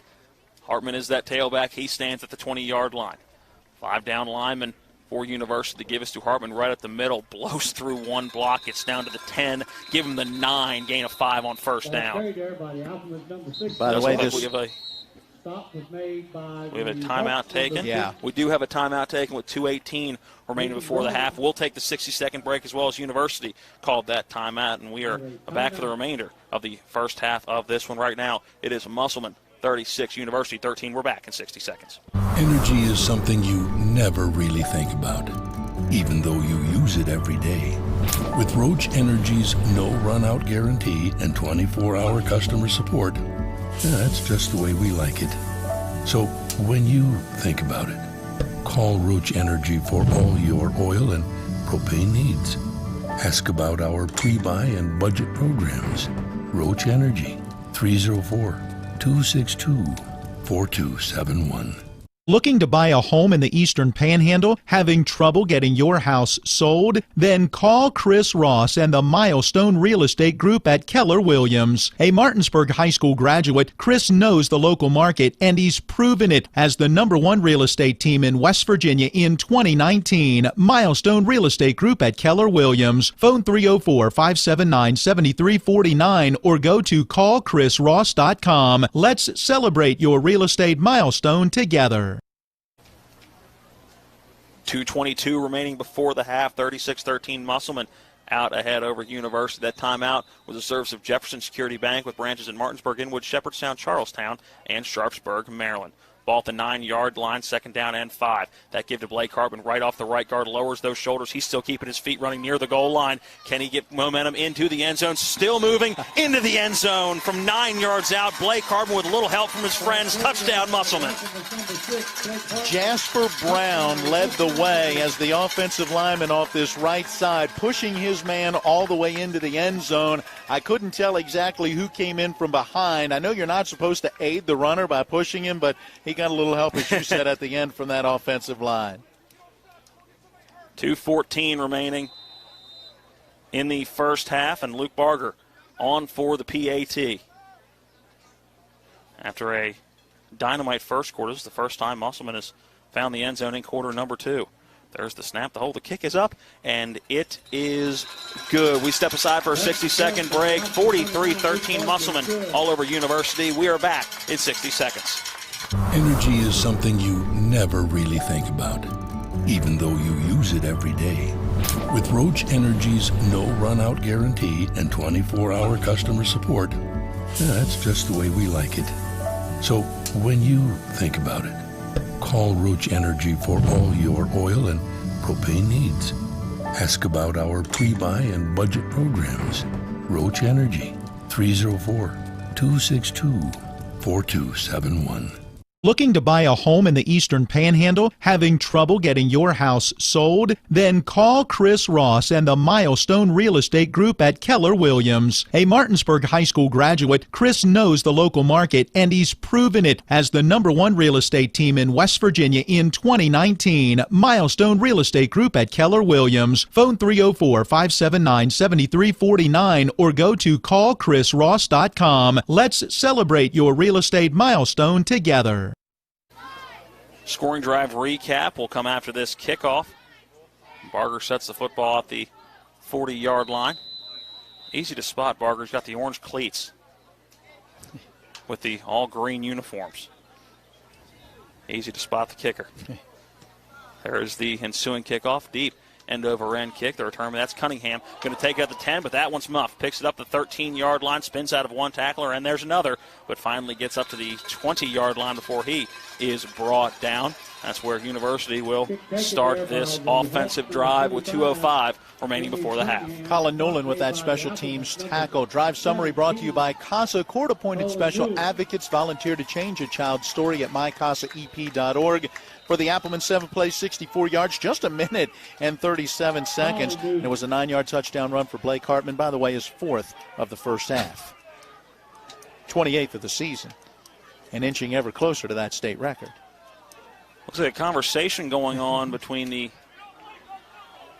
two captains, one for each team. There had been a couple of chippy moments in this one. Just wanted to make sure that this one does not get out of hand. Ball at the far side hash of the 20-yard line. Hammock still in the ball game. Chase Edwards went out with an injury last drive. To give right at the middle, that's Barner with it, and he is stuffed after not even getting back to the line of scrimmage. That'll be a loss of a couple. 2nd down and 12 coming up for University. Yeah, Logan Herring right there to wrap him up as he tried to bounce off the pile looking for some running room. Under 2 minutes left before the half, 1:42 and counting on a second quarter clock. 2nd down and 12. There's the snap to Hammock. Loses that football. It's on the deck, and it certainly looks like a green jersey got it. Waiting to see the initial sign. And no, there was a couple of Applemen right there, but couldn't fall on a Barner.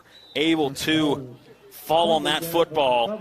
3rd and long coming up, and another timeout taken. This one by Musselman. They want to get the football back. Let's send it back to the station, take just a 30-second break. Then we come back and see what University can do on this 3rd down and long. We're back in 30 seconds. They're my closest friends. We've been through a lot together. Seeing our kids off to college, Kelly losing her mom, my 50th birthday. I trust them with so much. So when it came to my finances, I trusted Kelly's referral to her Ameriprise advisor. Beth gives me the comprehensive advice that helps me feel confident my financial future is secure. With the right financial advisor, life can be brilliant. Ameriprise Financial. Little update from Welcome back in. We have an update from Charleston.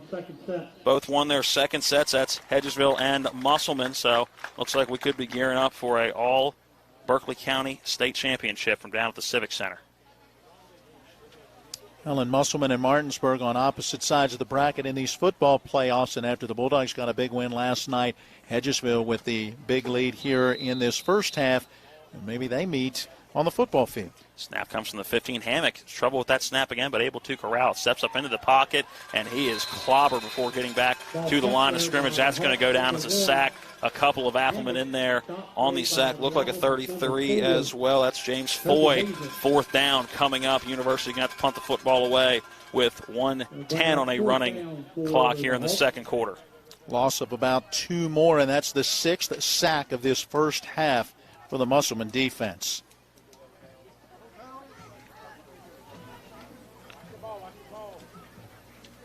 That is Bram. Back to punt it away. Hartman stands near that midfield stripe. Looked like a little movement early, and there those flags come. That end-over-end kick going out of bounds at the 43. No, I think bouncing inbound. Somehow Blake Hartman was expecting it to go out of bounds, too. He's going to pick up that football. He's the 40 to the 35, cuts back at the 30, and is taken down at the 25-yard line, but I would imagine a re-kick coming up. And I don't know how that football stayed in bounds.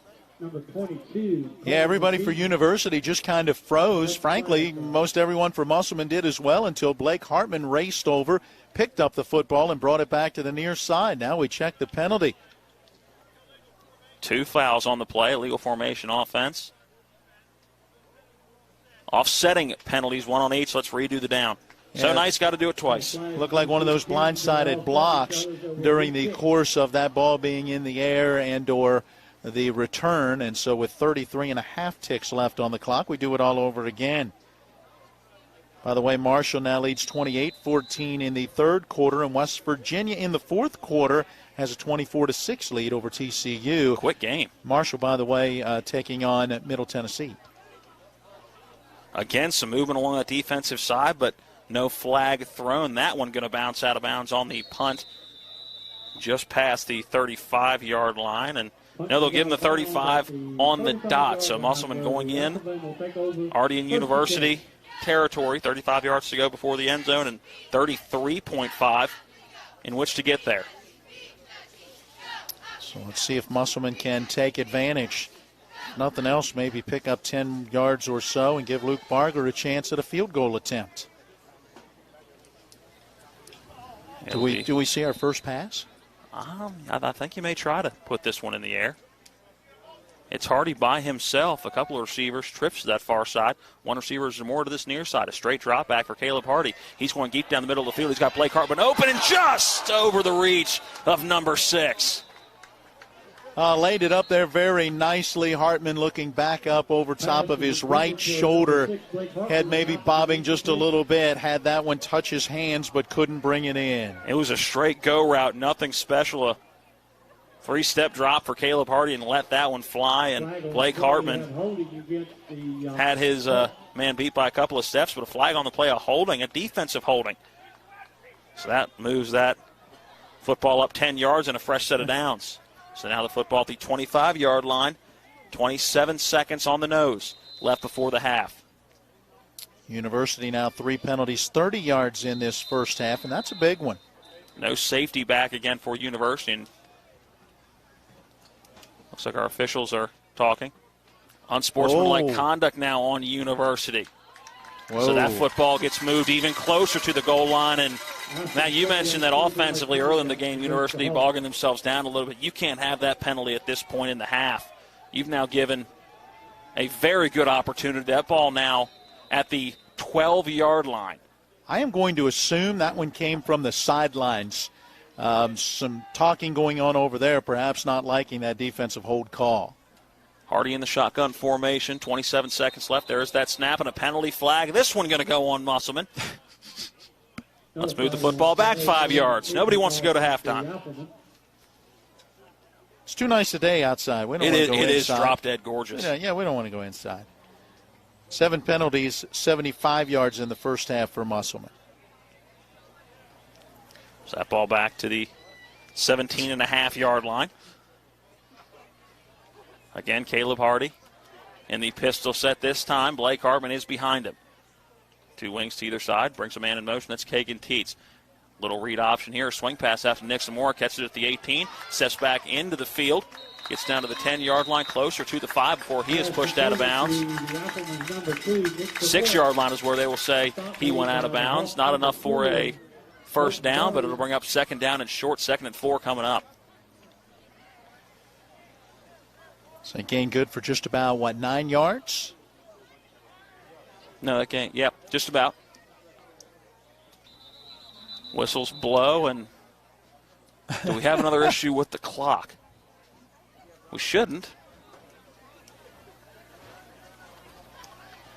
As our officials talking to one another, there must be an issue with the clock as they look down at the scoreboard. Everything seems to be good. And now horn goes. It's stopped at 16.6. Hartman by himself in the backfield. Ball at the 7-yard line. Coming to motion is Zamora. Hartman going to keep himself right up the middle, barreling towards the goal line. He's stopped a yard short. That's enough for a first down, 1st and goal coming up. Musselman quickly getting to the line. The ball set, and now the clock still running as it should have stopped as they reset the football. There should be enough time for one more play here in the half. I think they're going to ask for 4 seconds to be put back on the clock. And enough for a snap. It's going to have to be quick as that clock will run from our referee's signal. So they may just say one play and may not have to put time back up on the clock. At 4 seconds, they do put 4 back up on the clock. And that is going to start right now. Heavy formation. There's a snap and a spike by Blake Hartman. And a flag comes in on that far side. And no, the clock didn't start on the snap and the spike, but then did start and just ran completely out. I think they're going to put 2 seconds back on the clock, but now we're going to have to check what the penalty is from that far sideline. Boy, this has been a crazy end to this first half. Yes, it has. Not only on the field, but in the press box. Got 18 carries, 135 yards, 4 rushing touchdowns in the first half for Blake Hartman, and don't forget a punt return touchdown as well. So a false start on Musselman, so that takes them from the 1-yard line back beyond the 5 all the way back to the 6. And it'll make it a little bit harder as they're not going to have goal to go from just about a yard out. So that football back at the 6-yard line. Actually, maybe even back to the 7-yard line. Yeah, I would call that the this 7. Right hash. And a timeout called by University. Yeah, Coach Kelly is hot. Well, it's been a very confusing last couple of seconds of this half, and Musselman Applemen on the field trying to get the crowd into it.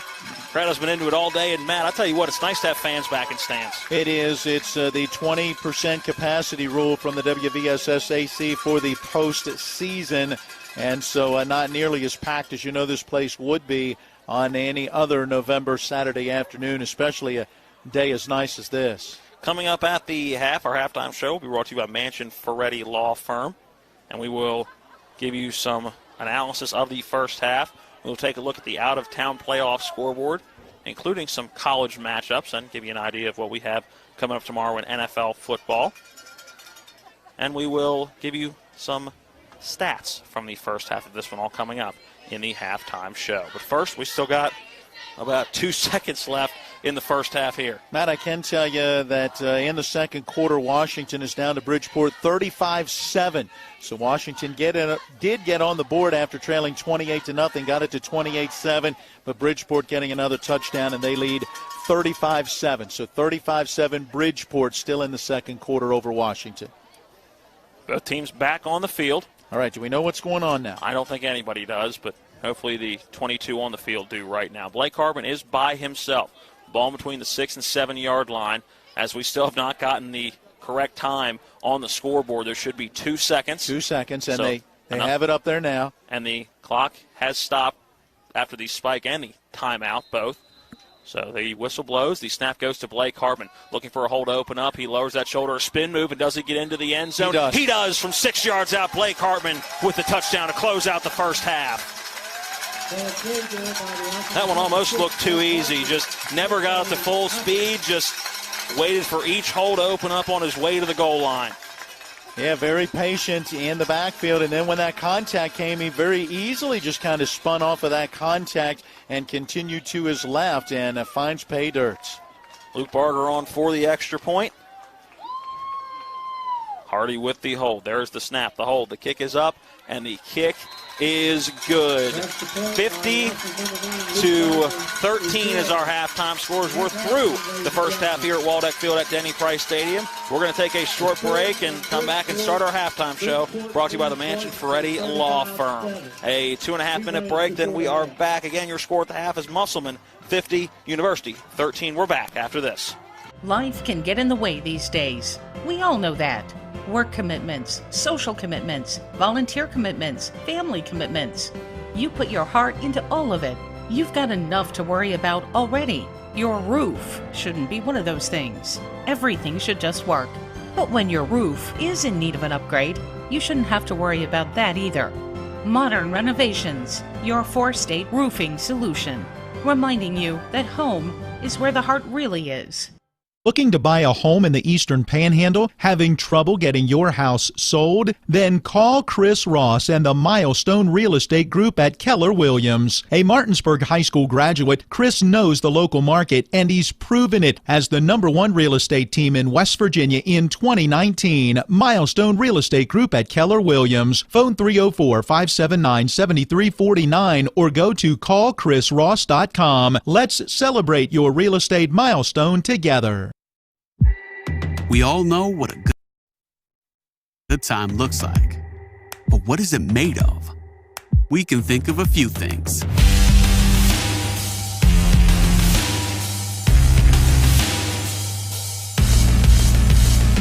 In this case, it's handcrafted food to gather around, an ever-changing variety of wine, and a Friday night. Do yourself a favor. Experience the good in a good time. Orsini's, not just an appliance store anymore. They're your one-stop resource for all home needs, whether it's custom kitchen design, countertops, or cabinets, or check out their new sleep studio with Tempur-Pedic, Sealy, and Stearns & Foster. For all of your outdoor living needs, Orsini's has Gladiator Garage Works, Traeger grills, barbecue accessories, barbecue rubs and sauces, and every flavor wood pellets. Visit their brand new 8,200 square foot showroom at 360 Hack Wilson Way, 304-267-7251, Orsinis.com. Mayhem is everywhere.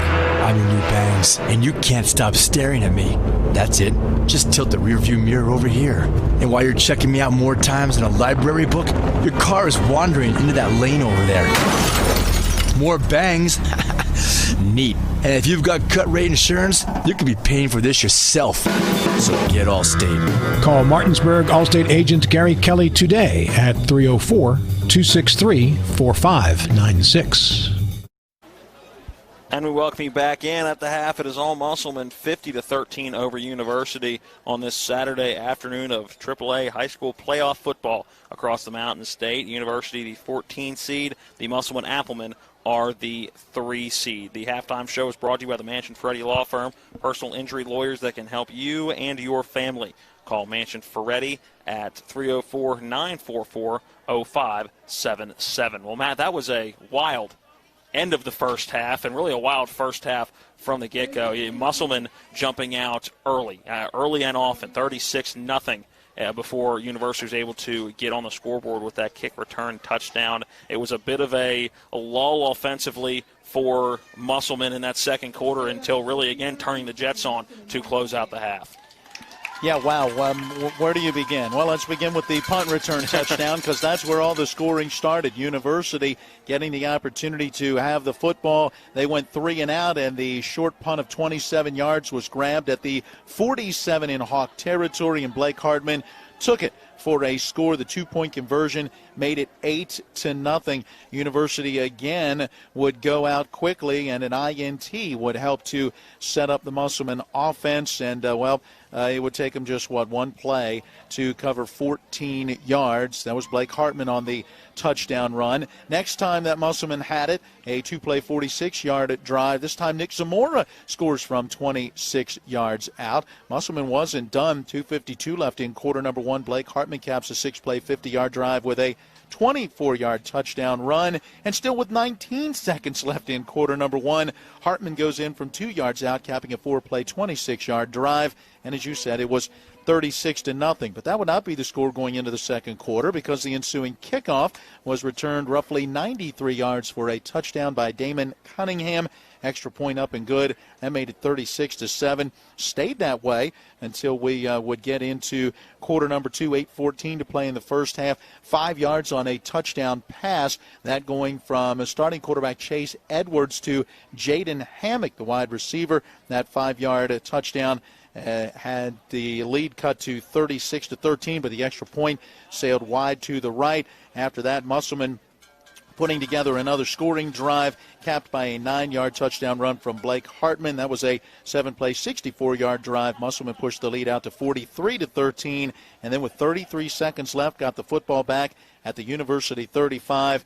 and some craziness I've down never the seen stretch. 33 seconds of game time take that long. No, but in the end, on the final play of the first half, Blake Hartman goes in from 7 yards out. The extra point up and good again for Luke Barger, and we're at the intermission, 50-13 Musselman. There's your recap. Another 2.5-minute break to take. When we come back, we'll take a look at what's going on outside of the Eastern Panhandle with our out-of-town scoreboard. That'll be high school scores from last night and tonight, along with some college scores. Marshall and WVU both in action, and a day of remembrance in Huntington today. We'll tell you about that coming up in our next segment. Again, at the half, it is all Musselman 50-13 over University. We're back in 2.5 minutes.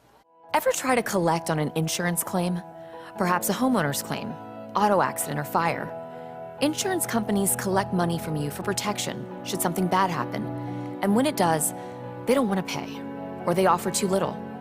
At Mansion Ferretti, we have an attorney who worked defending insurance companies and knows all the dirty tricks they play to deny or lowball your claim. Call us today for help in getting what you really deserve. Mansion Ferretti, when you need justice.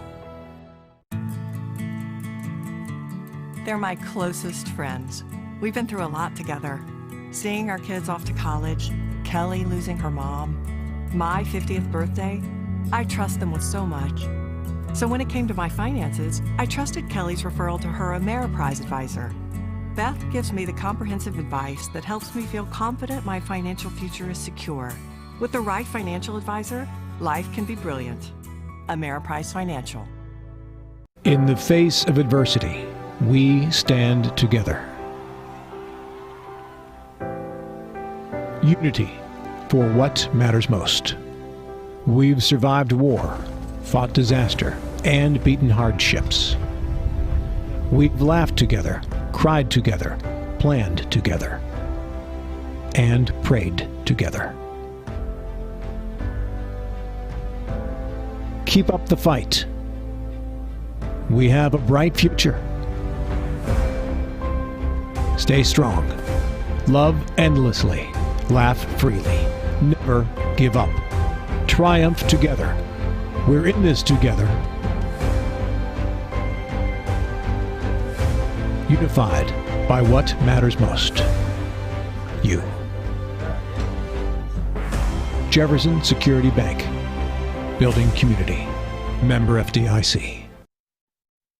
Floodwaters can spread E. coli bacteria. Here's Bill Kearns from the Berkeley County Health Department about what to do if your well is tested positive. If it's just a one-time contamination, you can superchlorinate your well, which we have instructions at the health department. They could call and talk to us. You're providing an excessive amount of bleach down the well. Then you do a runoff to get that out of the system, to get the bleach through your lines, get any contamination out of there. You do a runoff of so long, and then you can have it tested again. The Berkeley County Health Department, 122 Waverly Court in Martinsburg. Call 304-263-5131.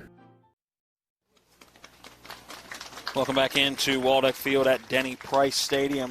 50-13 is your halftime score. Musselman up over University. It's time for the halftime scoreboard show brought to you by Bricks 27 in downtown Martinsburg. Not fine dining, but fun dining. Open soon for lunch. Find out more at bricks27.com. Matt, let's start with the game we had last night where it was all Martinsburg. After taking a 20-0 lead into the half, they really turned on the pressure in that second half. Yeah, they did. Went on for a 62-0 victory over number 13 George Washington. For the Bulldogs, 574 total yards, 316 on the ground, 258 through the air. Kevon Warren, 9 of 10 passing, 191 yards and 2 scores, 13 carries, 103 yards and a score. And Naeem Kearney, 8 carries, 134 yards and a touchdown. Also 2 receptions for 89 yards and a score as well, as Martinsburg improves to 5-1, and it looks like they'll host more than likely Bridgeport next week in the quarterfinal round. Bridgeport with a big lead right now over Washington. At the half in that one as well, 42-7 is the lead for Bridgeport. The games that are hopeful for tomorrow. Number 1, Cavill Midland hosting John Marshall. That one not looking great right now due to John Marshall's color status. Ripley and South Charleston, that's the 15-2 with South Charleston being the 2 seed. That one looks a little bit better. Little bit. Ripley's in better position. Number 11, Hurricane at number 6, Spring Valley. That one looking somewhat promising. Number 10, Princeton, and number 7, Wheeling Park.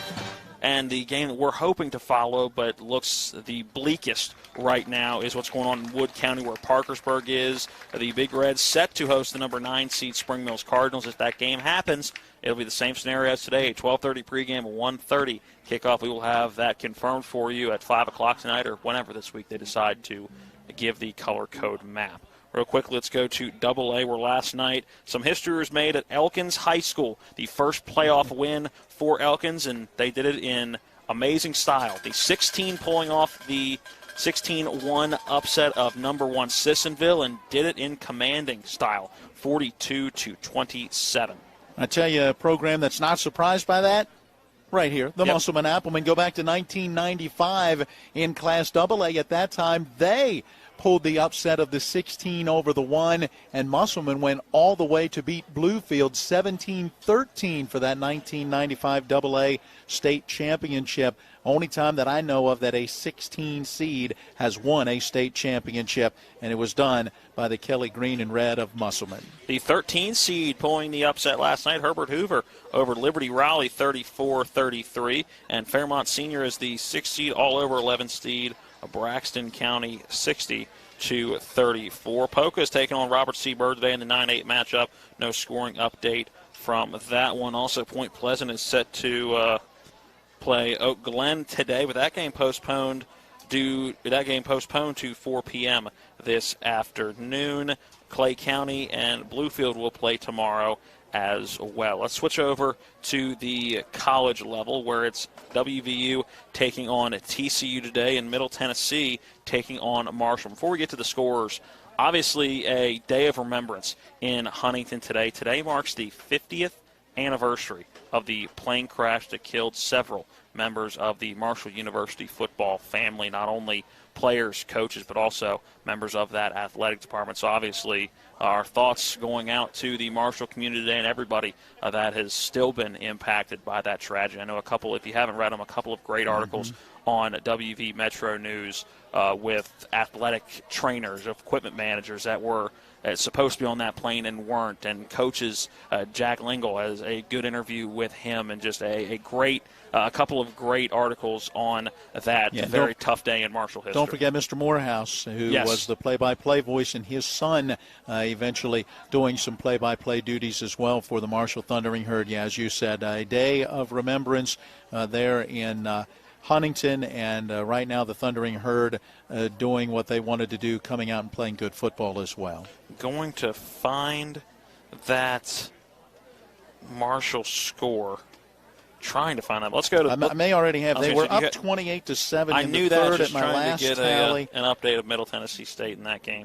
Yep, it is. Let's see. Well, it just popped back up at 28-7, but I'm not sure. That still says 10-19 to play in the third quarter, and I would imagine they're a little deeper in the game than that. So my phone service not quite picking it up. What we do know is the West Virginia Mountaineers just wrapped up a impressive 24-6 win over the TCU Horned Frogs. That was a game heard on our airwaves this afternoon, so a good win for the Mountaineers. And for Marshall, they have a 42-14 win over Middle Tennessee. Not a win yet. End of the third. They're going to go on for the 42-14 win over Middle Tennessee. They don't lose today. You don't lose on days like this. They don't, but I think they might add a few more points. I think they may as well. All right, that is our halftime scoreboard show, brought to you by Bricks 27 in downtown Martinsburg. Not fine dining, but fun dining. Open soon for lunch. Find more at bricks27.com. Another 2.5-minute break to take, and when we come back, we'll give you stats from the first half in this one. At the half, it is all Musselman 50-13 over University. We're back after this. Erie Insurance says here's to the grown-ups who move, mortgage, mow, and still bust a move. But does your home insurance still fit? Erie helps you protect the home you've grown into, all at fair prices that are often less than the other guys. So how do you find the right coverage? Magic. Nope. Local independent agents who get to know you like this. Your local Erie agent in Martinsburg is Smallwood & Small Insurance. Get a quote at smallwoodandsmall.com. Erie Insurance. Hey football fans, it's your friendly alarm professional, Ben Copenhaver with Dynamark Atlantic Security. Who do you trust to keep your family and valuables safe? Integrity, trust, and professionalism are all reasons why Dynamark is the choice for home and business security in the Eastern Panhandle. Dynamark is proud to serve the community and be your first choice for alarm solutions. Don't become a statistic of crime today. Phone Dynamark Security to protect your tomorrow. Phone 304-671-2158. I'm Tracy Regalia, your local Edward Jones financial advisor. Financial investments are very important, but so are the investments of time, patience, and encouragement our young athletes receive from their coaches, teachers, and mentors. That's why I am a proud sponsor of our local high school sports teams. Call me at 304-676-6285 or search Tracy Regalia for my website and Facebook page. Edward Jones, Making Sense of Investing, member SIPC. Rockwool is one of the world's leading manufacturers of stone wool insulation products, and we want motivated individuals to join our team right here in Ranson, West Virginia. Right now, we're recruiting to fill positions on the production line in operations, in engineering, in maintenance, trades, and in site leadership and supervision. Listen to what Adam, one of our production supervisors, has to say about working at Rockwool.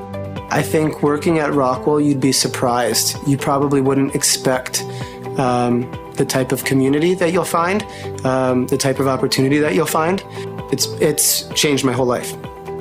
If you want a well-paying job and the potential for a rewarding career, visit rockwooljobs.com/radio for information on all current job openings. Apply now at rockwooljobs.com/radio. Welcome back into the Mansion Ferretti Law Firm halftime show. It's time for stats in the first half, brought to you by Dobson & Associates PLLC, providing all of your back office needs, including accounting, payroll, and human resources. We want to be your back office. Call 304-264-0437 or stop by 217 West Burke Street in Martinsburg. Matt, let's start with the Applemen. Musselman in the first half. I've got 30 offensive plays, 255 yards, 246 on the ground, 9 yards passing. Musselman in the first half, 13 first downs unofficially. They were 1 of 3 on third down conversions, 0 for 1 on fourth down conversions. And for the Applemen, as I glance back through quickly, 8 penalties for 80 yards in the first half. Some individual numbers.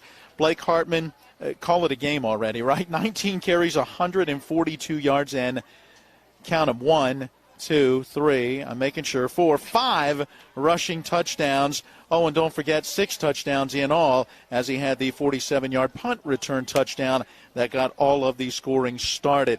Meanwhile, Caleb Hardy has 5 carries for 25 yards, and Nick Zamora 4 carries for 59 yards, including a 26-yard touchdown run. And don't forget a carry for 20 yards on the lateral for the big fella, Ethan Northcraft, 6'3", 270, taking that lateral from Blake Hartman and picking up 20 yards. That will never not be fun to watch. No. And the only thing you wish is that you could have done that down around the 10, 15-yard line and got him in the end zone. But Caleb Hardy, by the way, 1 for 1 passing for 9 yards, and Nick Zamora caught that one. So that is a look at Musselman statistically. University in the first half, Matt, they ran 40 offensive plays. Think of it, we've seen 70 offensive plays already in this football game. That's nuts. You think you might see that in an entire game, right? Yeah. 70 offensive plays. But University ran 40, 85 total yards of offense is it, though. 49 passing yards and just 36 rushing yards. We would have them at 9 first downs, make it 8 actually, 8 first downs in this first half. They go just 2 of 10 on third down conversions and 0 of 4 on fourth down conversions. They, meanwhile, in this first half penalized 4 times for 40 yards. A couple of individual numbers coming your way for University. Starting quarterback Chase Edwards able to complete 6 of 10 passes for 43 yards, including a 5-yard touchdown connection with Jaden Hammock, but went out of the game late in that first half with an injury. Will be seeing if he comes back out to play in the second half, and harassed the entire first half. He himself was sacked 5 times. Hammock took over and was sacked as well, so 6 sacks in the first half for the Musselman defense. As a result, 10 carries, minus 18 yards for Chase Edwards. 1-for-1 passing for 6 yards for Hammock. Carrying the football, Hammock had 2 carries for no yards, and leading the ground attack is their starting tailback, Aliki Barner, who has carried 14 times for 58 yards. That is a look at your first half numbers. Stats brought to you by Dobson & Associates, PLLC, providing accounting, payroll, bill pay, human resources, and IT services. We want to be your back office. Call 304-264-0437 or stop by 217 West Burke Street in Martinsburg. See if they put a few minutes back on the clock, and it looks like they will, as University's still getting in their warm-ups. So let's send it back to the station. Let's take a 1-minute timeout, just a 60-second break back to the studio, Donnie, and come back and we'll get ready and get Matt's keys to the game for the second half. Your score at the half, 50-13, Musselman over University. We are back in 60 seconds. Remember that last trip to the auto mechanic? I also think your solenoid gasket is bad. What? Get that and go to D&N Auto Special. Since 1974, D&N Auto is family owned and operated, specializing in exhaust at 304-267-4078. Erie Insurance says here's to the grown-ups who move, mortgage, mow, and still bust a move. But does your home insurance still fit? Erie helps you protect the home you've grown into, all at fair prices that are often less than the other guys. So how do you find the right coverage? Magic. Nope. Local independent agents who get to know you like this. Your local Erie agent in Martinsburg is Smallwood & Small Insurance. Get a quote at smallwoodandsmall.com. Erie Insurance.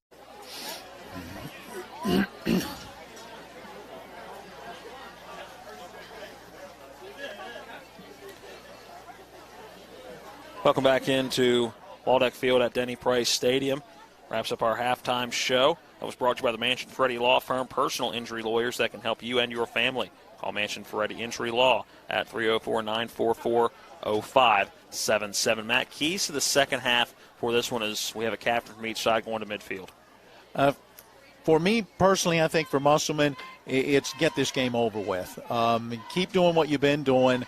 Get some different guys in there as you can. I know you haven't played a lot recently, but the last thing you want in a game that right now you've got a 50-13 halftime lead is to see Blake Hartman or somebody else go down with an injury. So you want to just keep doing what you've been doing, but, take time off that clock. Don't be in a hurry. Let's shorten this game, if you will, in the second half. Get out of here with the win and move on to the quarterfinal round. For University, I think you got to go back to your original game plan. Look, your chances of coming back down 50-13. Slim. Yeah, not good. So I think you got to go back and say, let's see if we can start to establish something. That they had some success running the football with Barner at times in that first half. So let's see if they can kind of settle back in, just try to get something going and try to get back into it, but again, understand that that's probably not likely. Musselman an opportunity to set the tempo early in the second half. They will get the football. Hard to believe with all that scoring in the first half. Musselman didn't even get the football to start. Remember earlier in the week when we had a chance to talk with Brian Thomas, as Thomas told us, hey, we're not taking this game or this team lightly in this 3-14 matchup. The reason is, in Class AAA since 1993, only twice has the 3-14 team matchup been an upset. The first time was 1996, and Morgantown won right here on a late field goal, 24-21 against the Applemen. And then in 2016, Jefferson came in here and beat the Applemen 36-0. Musselman saying we're not having any of that today. Knocking on some wood with that one. It's 50-13. I was going to say this one all but over. It looks like it's going to be a running clock in that fourth quarter as well. Looks the same down at Bridgeport, as Bridgeport has now added a touchdown in the third quarter to lead Washington 49-7. We're ready for the kickoff. It'll be Guillermo Sanchez-Solis to kick it off. Blake Hartman stands by himself as the return man in between the 10 and 15. There's that kick. It is a deep-ish kick to the 25-yard line on that far sideline is where the return will get started. It was Zamora on the return. He gets across the 30 by a few yards, and they give him all the way up near that 35. And that's where Musselman will start with the football. The second half kickoff is service of Bears Repair at 904 Winchester Avenue in Martinsburg. For all of your automotive repair needs, call the certified mechanics at Bears Repair. Phone 304-262-0208. Hey, we've got a penalty marker down at the end, and it looks like it will be an unsportsmanlike against Musselman. Not the start that Coach Brian Thomas and his staff wanted, as it's going to back them up. Yeah. Football now going back inside the 20-yard line down to the 19. So that is where Musselman will start with the football to begin this second half. Yeah, but now 9 penalties, 95 yards. Whistled against the Applemen, not what you want. So the 19-yard line where they begin. They do set that football, and we're ready for action here in the second half. Caleb Hardy in the pistol formation. Hartman is behind him. Man coming to motion is Zamora. He gets a sweep with Blake Hartman as that leading blocker. Across the 20-yard line, nearing the 25, pushed out at the 26 is Nick Zamora. That's a gain of just about 7 on first down. 2nd and 3 coming up for Musselman. Corbin Cross getting over there to be the last one to touch him, helping to shove him out of bounds. Got some help with Noah Bram over there as well. The interesting part of this game, usually in a game with this point spread, you would see those younger kids get in a little bit earlier in this game, but for these starters, you got to get reps. You have not been on a field in an awfully long time. Little read option off the snap. Hardy kept himself, barrels forward to the 29-yard line, and that's enough to move the chains to Musselman first down.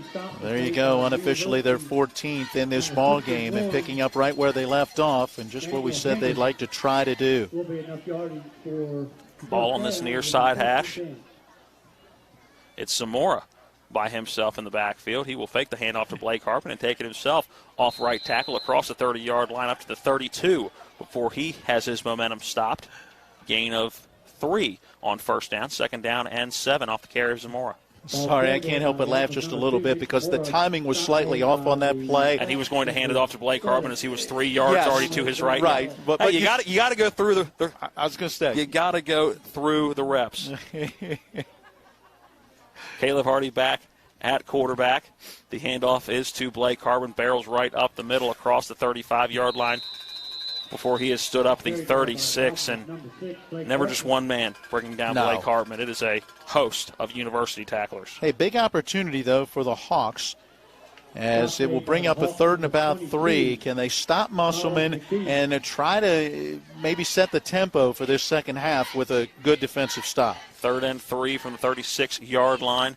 Ball be snapped with 10:30 remaining in the third quarter. A sweep to Zamora on this near side. Does he have enough for a first down? Pushed out right near the yard to gain. They're going to give him the 40. Yep. That's enough for a first down, Appleman. He needed 3. He got 4. Good job blocking and a nice job by Nick Zamora. Knew what he had to do to get that first down, and he didn't slow down going out of bounds at the 40. I understand Hedgesville is headed to a 5th set down in Charleston after taking a 2-0 lead. They're tied 2-2. Give you the update from down at that state tournament as we get them, thanks to Phil McCoy. Snap goes to Hardy, little read option. A true option here as Hardy has a seam to the outside, crosses the 40, gains 2 on the play. Had Zamora as that option man, but Zamora taking too deep of an angle, and Hardy had to take it himself. There was no way that pitch was going to happen. 2nd and 8 coming up.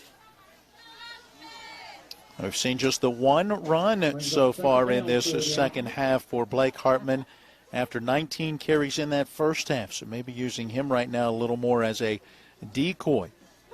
Power pistol formation now to the left with a blocking back. The snap to Hardy to give right up the middle to Blake Hartman. He is wrapped up after a short gain, that of about 2 as well.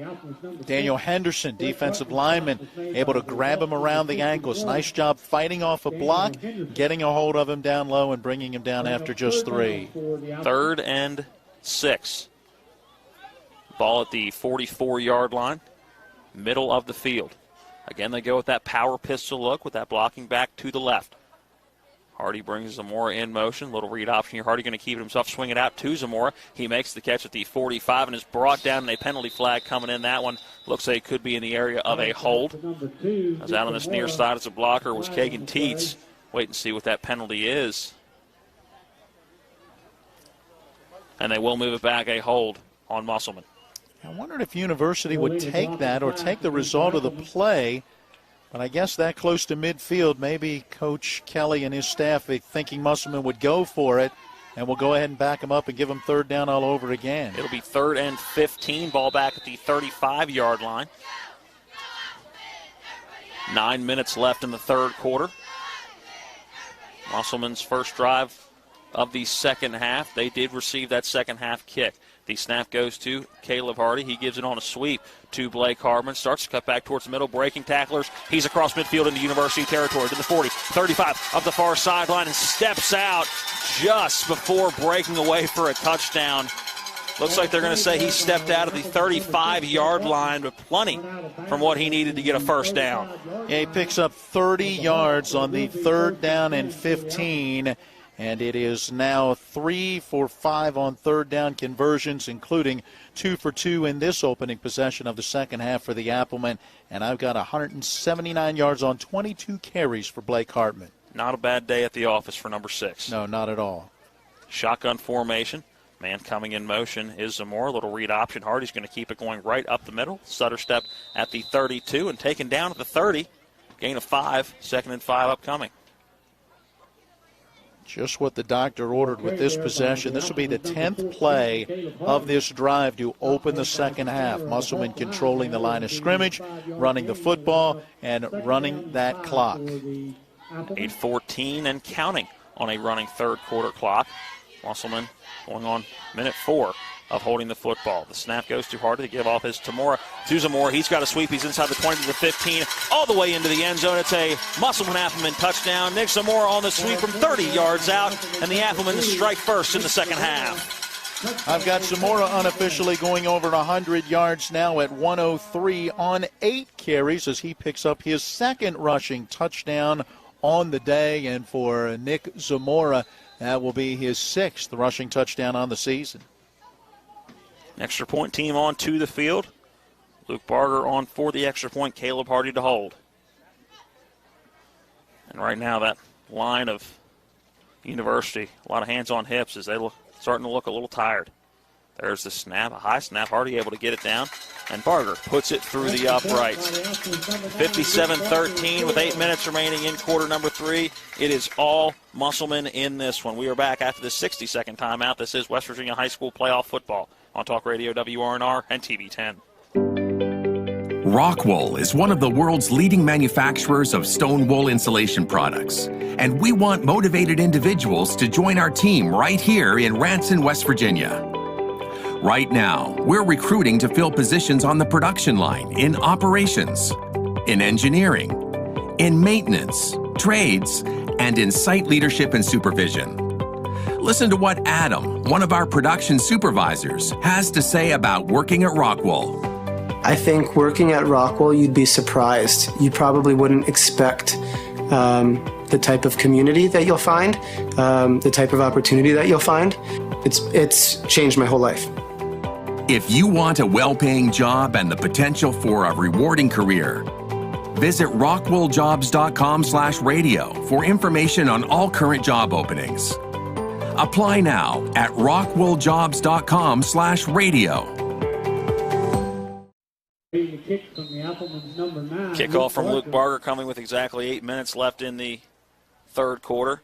After the Musselman touchdown, 30 yards on the sweep for Nick Zamora. 57-13 is the Applemen lead. That kickoff going to Cunningham. He takes it inside the 5 at the 3. Goes right up the middle again with a full head of steam. Stutter steps, gets away from Justin Reinhardt. He's got a seam again. Right up the middle, trying to get away from Luke Barger. He does, but is going to be run down inside the 30 by a couple of Musselman tacklers. That is Ray Adams and Kobe Hazlett running him down and keeping Cunningham from a second kick return touchdown.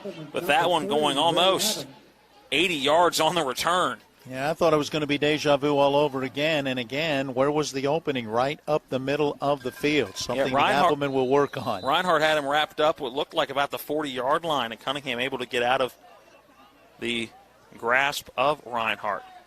It still is Hammock in the backfield. That give is to Barner, who bounced it to the outside but can't get past Jacob Miller, who trips him up on the outside. A short gain on first down. Gain of 2, 2nd and 8 coming up. Okay, that scoring drive, by the way, brought to you by CASA, court-appointed special advocates. Find out more at mycasaep.org. The Applemen opened the second half with a 10-play, 81-yard drive, 3 minutes, 54 seconds, and Nick Zamora, the 30-yard touchdown run.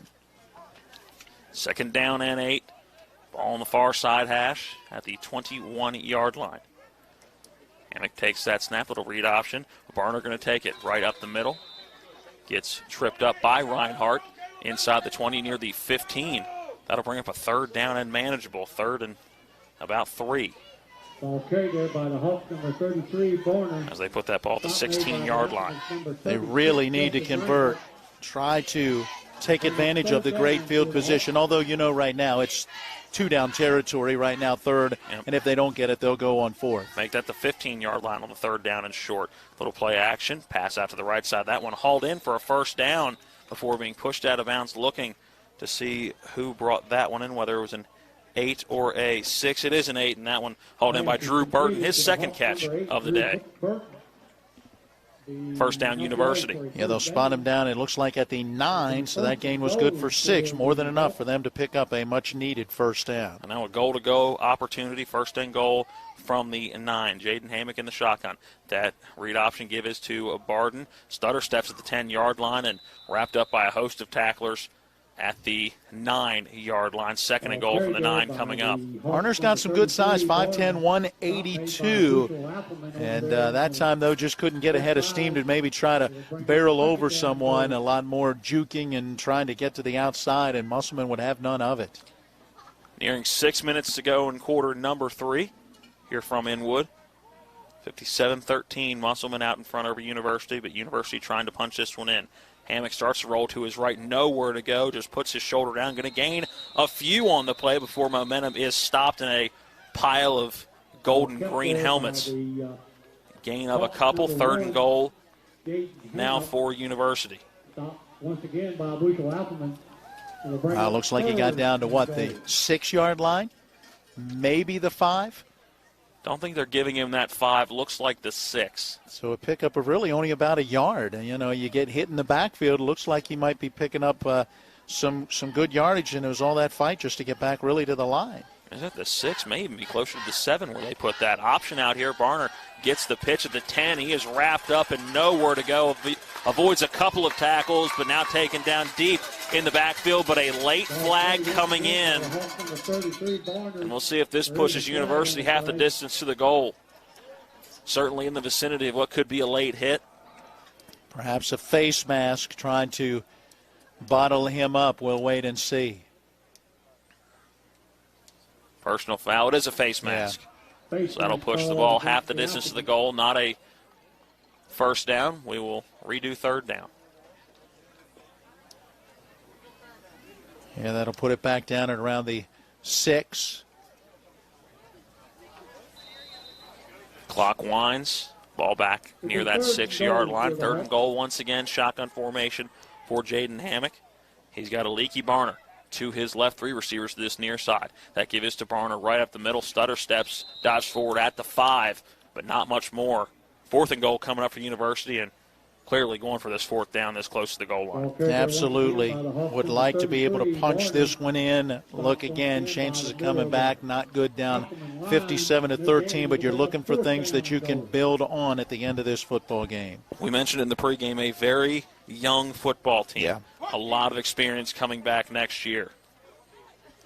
That play clock down to 15 as the play call slowly getting into that University offense. Play clock now down to 7. 6-5. Game clock at 4:15. 2 seconds on that play clock. Hammock gets the snap, immediately pushed to his left. He's going to tuck it and run, diving for the goal line. He's inside the pylon. It's a University touchdown. Jaden Hammock from 5 yards out puts University on the board for the first time in the second half. 57-19. Extra point coming up. Yeah, once again, Musselman did a nice job of getting pressure, but that time they lost contain. And once Hammock stepped up in the pocket, he had that opening to his left and had the speed to outrun any defender to that front corner pylon. Hammock with that run will pick up his 3rd rushing touchdown of the season. Extra point for John Coleman. There's snap. Kick is up, and it is through. We'll have an update from down in Charleston as one of the teams in the Eastern Panhandle has punched their ticket to the state championship after this 60-second timeout. 4:04 remaining in the third. It's Musselman 57, University 20. We're back in 60 seconds. I'm Tracy Regalia, your local Edward Jones financial advisor. Financial investments are very important, but so are the investments of time, patience, and encouragement our young athletes receive from their coaches, teachers, and mentors. That's why I am a proud sponsor of our local high school sports teams. Call me at 304-676-6285 or search Tracy Regalia for my website and Facebook page. Edward Jones, Making Sense of Investing, member SIPC. Our dad taught us a lot about the law, but he taught us even more about life and people. He taught us to treat clients like family. At the Skinner Law Firm, the firm our father started here in the Eastern Panhandle, we still believe that. We also believe that everyone has the right to be protected from those who don't play by the rules. We believe it's about helping people. Call us at the Skinner Law Firm, where we treat you like family.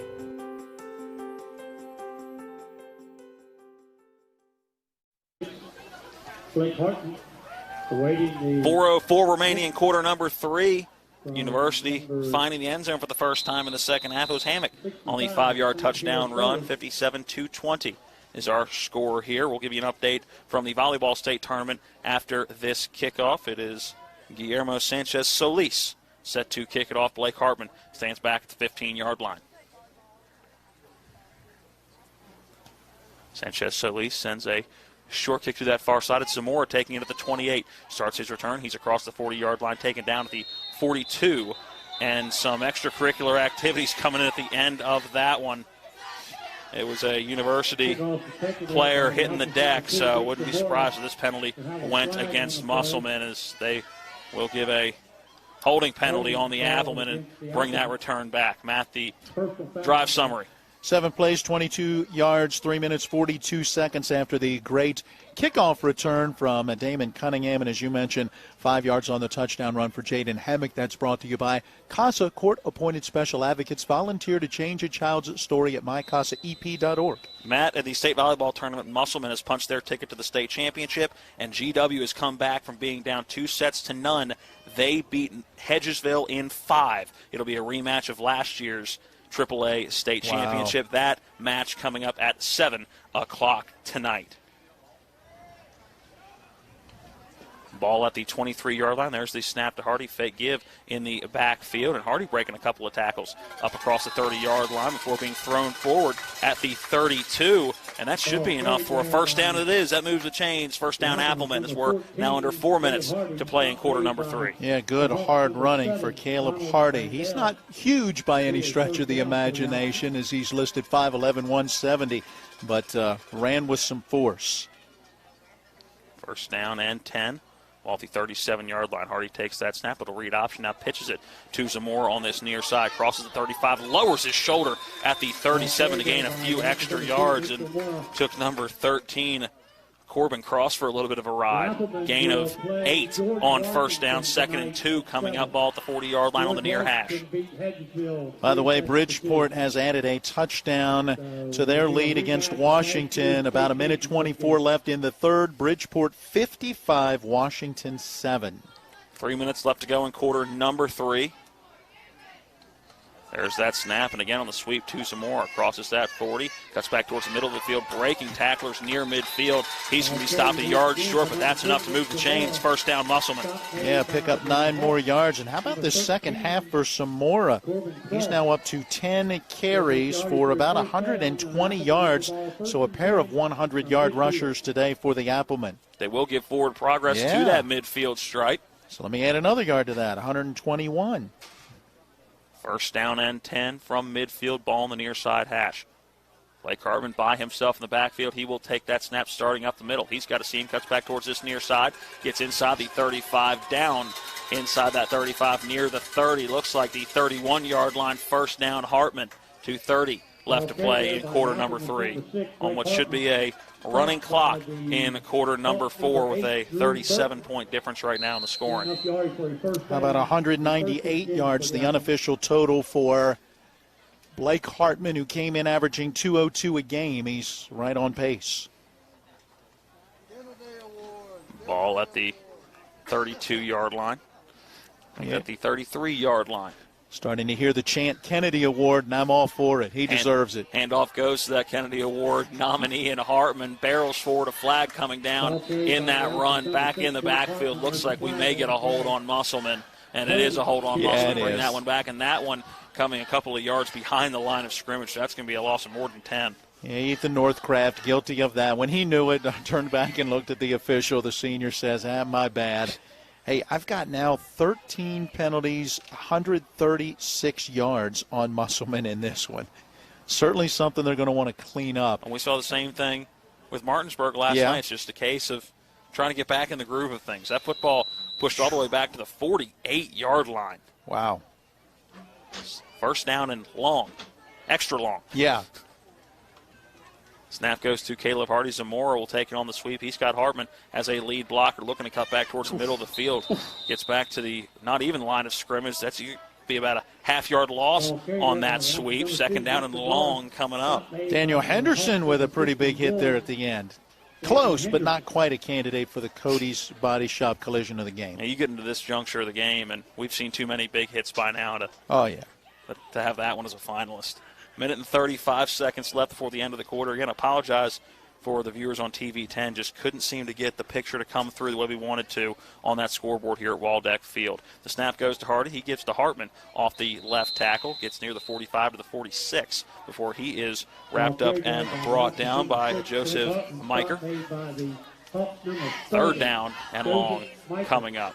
Yeah, they give him just 2 to the 47, so we'll call it a 3rd and 25. Do you throw the football? No, I think you hand this one off. Now, under 60 seconds to go in the third quarter, and you would expect that the next offensive drive you see from Musselman, some of those younger kids would probably get some playing time in a game like this, but we'll see what Coach Thomas decides to do. Pistol set here. Hardy gets that shotgun snap. Again, he's going to go with a little bit of that read option. Fires forward. Zamora has that catch. Tries to bounce it to the outside. He does, but can't turn the corner. Stopped at the 46-yard line. The clock will continue to run as he's not able to get out of bounds, but a 4th down and 24 coming up. And you would imagine a punt here as, Justin Reinhardt going to come on. He does the punting duties for Musselman and looks like he's going to kick that football away with 30 seconds left now on that game clock, 19-18 on the play clock. Had one punt in that first half. It went for 35 yards. Reinhardt stands at the 44-yard line. Gets that snap, sends a line drive, end-over-end kick. The return man calls a fair catch at the 11-yard line. That return man, Sage Claudius. And that's where University will have the football. 35 yards again on that punt. That average is an average for a reason, Matt. 9 seconds left here in the quarter. But usually an average means you punt one for 42 and one for 31, and then you put the two together. Not that every single kick goes the same distance. First down and 10. Ball up to the 12-yard line. 3 receivers to this near side, 1 to the far side. Hammock takes that snap, play action, fires across the middle. That one deflected on its way, and a couple of Applemen in the area, but could not find the football to haul it in. Drew Burton was the intended receiver. It was hard to tell who was the first one to touch it, but that ball, I think, caromed off of about 3 different people before it shot straight up into the air. If Jacob Miller turns around, that one probably falls into his lap. No, he was turning. He just couldn't find it. Where is it? Second down and 10. A little read option here. The give does go to the running back, Barner, and he is taken down back at the 10 with a flag coming in as the third quarter has come to a close. We'll give you that penalty on the backside of this timeout and tell you the result. After 3 quarters of play here from Waldeck Field at Denny Price Stadium, it is all Musselman, 57-20 over University. We are back in 60 seconds. There are so many great things to say about the redesigned Honda CR-V. So to save time, we've condensed them down into one easy acronym. OMECUV-NAAHAWATESONT. That stands for our most exhilarating compact utility vehicle, now available as a hybrid and with a turbocharged engine standard on non-hybrid trims. See? Simple. The redesigned Honda CR-V. Contact your Honda dealer or shop online. Miller Honda, south of Winchester, home of the lifetime powertrain warranty. www.mymillerhonda.com. Mayhem is everywhere. I'm your new bangs, and you can't stop staring at me. That's it. Just tilt the rearview mirror over here. And while you're checking me out more times than a library book, your car is wandering into that lane over there. More bangs? Neat. And if you've got cut rate insurance, you could be paying for this yourself. So get Allstate. Call Martinsburg Allstate agent Gary Kelly today at 304-263-4596. Welcome back into Denny Press Field at Waldeck State, and what we thought was the end of the third quarter due to the penalty. Apparently one more play awarded, a timeless possession and a long completion from Jaden Hammock, collecting with Elijah Jackson, and that gets across midfield into Musselman territory all the way down to the 36-yard line. Now we have the end of the quarter, but we just took our break, so we're going to keep it right here. All right, David Aird, I need you again, or the head of our local officials crew. He gave us an indicator earlier of the penalty on the touchdown and how it gets marked off. I know that a quarter can end on a defensive penalty. But that was offensive. But that was an offensive face mask. I'm not sure that they should have been running an additional play to close out the quarter. I don't understand that at all. That should have gone into quarter number 4, and the teams would have had time to talk about it and figure things out. I don't get it. Do we have an update from Bridgeport? Let me check quickly here and refresh my phone. Last count was 55-7. Bridgeport on top late in that third quarter. I'm sure they are now into quarter number 4, and it's over. Indians cruise past Washington 55-7 in the opening round of the playoffs, so that fourth quarter running clock went fast. Good job, or a good season by the Washington Patriots. Absolutely. Obviously nothing to hang your heads about. You want to win a playoff game, but a great season by them just to get back to the playoffs. First and 10 from the 36-yard line. Play action pass is Hammock rolling to his right, looking deep down the field on a wheel route. That one caught by Claudius, and that should be enough for a first down inside the 25-yard line all the way down to the 23-yard line. So a gain of about 13. Hey, running clock right now, but if University scores, that would take the running clock away. There's the snap, and the handoff goes to Barner, barreling off the left tackle. It's inside the 20 down to the 18-yard line. Maybe even give him the 17 on forward progress. Second down and 4 coming up for University. They've gone a little hurry up now, picking up that pace here in this fourth quarter. Ball at the 17-yard line. Shotgun formation for Hammock. 3 receivers to this near side. Play action pass, a quick slant over the middle. That one hauled in by Tracy Brooks. He's inside the 5 all the way down to the 2. First and goal coming up for the Hawks. And that's really the first time we've called Tracy Brooks' name all night. And he came in as a leading receiver, averaging 5-6 catches a game, and has had 11 touchdowns on the year. 12-yard gain on that one. It's down to the 5.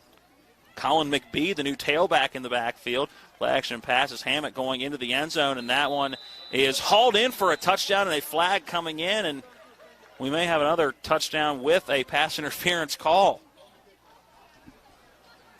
Yeah, the indication is that it will be a touchdown. That one caught on the far side, and that was Claudius hauling that touchdown pass in, a 2-yard touchdown pass from Hammock to Claudius. Touchdown stands, and University is on the board once again. Yeah, good second half that they have had. A 7-play, 22-yard scoring drive on their only official possession in that third quarter, and now putting together another 7-play scoring drive. 2-point conversion attempt, a bit of a read option, and Hammock nowhere to go. He'll send it to this near side, goes through the hands of the intended receiver. 2-point conversion is no good. With 10:28 remaining in the fourth quarter, Musselman still holds the lead by a large margin, 57-26. We're back in 60 seconds. Life can get in the way these days. We all know that. Work commitments, social commitments, volunteer commitments, family commitments. You put your heart into all of it. You've got enough to worry about already. Your roof shouldn't be one of those things. Everything should just work. But when your roof is in need of an upgrade, you shouldn't have to worry about that either. Modern Renovations, your 4-state roofing solution. Reminding you that home is where the heart really is. Mayhem is everywhere.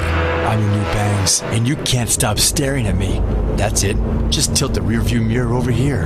And while you're checking me out more times than a library book, your car is wandering into that lane over there. More bangs?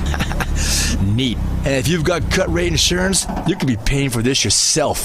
So get Allstate. Call Martinsburg Allstate agent Gary Kelly today at 304-263-4596. So is that 2 penalties? Yeah, it's 2 separate. Welcome back into Waldeck Field at Denny Price Stadium.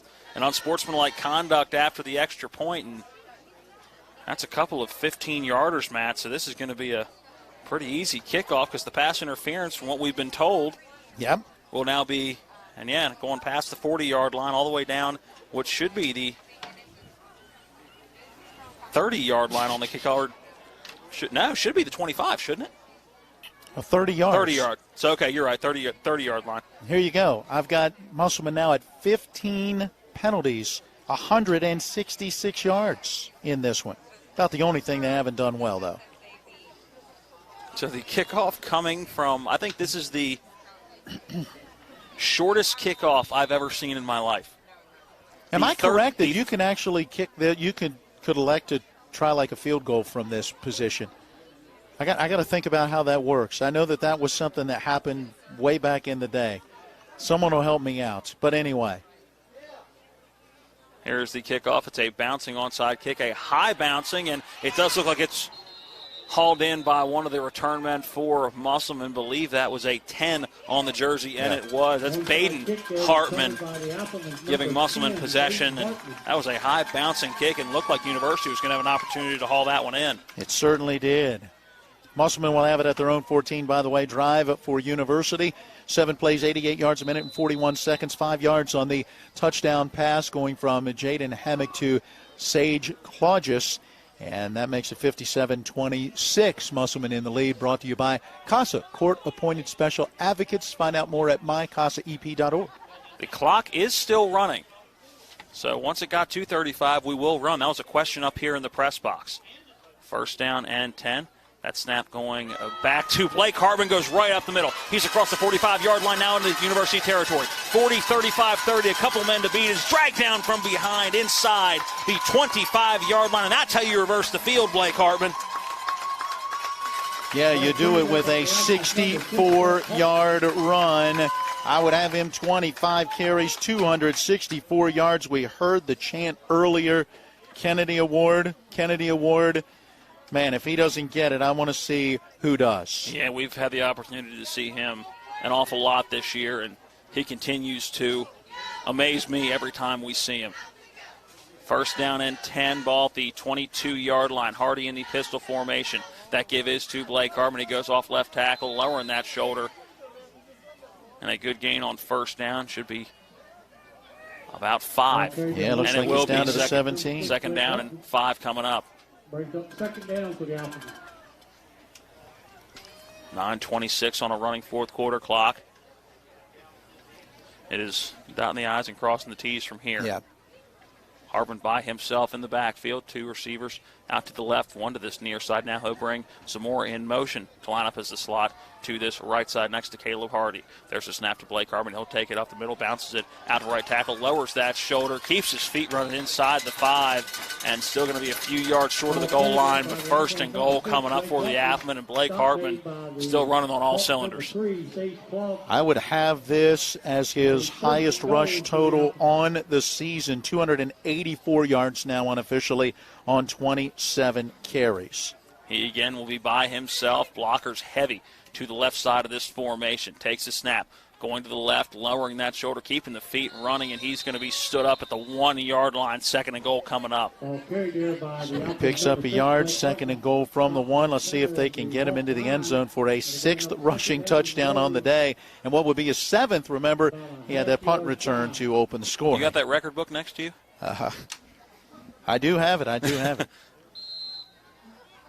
How close is he, are you asking, to rushing touchdowns in a game? Just curious. Well, let's see if we can find out. Looks like it's going to be, again, that heavy formation to the near side, 2 blockers to the right of Blake Hartman. 2nd and goal from the 1-yard line. There's that snap to Hartman going to the right side, and he's into the end zone from 1 yard out. Touchdown, Blake Hartman. Touchdown, Musselman. 30 rushing touchdowns on this season. He had 24 coming in. Yeah, he's added 6 now today. Extra point team onto the field. 63-26 at the moment. Luke Barger trying to make it 64-26 in what has been a game dominated by the boys in green.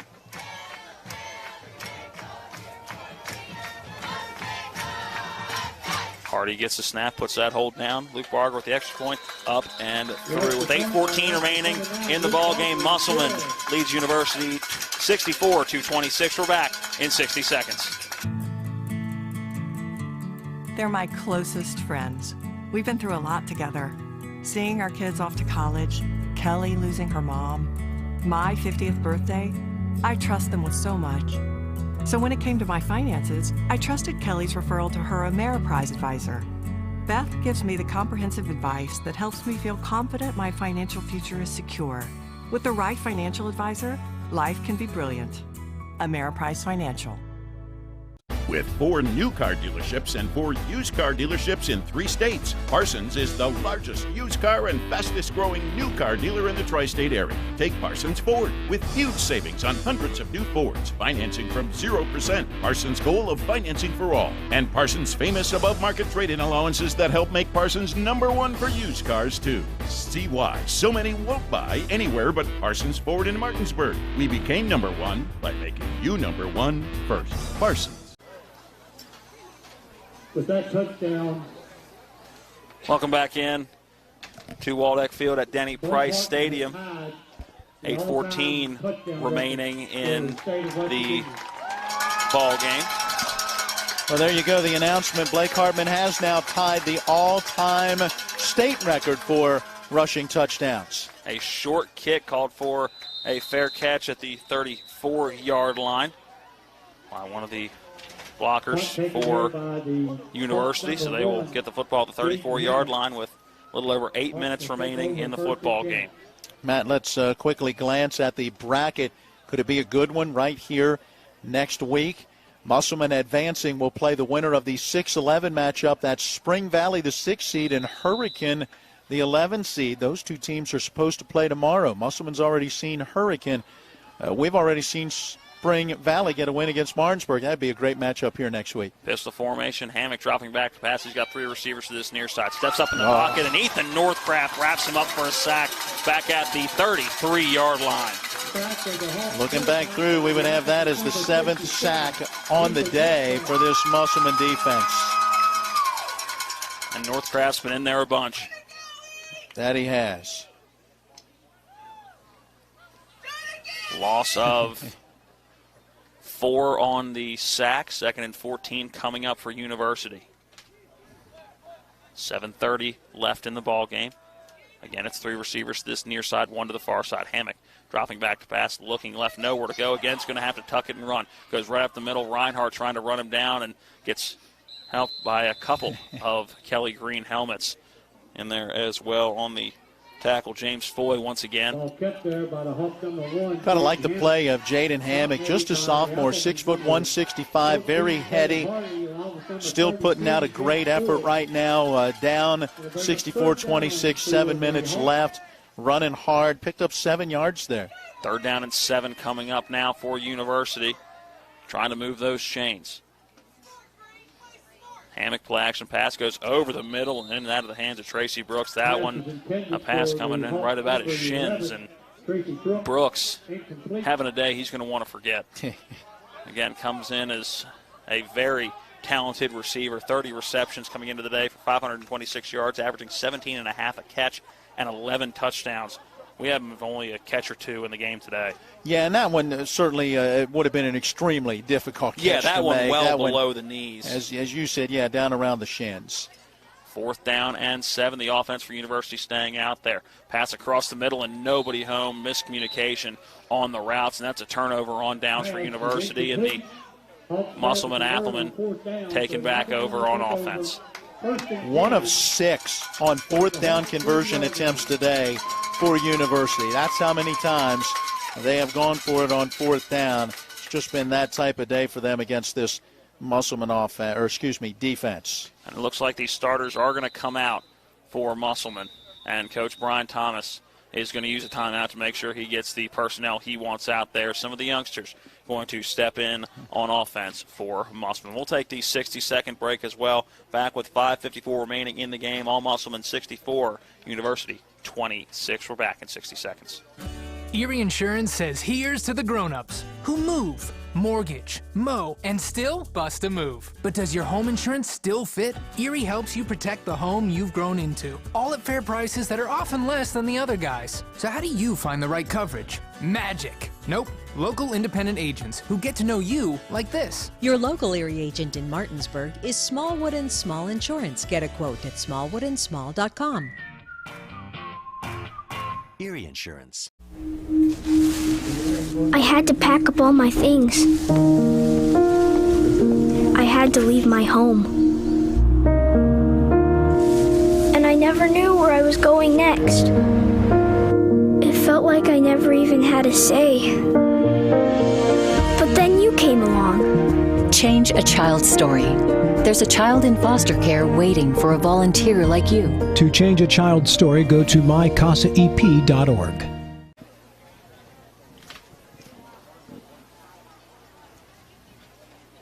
And we welcome you back in. 5:54 remaining in the ball game.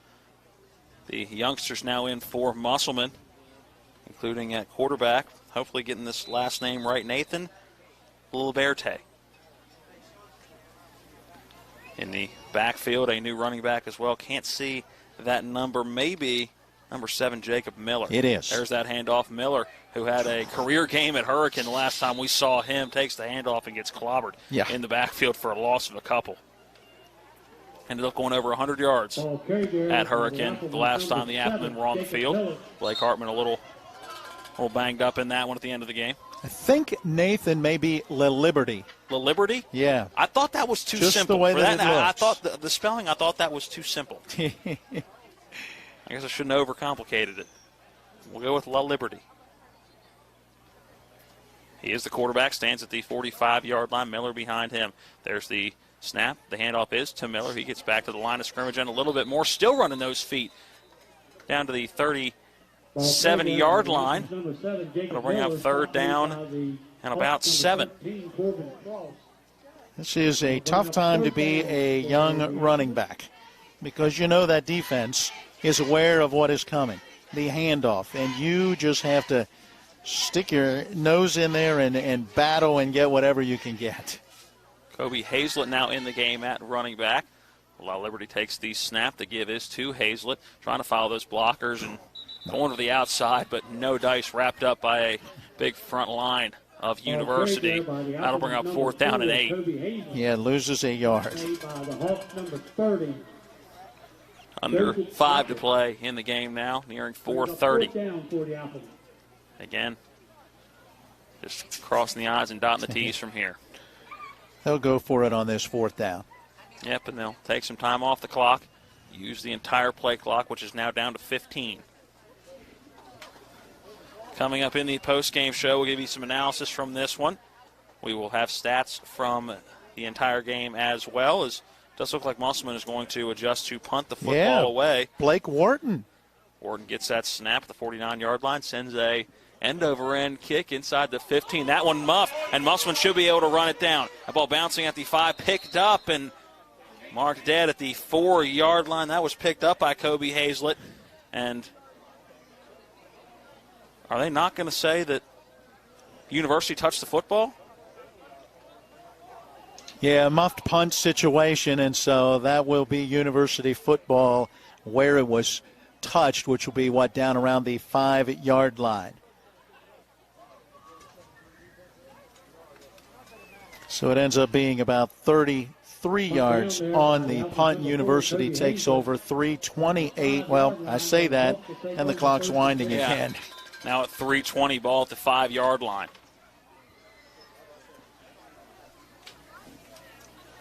Hammock takes that snap, the give up the middle to big number 33, Leaky Barner. And he lowers his shoulder and gets a few and some extracurriculars after that one. And at this point in the game, some frustration setting in for University, but a flag on the play. Obviously you don't want to see that at this point in the contest. So that was a pickup of about, 4 yards, and then the penalty gets marked off at the end. And that will be a penalty on on Musselman. Yes. Plus 15 more. It's going to lift them up now. Ball the way up to the 24-yard line on this near hash. 16 penalties, 181 yards, the unofficial total against Musselman. 3 minutes left in the game. Jaden Hammock, that give again to Barner. Bounces to the outside, then cuts back towards the middle, dives ahead to the 26-yard line. Gain of a couple on the play. 2nd down and 8. Barner wrapping up his University career.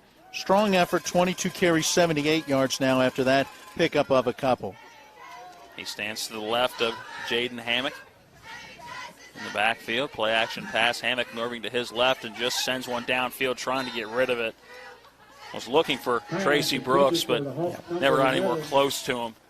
Well, that's because Austin Gregory was right underneath of the shoulder pads on that throwing shoulder as he was trying to let that one go, being driven backwards. 3rd and 8 coming up as we near 2 minutes left here in the ball game.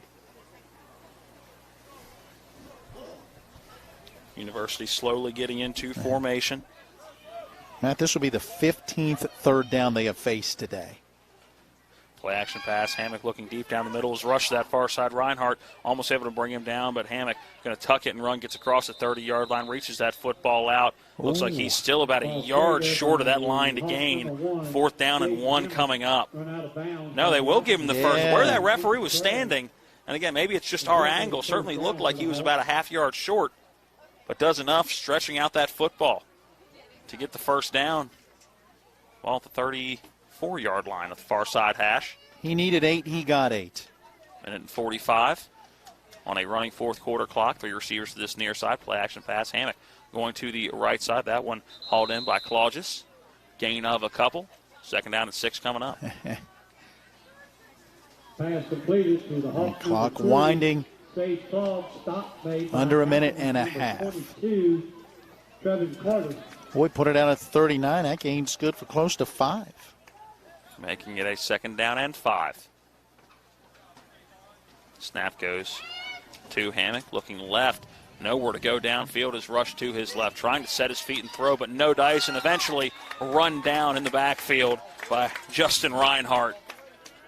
And Jaden Hammock just realizing nowhere to go with that football and let Reinhardt get the sack. It's going to be another sack, minus 2 yards. They have been in the backfield as much as the running backs for University. And one more play should do it in this ball game. 45 seconds, depending on when they snap the football. Now under 20 on the play clock. We'll see how quickly Hammock decides to snap this one.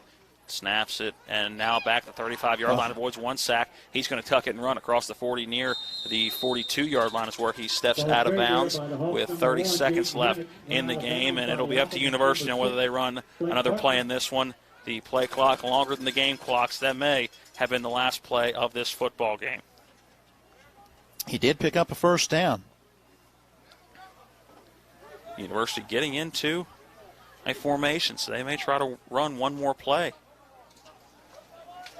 Hammock gets that snap and wasn't ready for it. He runs it down to the 30-yard line, running around for his life right now. Steps up and goes across the 40 to the 45. He's across midfield before wrapped up in Musselman territory as the clock hits 0, and that will do it. Musselman gets the win in round 1 in the 14-3 matchup, 64-26 over University. A 3-minute break to take back at the studio, then we will come back and start our post-game show and give you some details on this one and set you up for our next broadcast. again, it's Musselman getting the win in this one over University. We're back to start the postgame show next. This is West Virginia High School football on Talk Radio WRNR and TV 10. I'm Tracy Regalia, your local Edward Jones financial advisor. Financial investments are very important, but so are the investments of time, patience, and encouragement our young athletes receive from their coaches, teachers, and mentors. That's why I am a proud sponsor of our local high school sports teams. Call me at 304-676-6285 or search Tracy Regalia for my website and Facebook page. Edward Jones, Making Sense of Investing, member SIPC.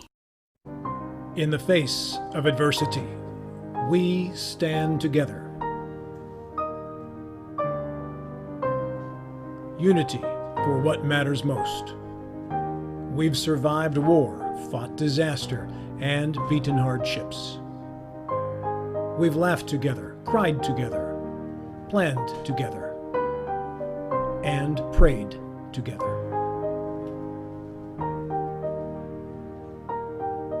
Keep up the fight. We have a bright future. Stay strong. Love endlessly, laugh freely, never give up. Triumph together. We're in this together. Unified by what matters most. You. Jefferson Security Bank, building community. We all know what a good time looks like, but what is it made of? We can think of a few things.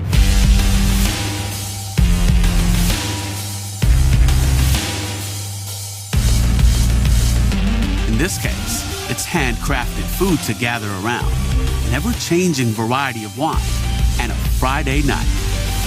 Do yourself a favor. Experience the good in a good time. Ever try to collect on an insurance claim? Perhaps a homeowner's claim, auto accident, or fire. Insurance companies collect money from you for protection should something bad happen. And when it does, they don't want to pay, or they offer too little. At Mansion Ferretti, we have an attorney who worked defending insurance companies and knows all the dirty tricks they play to deny or lowball your claim. Call us today for help in getting what you really deserve. Mansion Ferretti, when you need justice. Hey football fans, it's your friendly alarm professional, Ben Copenhaver with Dynamark Atlantic Security. Who do you trust to keep your family and valuables safe? Integrity, trust, and professionalism are all reasons why Dynamark is the choice for home and business security in the Eastern Panhandle. Dynamark is proud to serve the community and be your first choice for alarm solutions. Don't become a statistic of crime today. Phone Dynamark Security to protect your tomorrow. Phone 304-671-2158. And we welcome you back into Waldeck Field at Denny Price Stadium. Musselman getting the win over University in the 14-seed, 3-seed matchup, 64-26. It's time to get into the post-game show brought to you by the Palace Lounge on Edward Miller Boulevard in Martinsburg, featuring a full lunch and dinner menu with daily evening specials from 5 to 9, served in a clean, comfortable atmosphere. Check out the full menu on the Palace Lounge Facebook page. Well, Matt, a dominant performance for Musselman from start to finish. A little bit of a lull in the action in the second quarter, but ended up kicking it into high gear before halftime, and really no question from the beginning of this one all the way through that Musselman was going to get the victory. No, University 3 and out on their opening possession, a big sack on a 3rd down and 13. That set the tone as Musselman finished with, 6 or 7 sacks in this ball game. Then the punt was a short punt, covered only 27 yards. Blake Hartman taking it at the 47 of University and didn't stop until he crossed the goal line. The 47-yard punt return and the 2-point conversion made it 8-0 Musselman early. And in the first half, Blake Hartman would then add 5 rushing touchdowns from the offensive side of the football. A 14-yard score, a 24-yard score, a 2-yard score, a 9-yard score, a 7-yard score. Nick Zamora with a 26-yard touchdown run in there as well. And it was a 50-13 lead for Musselman going into the locker room at the half. The points in that first half for University, coming off of a 93-yard kick return for Damon Cunningham, and then a 5-yard touchdown pass going from Chase Edwards to Jaden Hammock. That would be the last completion. No, one more completion after that for Edwards. He was injured on that 18-yard pass completion right near the end of the first half.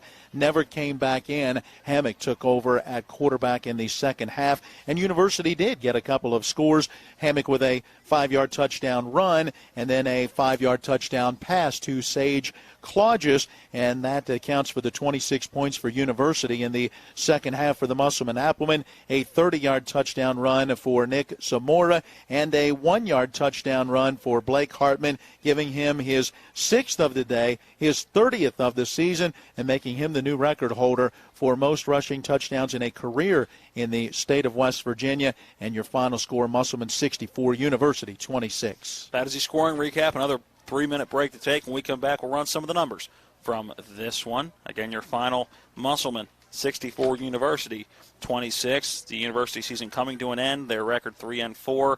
Musselman gets their 7th win of the year, and they live to see another weekend. We will be back in 3 minutes to run some of the numbers from this one. The Palace Lounge in Martinsburg offers hand-cut, locally sourced steaks, fresh seafood, and sandwiches with great daily specials like 75-cent wings all day Monday, prime rib on Tuesday, New York strip on Wednesday, and chef specials every Friday and Saturday. Ask for the lunch punch card and have lunch on the Palace Lounge on Edwin Miller Boulevard. And don't forget the Big Apple Lounge on Sater Drive in Inwood. Life can get in the way these days. We all know that. Work commitments, social commitments, volunteer commitments, family commitments. You put your heart into all of it. You've got enough to worry about already. Your roof shouldn't be one of those things. Everything should just work. But when your roof is in need of an upgrade, you shouldn't have to worry about that either. Modern Renovations, your 4-state roofing solution. Reminding you that home is where the heart really is. Our dad taught us a lot about the law, but he taught us even more about life and people. He taught us to treat clients like family. At the Skinner Law Firm, the firm our father started here in the Eastern Panhandle, we still believe that. We also believe that everyone has the right to be protected from those who don't play by the rules. We believe it's about helping people. Call us at the Skinner Law Firm, where we treat you like family.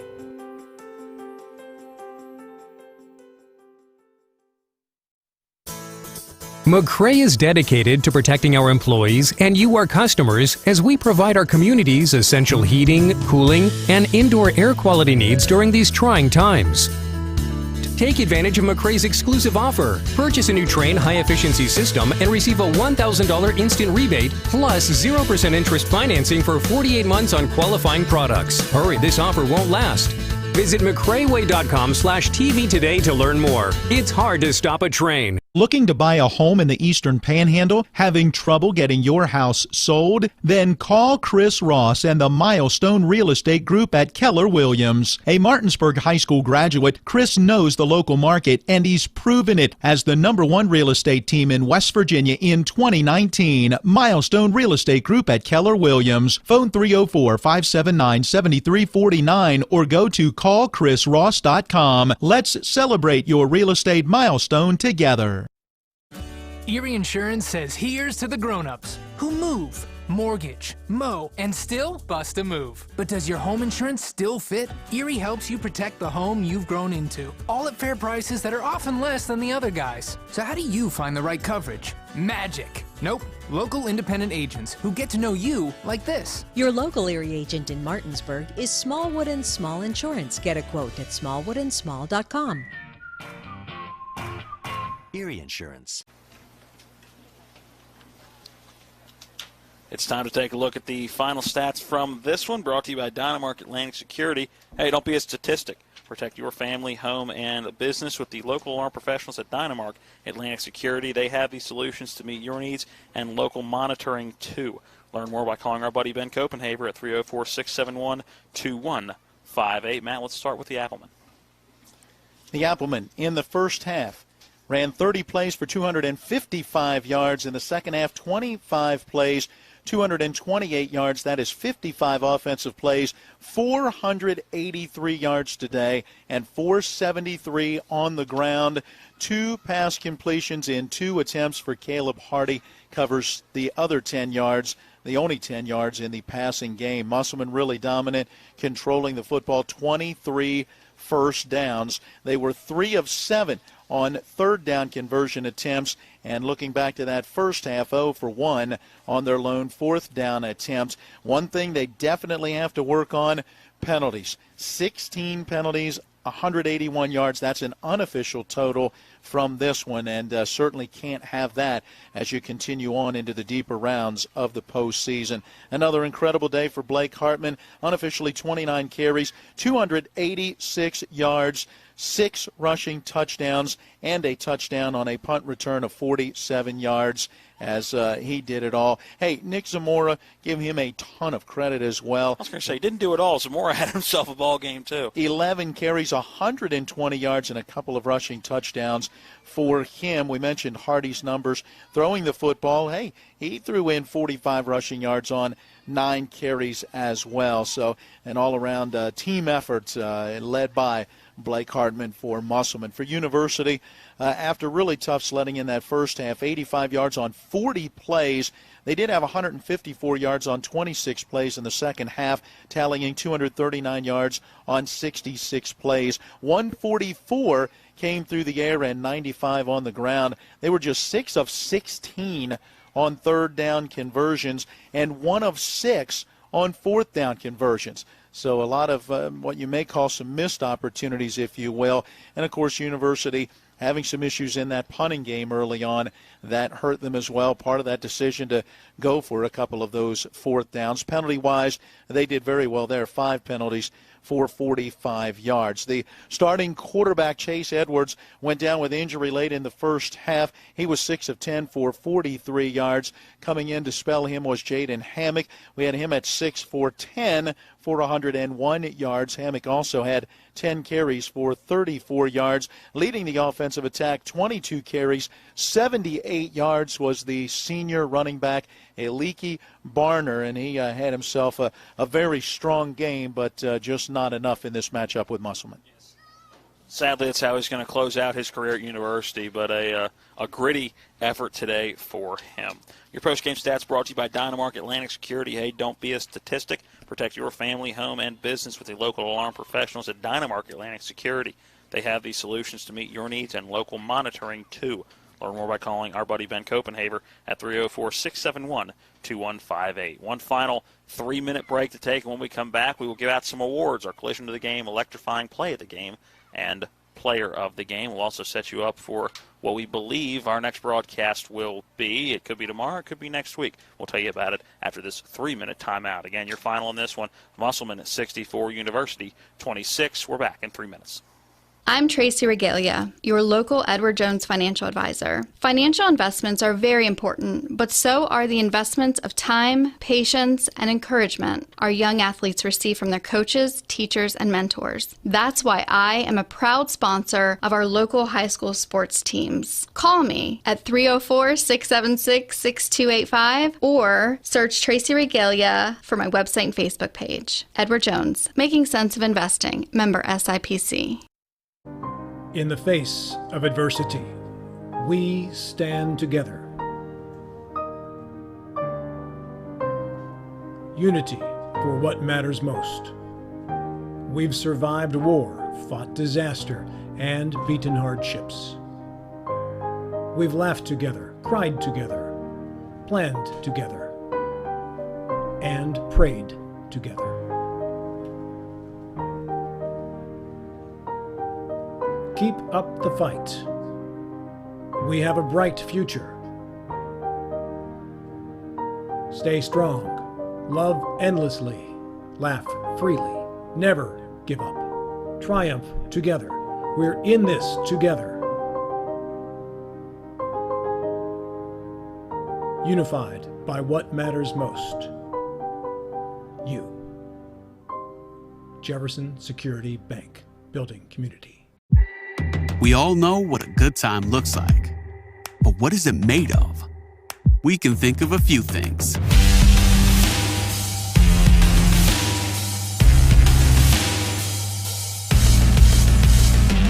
this case, it's handcrafted food to gather around, an ever-changing variety of wine, and a Friday night.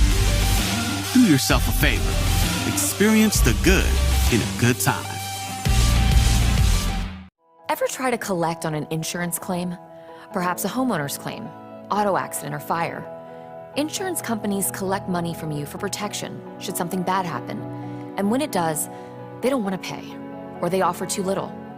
At Mansion Ferretti, we have an attorney who worked defending insurance companies and knows all the dirty tricks they play to deny or lowball your claim. Call us today for help in getting what you really deserve. Mansion Ferretti, when you need justice.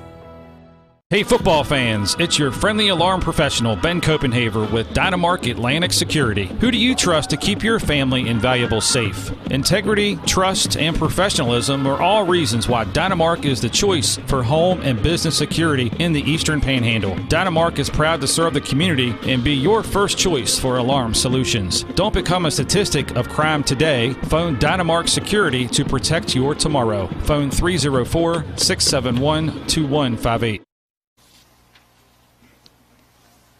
And we welcome you back in one final time to the postgame show, brought to you by the Palace Lounge on Edward Miller Boulevard in Martinsburg, featuring a full lunch and dinner menu with daily evening specials from 5 to 9, served in a clean, comfortable atmosphere. Check out the full menu on the Palace Lounge Facebook page. All right, Matt, time to give out some awards from this one. Let's start with the collision of the game. A couple on the far sideline that I'm not sure we ever got numbers to credit for, but in that first half, there were a couple of big collisions on that far sideline. Yeah, there certainly were. One of them that does stick out to me was a pretty good shot. I thought it was Jonathan Shade, number 11, that got his shoulder in there and helped to make a tackle. I mean, you could maybe even put a couple of those to Blake Hartman for some of his powerful runs as well. I'm with you.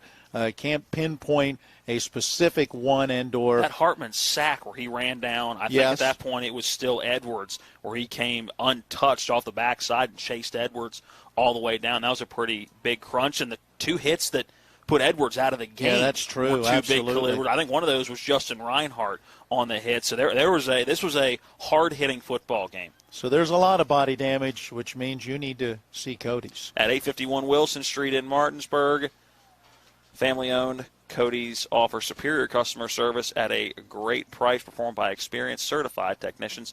Find them online at codysauto.com or phone them at 304-901-4777.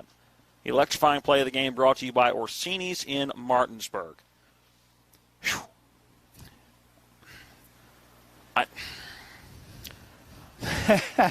I'm thinking it's the 47-yard punt return to start things for Blake Hartman. I mean, that really set the tone early. You're going, okay, a 3-and-out. The defense had pushed University back on 3 consecutive plays. They have to punt the football away. You know they're going to get good field position based on where they're punting the football from. Blake Hartman takes it at the 47-yard line, goes untouched into the end zone, and really sets the tone in this game. But you could also, as maybe not plays that meant a whole lot in the game, looking at the final score, but just an electrifying play in itself. Damon Cunningham's first kick return touchdown that went 93, 94 yards, were right up the middle and outran the entire kickoff team. So there was a couple, while running out of gas. Yeah, while running out of gas. So I think you could have one for each team, and both could be on special teams. Yeah, absolutely. And I am in agreement. Both of those were exciting plays, electrifying, and came at key moments in time in the game for both teams.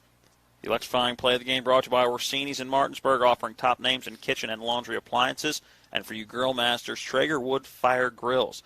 Find out more online at Orsinis.com and check out their Sleep Center for top name mattresses. Stop by their new location at 360 Hack Wilson Way in Martinsburg. And player of the game brought to you by McCrae Heating and Air Conditioning Services, named America's most trusted HVAC brand for 6 consecutive years. McCrae Heating and Air. Visit them at McCraeWay.com. And Blake Hartman.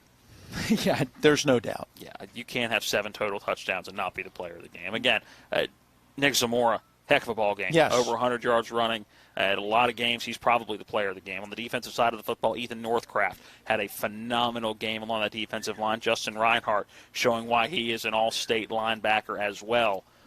But you look at what Harbin did, and there's nobody else that can get the player of the game except for Blake Hartman. A couple of honorable mentions, but Hartman definitely the McRae Heating and Air Conditioning Services player of the game. All right, time to set up our next broadcast. But before we do that, let's quickly look at some scores from around the Mountain State, both collegiate and high school. Let's start with what we know at the high school level, Matt. The high school level, Class AAA, Martinsburg with a 62-0 win over George Washington last night as the 4 seed beats the 13 seed and moves on. And next up for Martinsburg, it'll be the 5 seed Bridgeport. The Indians took care of number 12 seed Washington today, 5-7. It was a 28-0 lead into that second quarter for Bridgeport. Washington would get on the board, but that would be it as Bridgeport runs away with it 55-7. Congratulations to Glenn Simpson, the coaching staff, and the players, the team, the effort that they put forth as Washington wraps up their season. 5 wins and 5 losses, making just the second playoff appearance in program history. And again, great season for Washington. Unfortunately, it's got to come to an end at some point. And Bridgeport, a very good football team, kind of flipping back and forth between Triple and Double A and never missing a beat when they do so. All right. Bridgeport now 7-1, by the way, with that one. Martinsburg 5-1. We'll have to wait and see. Will that game be next Friday? Will it be next Saturday? Or where will Berkeley County end up in the color code map? Will it end up being a Sunday game next week? We'll find out. Of course, Musselman with the win in this one, 64-26, now 7-1 winners of 6 in a row. They await a game that is scheduled to be played tomorrow, and I think looks good for being played. Number 6, Spring Valley at 4-1 is hosting number 11, Hurricane at 4-2, and it's Hurricane that we're waiting to see how, Putnam County goes. In that case, the winner of that one will come here to Musselman, and we'll wait and see whether that game will be a Friday or a Saturday next week. How many times ever have you been able to look at a bracket that features Spring Valley and Hurricane and gone, we've seen both of those teams in the regular season so far, and we can tell you that Spring Valley head over heels the better football team in that matchup. Yeah, I would expect them to win that matchup based on what we have seen, that is for sure, and then that sets up one whale of a game. Yeah. You talk about two power powerful on power running teams. Yeah. And so we'll see, and hopefully that'll be a game that we can cover next week. Again, we got to wait and see what the games will be. If we end up with games going on at the same time, we'll have that Martinsburg-Bridgeport game no matter what, and then hopefully we'll be presented with an opportunity to pick up that Musselman game as well. Cabell Midland John Marshall waiting to play tomorrow. Parkersburg Spring Mills waiting to play tomorrow. South Charleston Ripley waiting to play tomorrow. Wheeling Park Princeton Senior waiting to play tomorrow along with that Spring Valley Hurricane game. So still a lot of holes in the bracket until sometime tomorrow night. And again, we will bring you that Spring Mills game at Parkersburg if that plays, and we will know that here in a little under a half hour again whenever they decide to release the map. It was like 11:30 last week. Collegiately, the Mountaineers get a win. They win 24-6 over TCU, and the Marshall Thundering Herd on a day in which they should have won by this score. They get the win 42-14 over Middle Tennessee State. Well, that was going to wrap up our coverage from here today. Again, we may see you tomorrow. We may not. It will all be determined. Check into our Facebook page for the official word on that one. A big thanks to all of our sponsors helping us put on this football game and all of our football games throughout the regular and postseason so far. And a big thanks to both coaches and all the folks here at Waldeck Field at Denny Price Stadium. For Donald Kenny back at the studio, for John Alderton and Colin McLaughlin, our two cameramen and on-site producers here, I am Matt Crawford, joined by Matt Miller. And until next time, we will see you then. This has been West Virginia High School Football on Talk Radio WRNR and TV 10. And that concludes today's postgame show.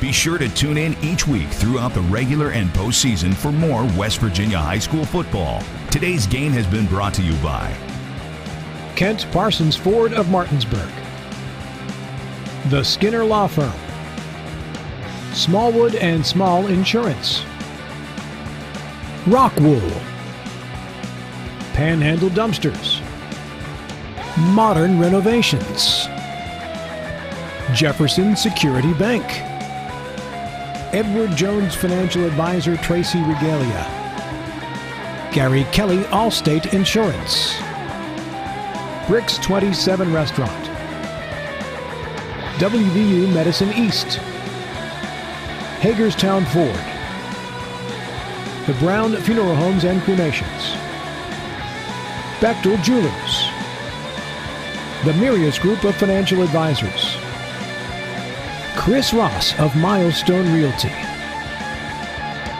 the Mansion Ferretti Law Firm, the Palace Lounge Bar and Grill, and the Berkeley County Health Department. For the best in high school, college, and NFL coverage all season long, keep it tuned in to Talk Radio WRNR Martinsburg. All rights reserved.